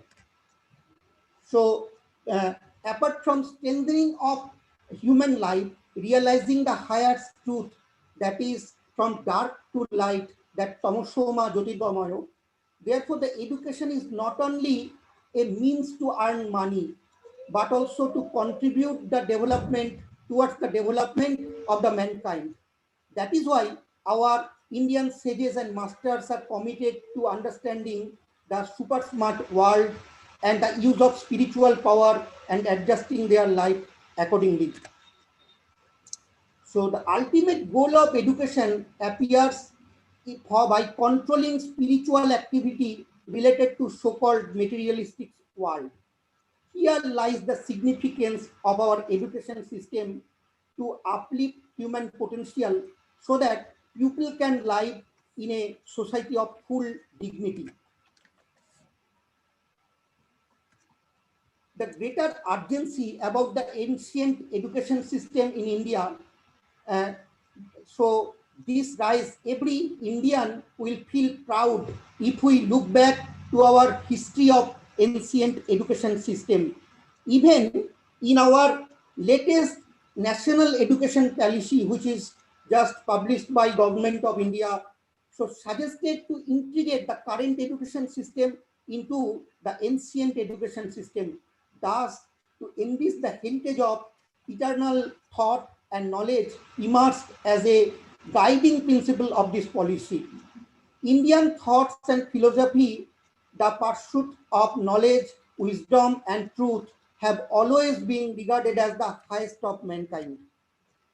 So, we know mathematics, we derive theorems, we discovered planets, we calculate distance from Earth to different planets. So long back years ago, the distance between Earth and many other planets and many more such facts and figures are there. But how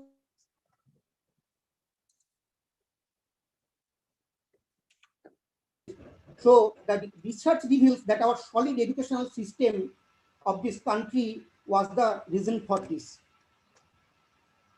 So in the ancient education system was meaningful education system. The idea of education has been very grand, noble and high in ancient India. The aim was training completeness of life from all aspects, definitely. Okay, and as quoted by Swami Vivekananda, that man making and character building. But what were their methodologies and education system? What was the difference about it? Because our present educational system and earlier education system, basically our present education system has been developed by gradual evaluation from the old that traditional techniques. So here we will highlight basically ancient education system with some example from past Vedic period.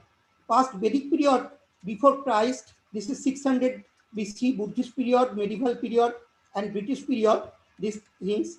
And these are the three elemental things because our dharma, artho, karma, and moksha, this was traditional gurus that they were shared their thoughts and idea how to become success in our life by practicing different practical aspects. And the salient features of Indian educational system, actually last speaker already told those things. Our traditional system, that our chotura, that our Varnashram, that professional, either religious or forefathers, what they are practicing, our generation will follow the same tradition, these things. Over the period of time, these two system of education was developed. One is Buddhist and another is Vedic. Already earlier speaker told, in our Vedic period, our system of instruction mode, language of instruction was Sanskrit, and in Buddhist period it was Pali. In Vedic system, that Vedas, Vedagnas, Upanishads, and our allied subjects were taught. Buddhist system, they were taught, major schooling of Buddhism were taught. Pali, that I have discussed. Sanskrit was medium of instruction. So aim of education, good training to young men and women in performance of their social, economics, and religious. Also, the preservation and enrichment of culture, character, and personality development and cultivation of noble ideas.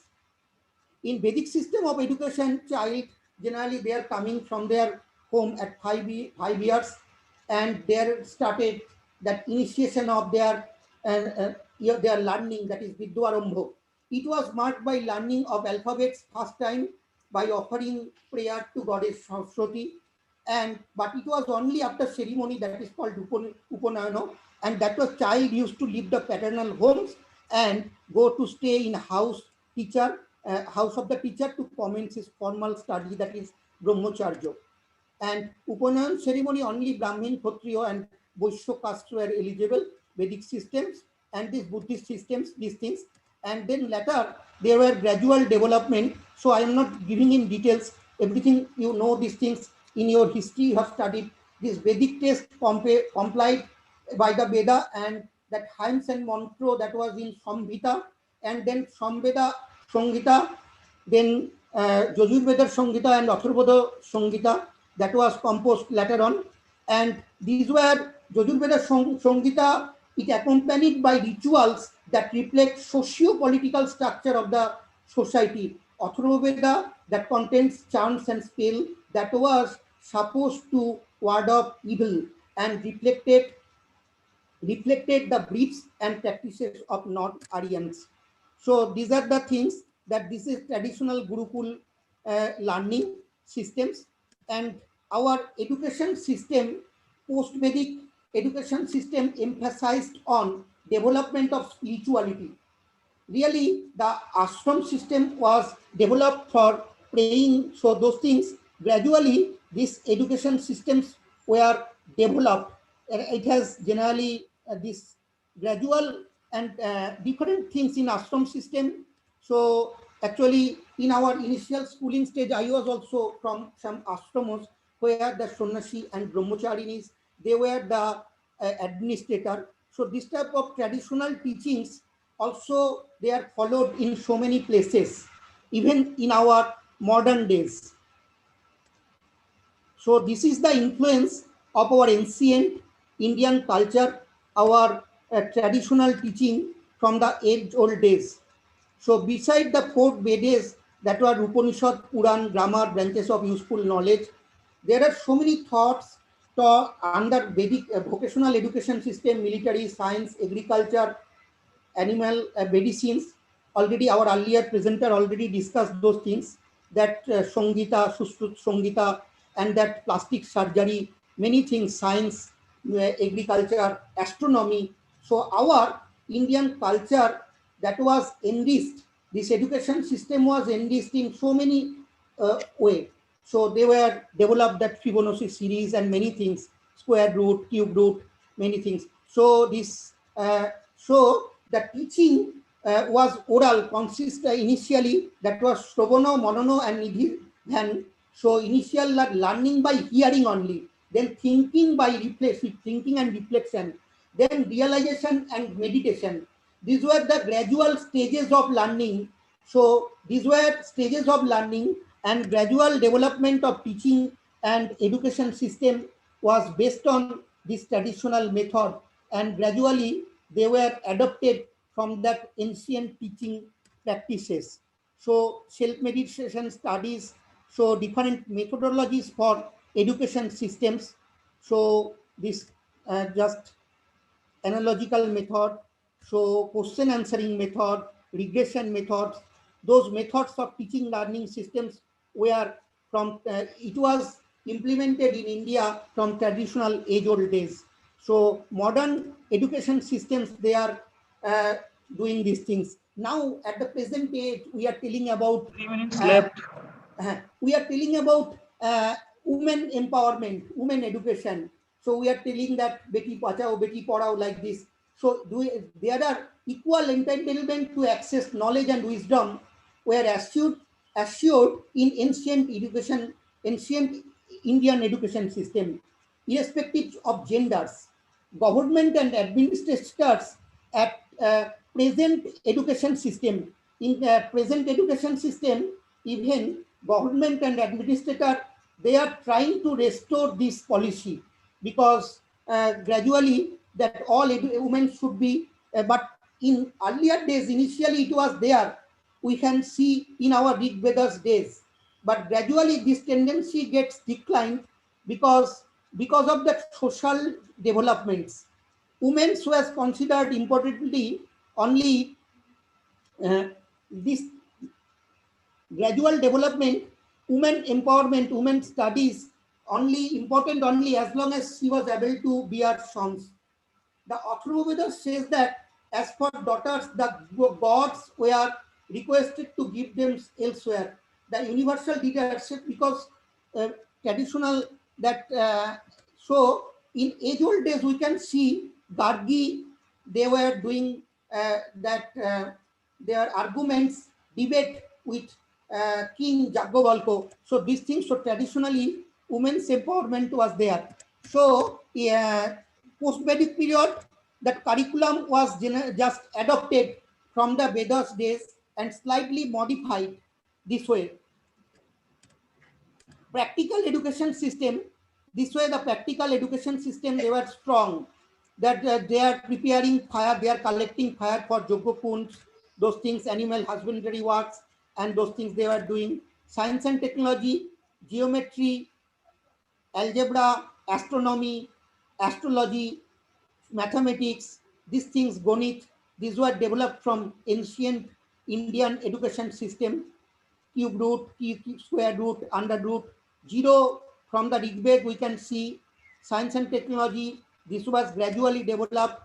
So these were the, so if we want to conclude here, so now we can say, so the Indian spirituality and meditations are very valuable knowledge and tools, knowledge tools, and that should be incorporated into Indian education system. These are unique in the world.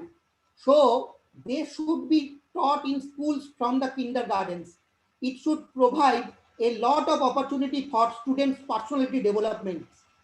The current education system attempts to achieve significant success in formation of personality, the development of personality, and the contribution of knowledge in all aspects of learning, whether from social well-being and as well as from material properties. The current Indian curriculum must develop special form of education in order to establish harmony between materialism and spiritualism with humans to achieve greater perfection. So thanking you for your patience hearing. So please, if you have any question, please ask. Okay, thank you. Any question from the participant side?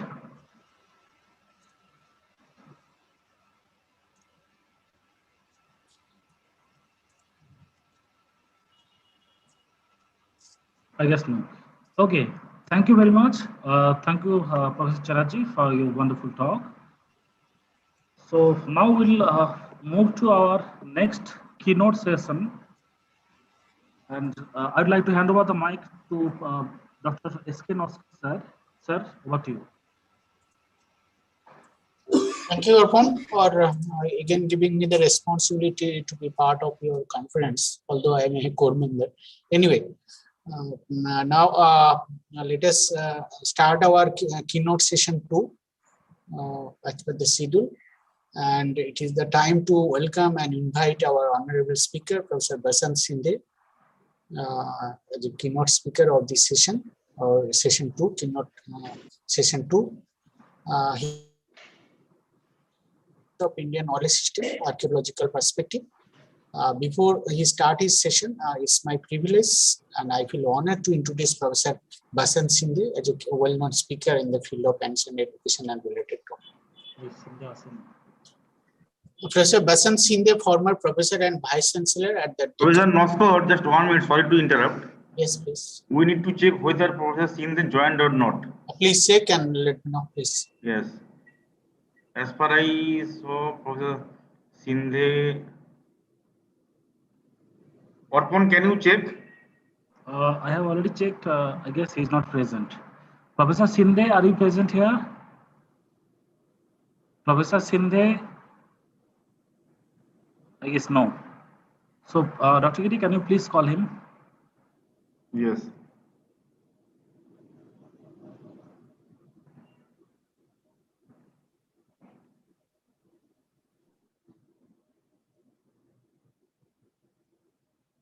Hey, Kingsugi, you are having his phone number?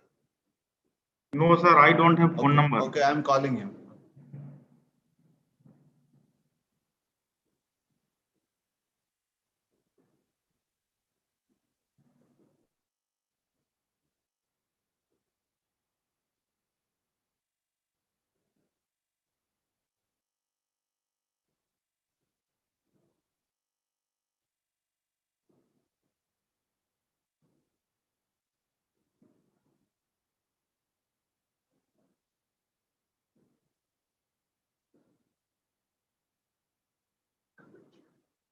I think he is not lifting the phone.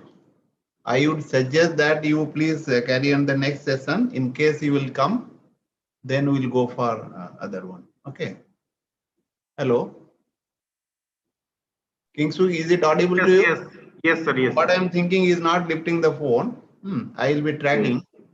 And in between, to save time, you can go ahead and go with the technical session. Okay, then Dr. Orpon, please continue the technical session 3. That there are two speakers. In between, in case he comes, then we'll give him. Okay, okay. Okay, fine. Okay, Professor Satyanarayan Bagh, are you here? Yes, sir. Yes, sir. Okay. Sir, I am here, but actually, Don't worry.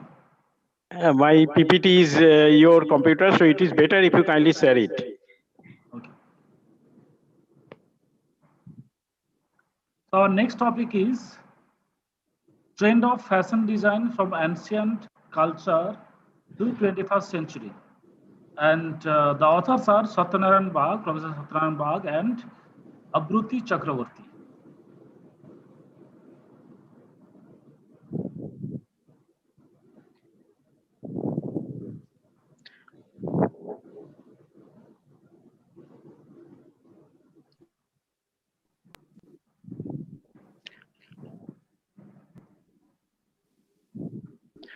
Good afternoon, everybody. At first, I initially give my special thanks to our directors and other professors of the NITTTR Kolkata for giving such a nice platform to discuss about some fashion designing and textile technology approach in our ancient India, and apart from our global area also. And today, what we are, that is in our PPT discussion. Thank you, sir. Kindly change the page. Now, one of another author, she is my student. She is also in my PPT preparation and also cooperate with us. Thank you, sir. Next. Now, this is the page's introduction page where we find that dresses are the very important area in our ancient times also. When entering the presence of the Guru Granth Sahib, one most of the barefoot, we have found that it is used and wrapped in a cloth, and whenever it is after reading the someone head as a sign of its honored status. That is, the book is wrapped in cloth and carried on the shaman's head as a sign of its honor of status. So, cloth and textiles and fashion technology area in ancient Indian history and in the ancient times, it is also present in equally important manner. Thank you, sir. Next.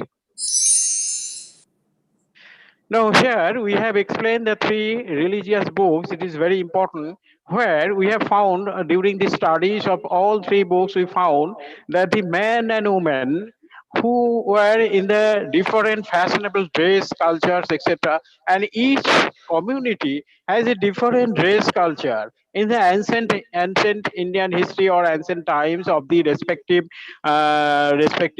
our country's history, if we read the books, we can find that there is a separation, and each community of the each country has some separate dress code, and each culture has a different fashions or which establish their culture, which establish their societal performance, which establish their traditional view, etc. Thank you, sir. Next. Now, in the ancient history, if we find that the peoples are used in the cloth mainly from the plant area, say grass or bark of the trees, they use in the summer month also as a cloth. And the early man would hunt for the animals to create cloths and boots from animal skins. The bones and the cells were used by the women to make jewelry. So jewelry and their decoration is also in the at the ancient history. We have also found from the deeper literature. In the ancient world, making the cloth for the garment was one of the principal occupation of the women. They usually did this by weaving wool and spinning to make the rectangle of the cloth.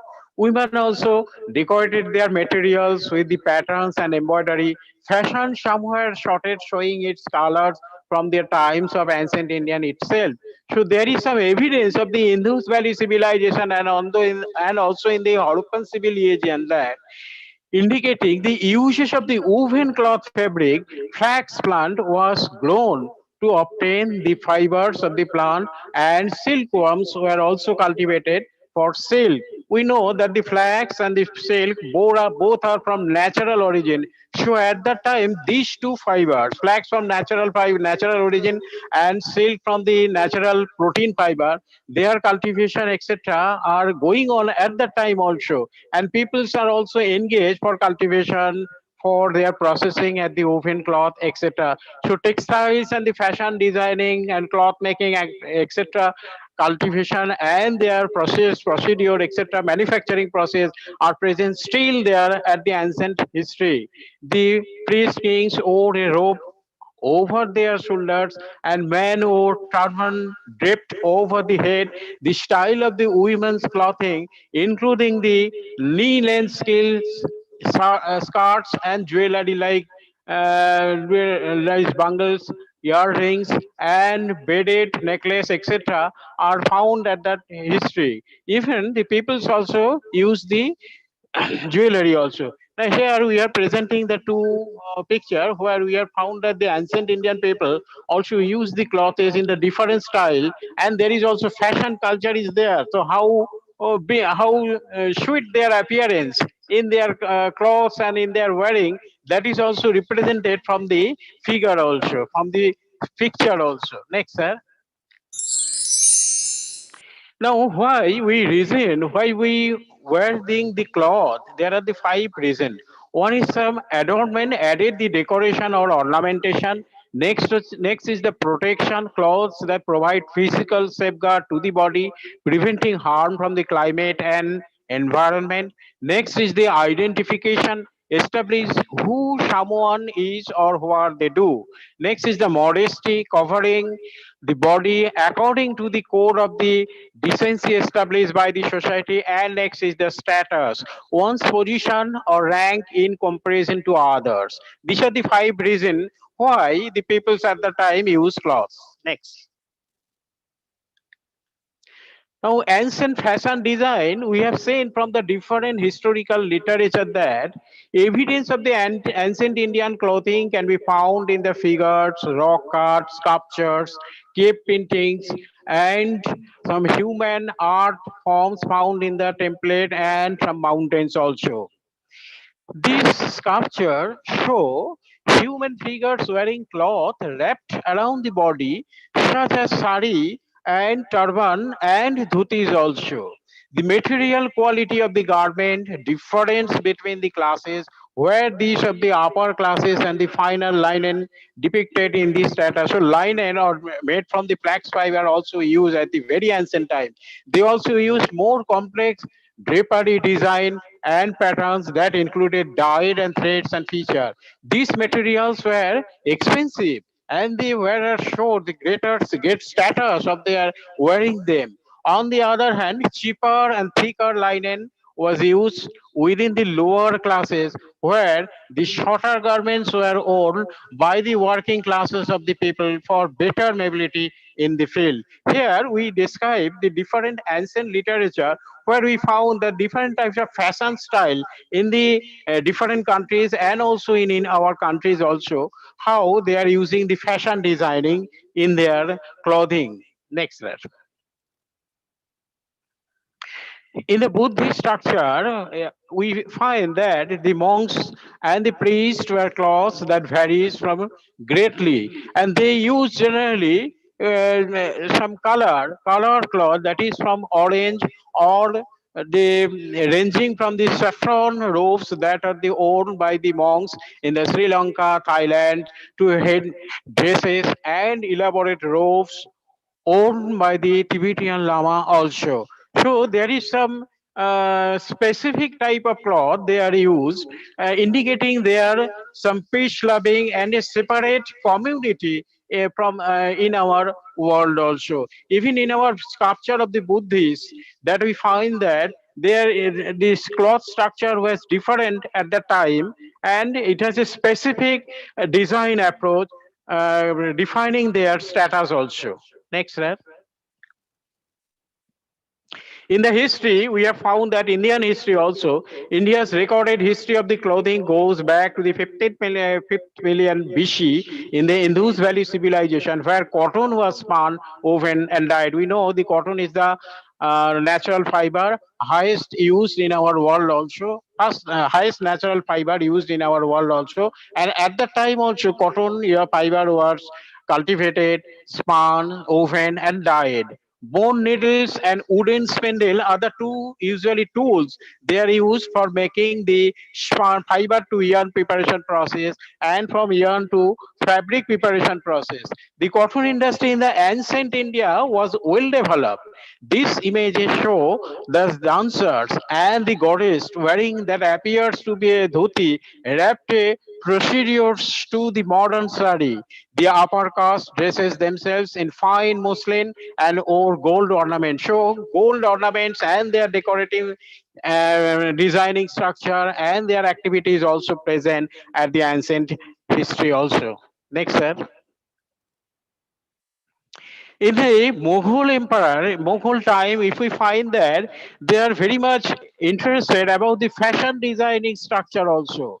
Mughals have left a strong impression on craftsmanship in India. Their fine artistry and workmanship is absolutely unparalleled. Luxurious silk, velvet, brocade and muslins and elaborated design and embroidery cloths were the distinct characteristics of the Mughal fashion also. So at the time also we find that peoples are also used some decorated fashion oriented cloths, garment, etc. So it is a special tradition of that particular history. Next, sir. In the modern style, if we found that the street style is a modern phenomena where we found that different types of jeans are also used and some loose woven or knitted fabrics, genji, etc., are used in our present generation for their for their comfort and day-to-day activity and their day-to-day traveling purpose. They are used mainly jeans and low or rice things. These are the two classification, etc. And the silk tops are generally used. Skinny jeans and short dresses, etc. are nowadays used. And it is also found that due to the COVID situation, artificial intelligence is now widely used for our marketing, for our manufacturing, for our customer satisfaction area, for customer survey area, and from different processes of the production area. Artificial intelligence is now used for our process and manufacturing activity in a faster way in the COVID situation. Next, sir.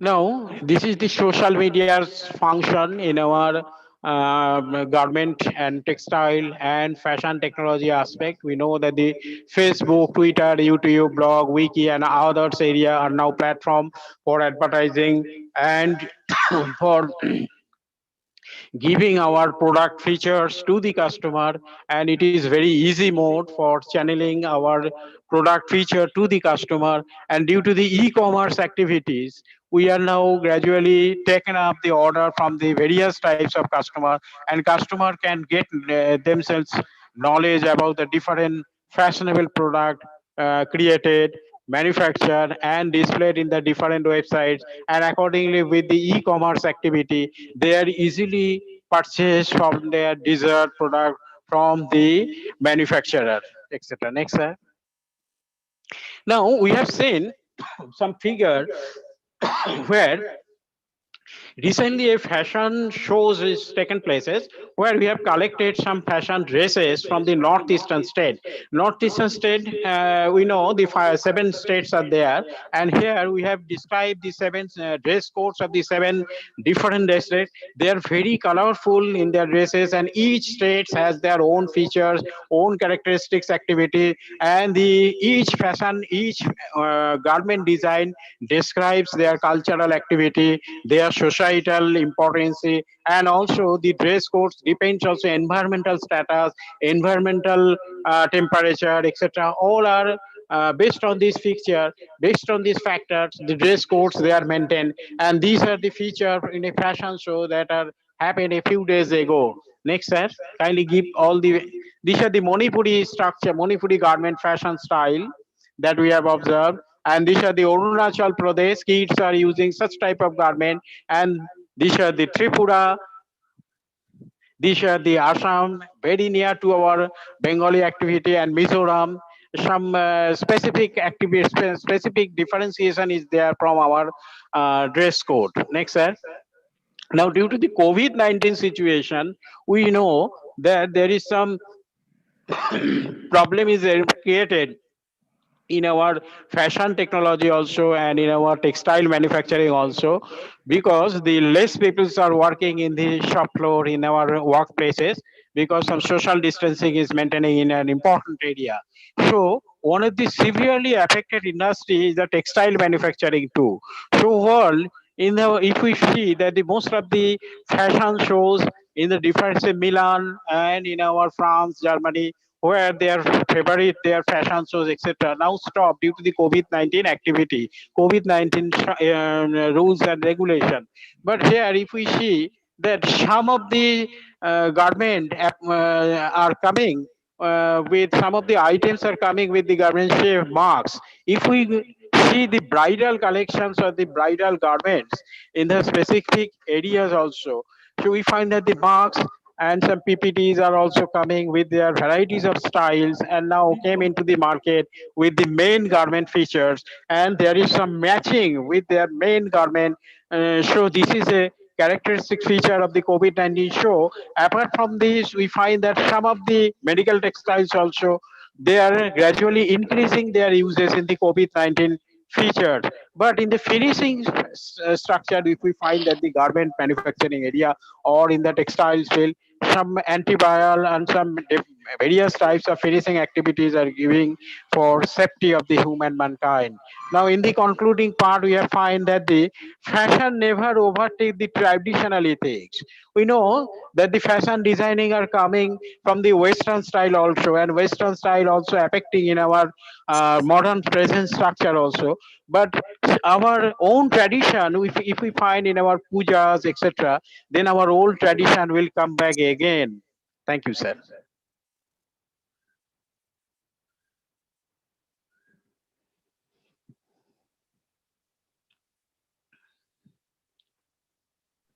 Thank you, Professor Wagh. Any question from the participant side?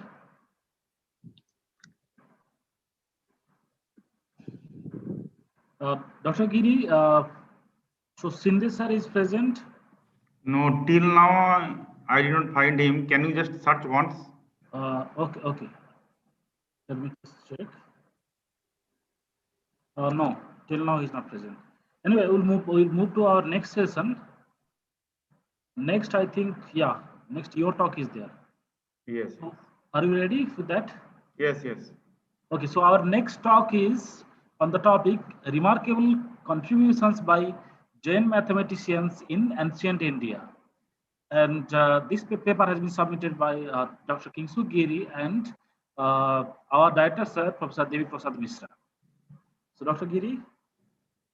Okay, so are you getting my screen? Yes, it is completely visible. Okay. So thank you, Dr. Mondo. So the title of this talk is Remarkable Contribution by Jain Mathematician in Ancient India. So we mostly think we have a common idea that Jainism about their religious teaching, which indeed are very profound and clear. But apart from that, Jainism also has some rich tradition in mathematics.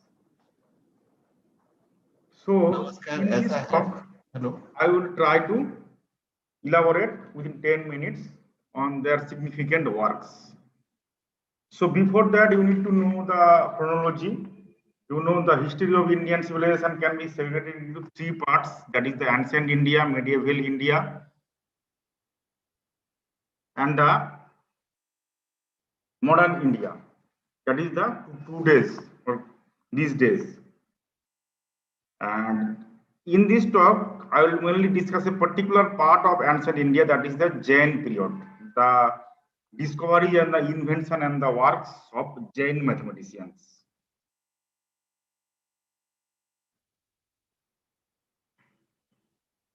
Okay.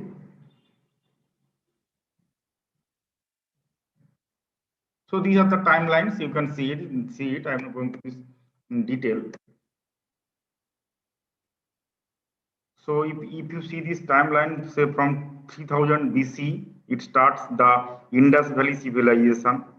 Then up to 2000 BC, and after this, the Aryans entered India, and the Vedic civilization started around 2000 BC, and it continued up to 600 BC. This means before Christ. And ultimately, the two era comes, Jain and Buddha era. So Jain mainly worked on mathematics and astronomy and astrophysics, metaphysics, while Buddhism was famous for medicine or medical related works.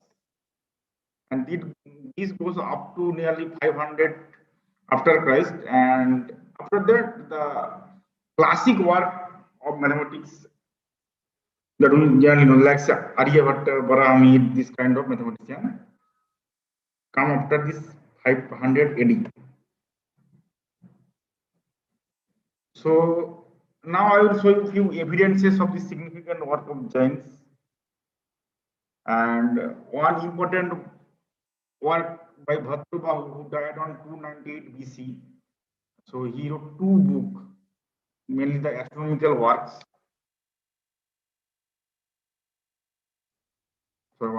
So one is Surya Prajapati and Orion, and the other one is called Bhadravit Samhita. But unfortunately, none of these was not available. And Umaspati has written a book, Tattvavarta Sutra. This is also very famous book. And the interesting fact is that the word Ganita, the Indian meaning of mathematics, actually given by not by Jains, Vedics, before Jains. However, the significant work started from this Jains era. And there are 10 Prajnapati Sutras that is called canonical literature. So few of them like says Sutta Prajnapati, Jammudipa Prajnapati, Sthananga Sutra. This is coordinate geometry, modern coordinate geometry.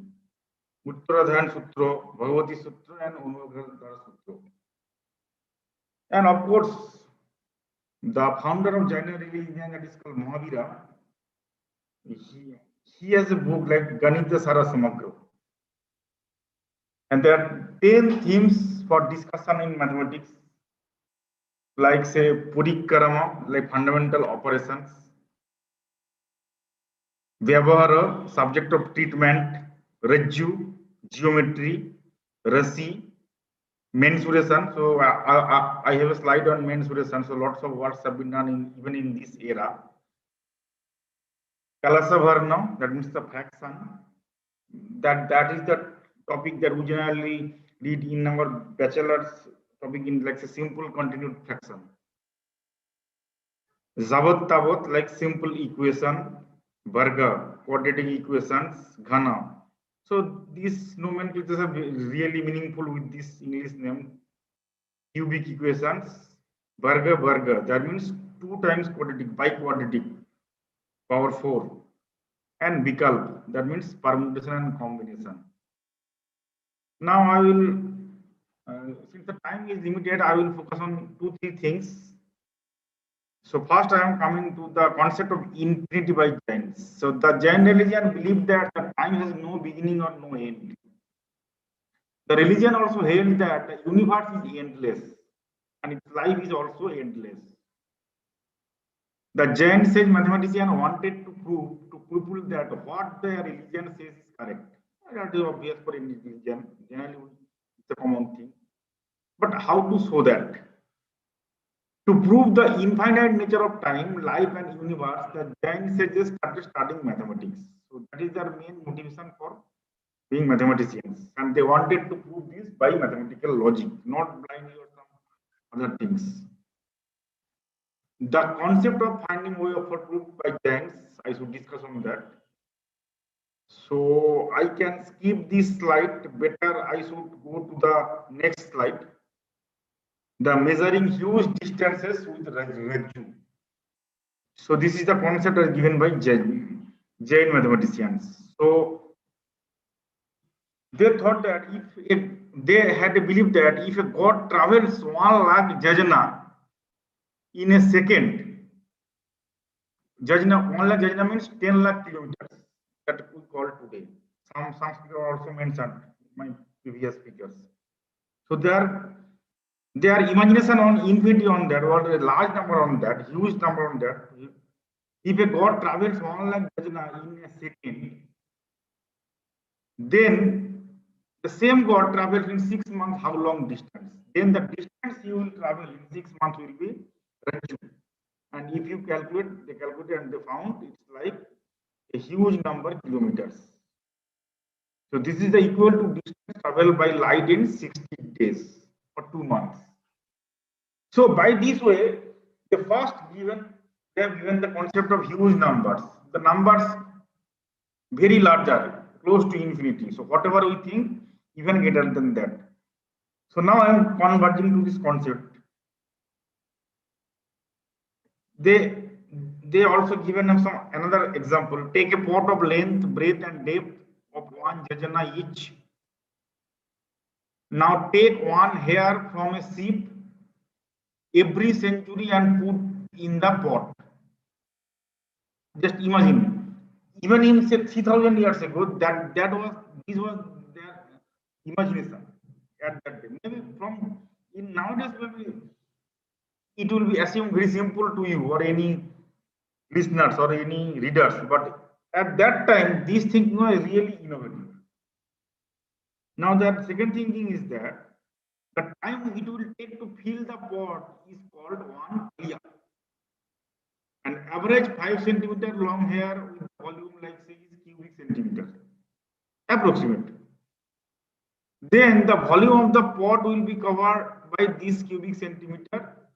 So it will be equal to this large number of years. So it's pretty long time, even more than the previous numbers. So in this way, they imagine a very, very high number, a large number. Now, the thing is that if you see this number, it's a very large number. We know nowadays we can easily write 10 to the power 20, 30 or 15, whatever maybe. But even that time, they also given the concept of index numbers. How?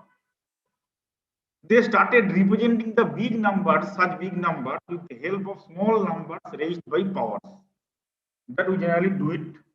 That is called the scientific form of the exponential form number. Generally, we know we have two kinds of number form. One is called decimal form and one is called scientific form, exponential form. So the concept of this exponential form or scientific form actually given by Jain mathematicians 3000 years ago. Imagine.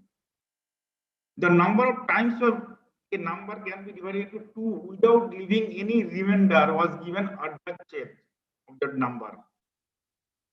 So I can give some example of what that is. So let's take a number, this large number. You can divide it repeatedly by 2 by 19 times.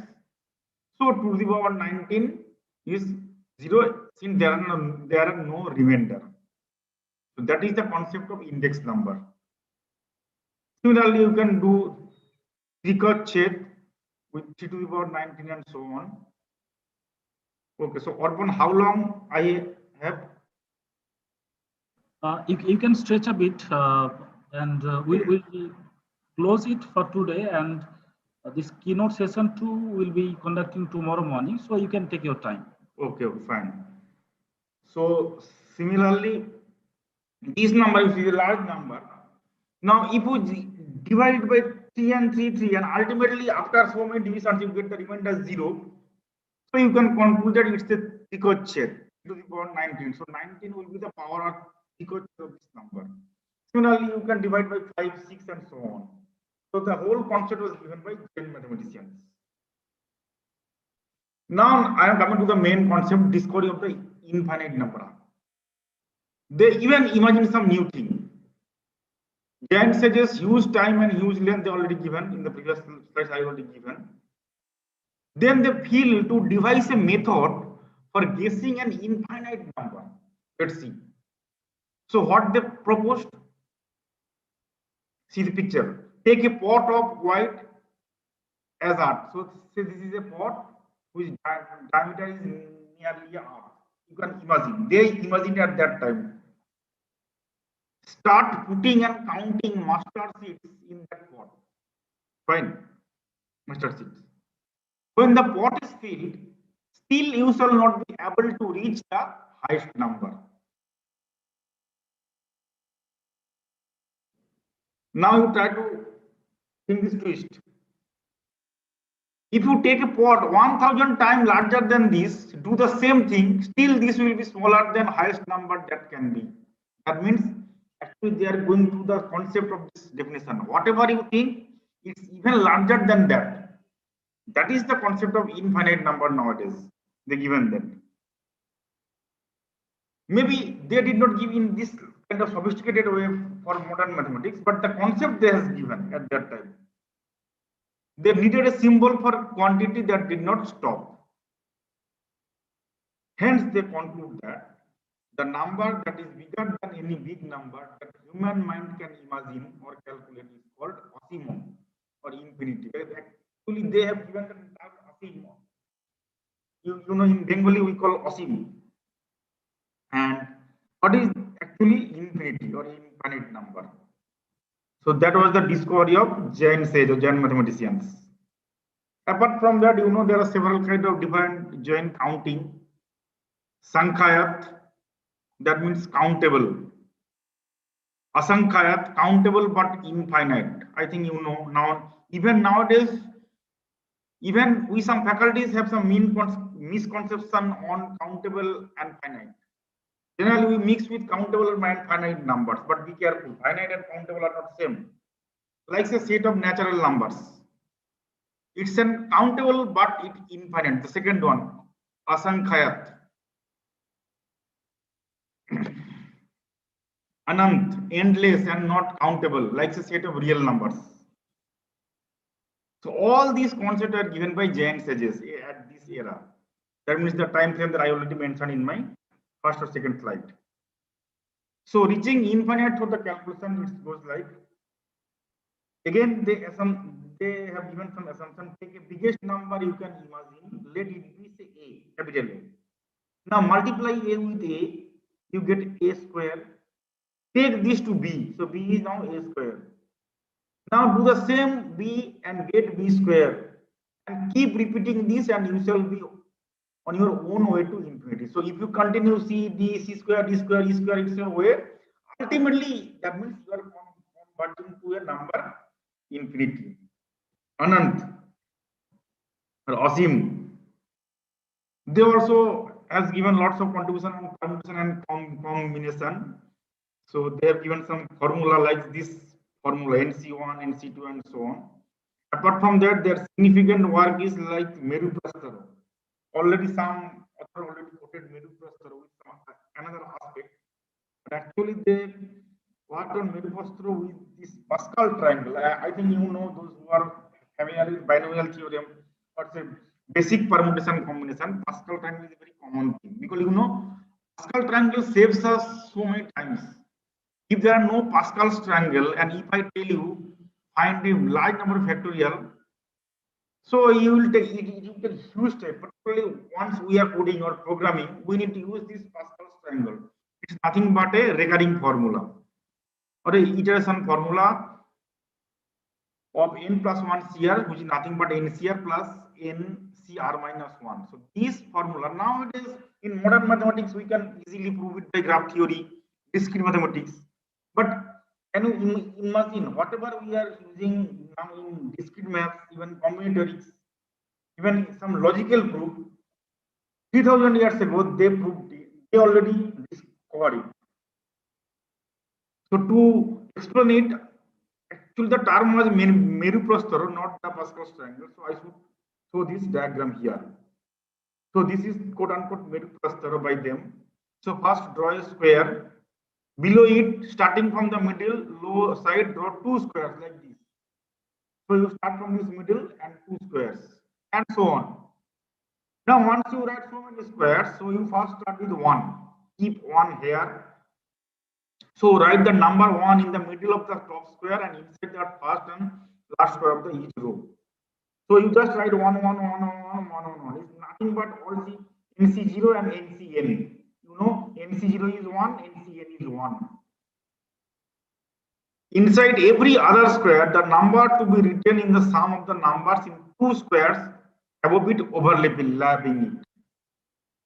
So it is like this way. Say, since this square overlaps these two squares, so 1 plus 1 is 2 here. See this square, this overlaps 2 and 1, so 2 plus 1, 3 and so on. Dr. Giri, your voice is very low. Can you speak closer to the mic? Yeah, now is it okay or clear? Yeah, now it is okay. Oh, some okay, fine. Now you see, if you suppose 6 is not there, forget 6, but you are already using this iteration, so 6 is nothing but these 3 and 3.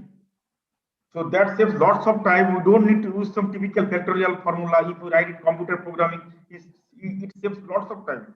Otherwise, if you just ask computer that calculate 100 factorial, say 100 C5. If you try to calculate 100 factorial, the computer will show you overflow. So apart from that, they also worked on mensuration formula that I given. Particularly, this was done by Umesh Soti, popular mathematician or in this Jain era. So he has given lots of formula like circumference of the circle, n star d star d. So it's not possible to explain how he discovered it, but at least I should show the formula. But this is very interesting. Those who are interested on that, they may go through some other references. Area of circle, they has given 1 by 4 CD. C is the circumference. They also given this formula like say CH H and so on. I am not going to these mathematical details here. You can see any good references. Rather, I should stop now. So here is my conclusion. My first thing is that our ancient Indian Jain mathematicians were quite sophisticated in their knowledge of mathematics for their time. Don't compare with this current era. They had a deep understanding of infinity, progressions, power indices, that means the index numbers I mentioned.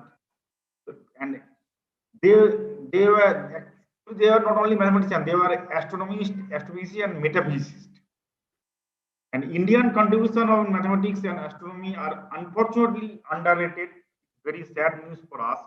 That's why we need to arrange such kind of seminar and conference, at least to promote to the people that people should know what is the real thing, what is right or what is wrong. Made by, so compared to the contribution made by Egyptians, Babylonians, and Arabians. Of course, they have contribution, we are not denying, but even before that, we have lots of contribution. But generally, the European community don't recognize that. It's a bad thing for us. And finally, a lot needs that. That's why a lot needs to be done to honor this rich mathematical heritage. Not only mathematical, since I am talking about mathematics. So it's actually in STEM heritage. So thank you. If you have any questions, you may ask. I will try to give answer. Thank you.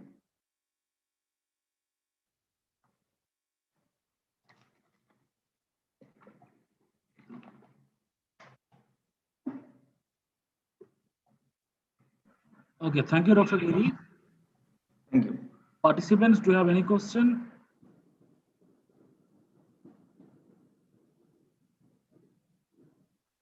Any question from the participant side?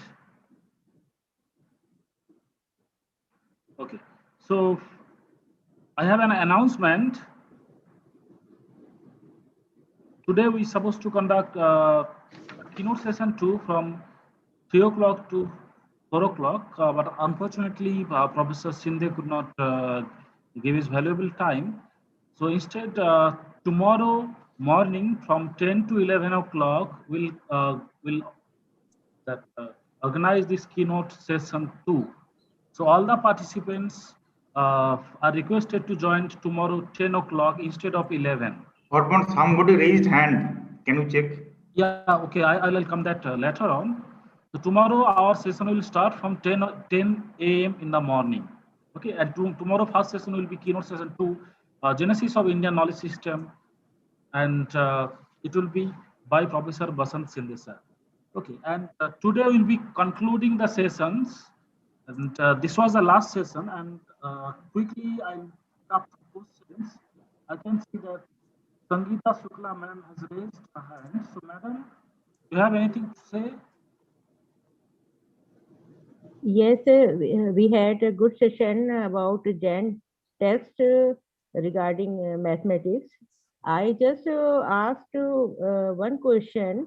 Do you have any information about teaching to the students about this weighted ways in the daily routine system? It means कि आप कोई ऐसा Jain text जानते हैं जिसमें किसी प्रसंग में रोज के लेन देन के मामलों में किसी ने कुछ बताया हो, समझाया हो? No, I don't have any idea on that. Maybe it is there. I don't have any idea on that. मैं अभी तक ऐसा कोई स्पेसिफिक उदाहरण नहीं ढूंढ पाई हूँ, इसीलिए मैंने आपसे पूछा है. Thank you for your question, but actually I don't have any idea regarding this thing that you already asked. Yes, yes. अब हम लोग अभी वहां तक नहीं पहुंच पाए हैं. नहीं संगीता जी, आपका क्वेश्चन क्या है? थोड़ा नमस्कार, मैं देवी प्रसाद मिश्रा बोल रहा हूँ. अच्छा जी, तब मैं ये कहना चाहती हूँ कि जैसे हम लोगों ने एडवांस काफी देख लिया है कि जो स्क्वायर हैं और इस टाइप की चीजें हैं जब जैन टेक्स्ट में डिस्कस की गई हैं, तो कहीं सरल चीजें भी डिस्कस की गई होंगी जो हमारे 6 to 8 स्टूडेंट्स के लिए यूजफुल हो सकती हैं मैथमेटिक्स के रेफरेंस में. इसलिए हम जानना चाहते हैं कि नहीं है. देखिए, सिर्फ जैन में नहीं है, हमारे शास्त्र में बहुत जगह पर है. क्योंकि मैथमेटिक्स हमारा बढ़िया था। जी और जी, मैं तो इसीलिए मानता हूं कि जो हमारा मैथमेटिक्स पद्धति हम लोग बच्चे को सिखाते हैं, दिस इज नॉट वेरी उसमें यूजफुल। हमारा जो जिस मेथोडोलॉजी में हम लोग, जैसे लीलावती आप देख लीजिए, ठीक है, लीलावती आप जानते होंगे, हाँ, तो ऐसे बहुत बढ़िया बढ़िया मेथड हमारे, जैसे कि अभी जो डॉक्टर किंगसू ने बताया कि बहुत सिंपल से लोगों को एक्सप्लेन करने के लिए दिया गया है और कोई दूसरे जगह पर नहीं दिया गया है। तो इसलिए इसको अध्ययन करना और देखना ये हमारे है, जैन में होगा जरूर, मैं इतना नहीं देखा हूँ क्योंकि मैं मैथमेटिक्स में इतना देखता नहीं हूँ। But I think there will be there. I don't There know. will be several. I mean, it is not only in the Jain, but even see, there is nothing Jain. We are saying it is Jain. It is all Indian. Yes, yes, yes. So if you look at infinity, they have taken this thing. Only people have. These are all we have segregated, but knowledge is knowledge. So therefore, it will be there in Indian system, according to me. Yes, yes. And it is Of lot course, of it material is there. there. If It is you are from this thing, na? Hello, you are from Lucknow. Am I right? Hello. so during teaching, नहीं, I Sangeeta am जी आप कहाँ का रहने वाले हैं? मैं लखनऊ की रहने वाली हाँ, हूँ मैं और आपको मिला था, मेरे को याद है, जी भी आ जी रहा जी है, जी ठीक जी है। तो आपके आप मैं एक दूंगा, वो एक विश्वकर्मा जी है, वो वैदिक मैथमेटिक्स के ऊपर बहुत लेक्चर देते हैं और कानपुर में भी 2-4 लोग हैं जो मेरा परिचित है, ठीक है।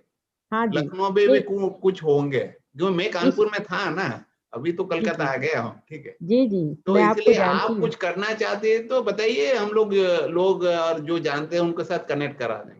हाँ हाँ बिल्कुल, मैं 6 मान से लो बच्चे 8 के लिए कुछ 6 करना से चाहते हैं, यस बताइए, यस तो हमारा कुछ ग्रुप है, वो जाएंगे आपके पास और आप उसको जो भी करना है करिए। मैं देखिए, थैंक यू सो मच। चीज क्या है कि मैं बताऊं आपको, समस्या क्या है कि ये हमारा करिकुलम में नहीं है, तो इसलिए कोई बच्चा पढ़ना भी नहीं चाहता है। जैसे नहीं हम नहीं, लोग जो जैसे उम्र हो सिस्टम, गया मॉडल वो थोड़ा सिस्टम कर में ले, लेकिन अबेकस जो, निकाला है, हाँ, जैसे तो अबेकस निकाला है इसी तरह के हम लोग कोर्सेज देखिए, डिफाइन कर अबाकस सकते हैं। जो है वो बेसिकली, मैं बताता हूँ, अबाकस जापान का है। If you look at Japan हम लोगों से बहुत सारे चीज लिया है, उनका जो, जी मैं भी जी, उधर रहा हूँ, उनका कल्चर लेकिन जो है इंडियन कल्चर। हम तो लोग के मेथड पॉपुलराइज नहीं हो पाए, तो that is why I am trying to हाँ से कि हमें उन्हें पॉपुलराइज करना है। फॉरेन की चीज अपेकस यहाँ पे करिकुलम के साथ चल रही है, लोग अपने बच्चों को भेज रहे हैं। नहीं, वो देखिए, बाहर से जो आता है लोगों को वो पैसा देता है ना और बाहर से थोड़ा आता है तो लोगों को अभी दिमाग है कि फॉरेन का मतलब अच्छा है, लेकिन वो अबाकस का जो मेन चीज है, वो मूल जो चीज है भारत का है। सर जस्ट आप वन जाके थिंग, देखिए। आप जो बोले जापान के बारे में, एक्चुअली व्हाट हैपेंस, जापान का जो रिलीजन है वो तो एक्चुअली बुद्धिस्ट के साथ कोई उसका सिमिलरिटी है, आइदर दे आर बुद्धिस्ट और वेरी वही क्लोज। मैं कह रहा हूँ कि जापान का जो चीज तो भारत का है, लेकिन हाँ वो तो है, वो लेकिन वो जापान तो से आया है इस, हाँ लेकिन तो बताइए, ठीक है। that's why, so there is lots of हाँ, similarity. We particularly Japan, Taiwan, or this kind of country. Professor Mishra, please take it seriously. I want to popularize Vedic mathematics system between 6 to 8 class students, क्योंकि उसी समय student mathematics से भागता है। हाँ हाँ, तो आप लीजिएगा, मैं आपको कुछ कनेक्ट करूंगा, हम लोग मिल के एक जो ये करें, क्या कहते हैं कि एक करिकुलम डेवलप करें, उसके लिए मटेरियल इकट्ठे किए और उसको टीचर ट्रेनिंग किया जाए, ठीक है। जी जी, तो मैं देखता हूँ, मैं 2-4 लोगों के साथ बात करूंगा और आप भी थोड़ा, क्योंकि मेरा इधर वर्क प्रेशर ज्यादा है, आईआईटी जैसा नहीं है, तो क्या है कि तो इसलिए आपको थोड़ा मेरे को कनेक्ट करना पड़ेगा। इधर क्या है कि आप जानते हैं ना, वो छोड़िए, वो क्या है कि इधर में नहीं, आई विल इस बी काम कीप के इन लिए, टच, और आपको केवल इतना करना है कि उन लोगों के मुझे कांटेक्ट नंबर या कांटेक्ट डिटेल भेज देंगे, तो that I will manage all the things. ठीक है, ठीक है, ठीक है। ओके, लेकिन थैंक आप यू। करने के बाद हमारे साथ भी रहिएगा, क्या किए हमको बताइएगा, ठीक है। अरे क्योंकि बिना हम आपके दूसरे नहीं जगह हो पर आपका पाएगा। कनेक्शन करेंगे तो एक नेटवर्क होके हम लोग भारत में पुनर्स्थापित कर सकते हैं, ठीक है। नहीं नहीं, बिना आपके कैसे? आप हमें इंट्रोड्यूस कराएंगे तो आप तो उसमें सोल मेंबर रहेंगे ही। हाँ, नहीं, उसको करिए, एक विधिवत तरीका से करिएगा तो हम लोगों का कुछ इम्पैक्ट पड़ेगा, ठीक है। अच्छा, ठीक है, बढ़िया है, नमस्कार। Thank you. Next question I would like to take from Siva Kumar sir. Yes, sir. Good evening to all, sir.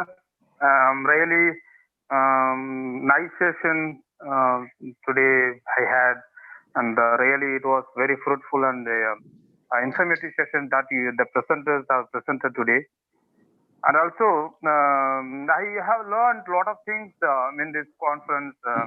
So really, I thank you to all, especially the coordinators and as well as the convener of this conference and as well as the principal of this conference.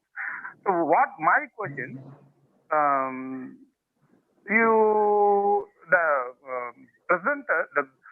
presenter has mentioned particularly Jain mathematicians.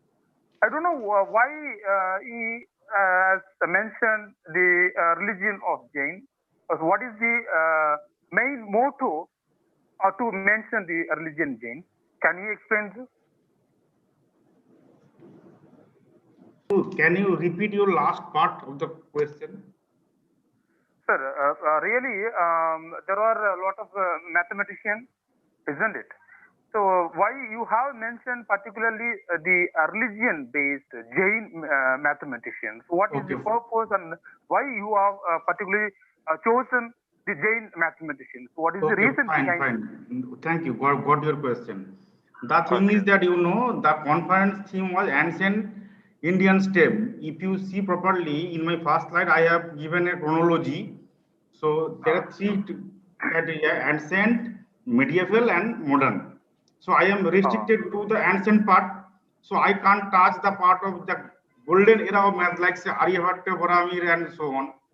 So I need to restrict these three era, like say Jain, Vedic, and the Indus civilization. That is the mainly the ancient part.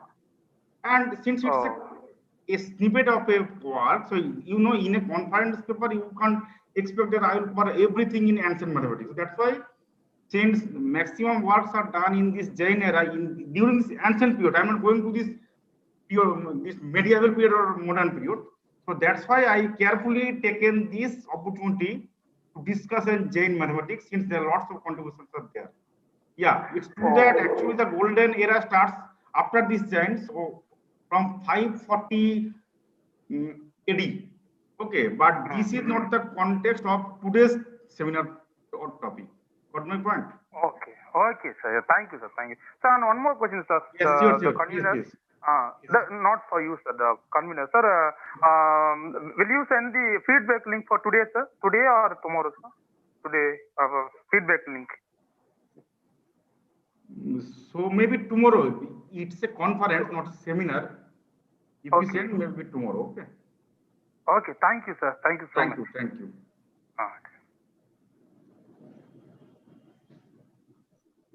No question from the participant?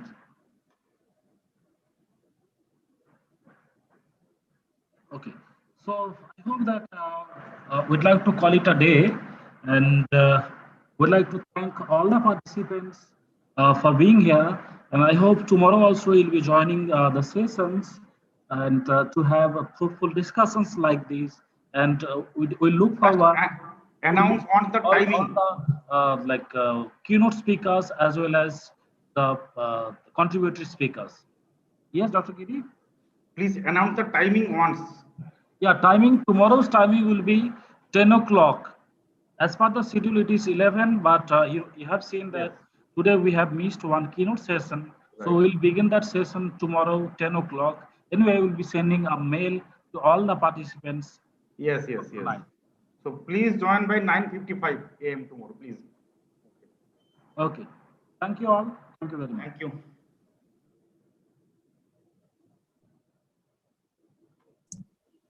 Thank you, everyone. Thank you. Thank you, sir.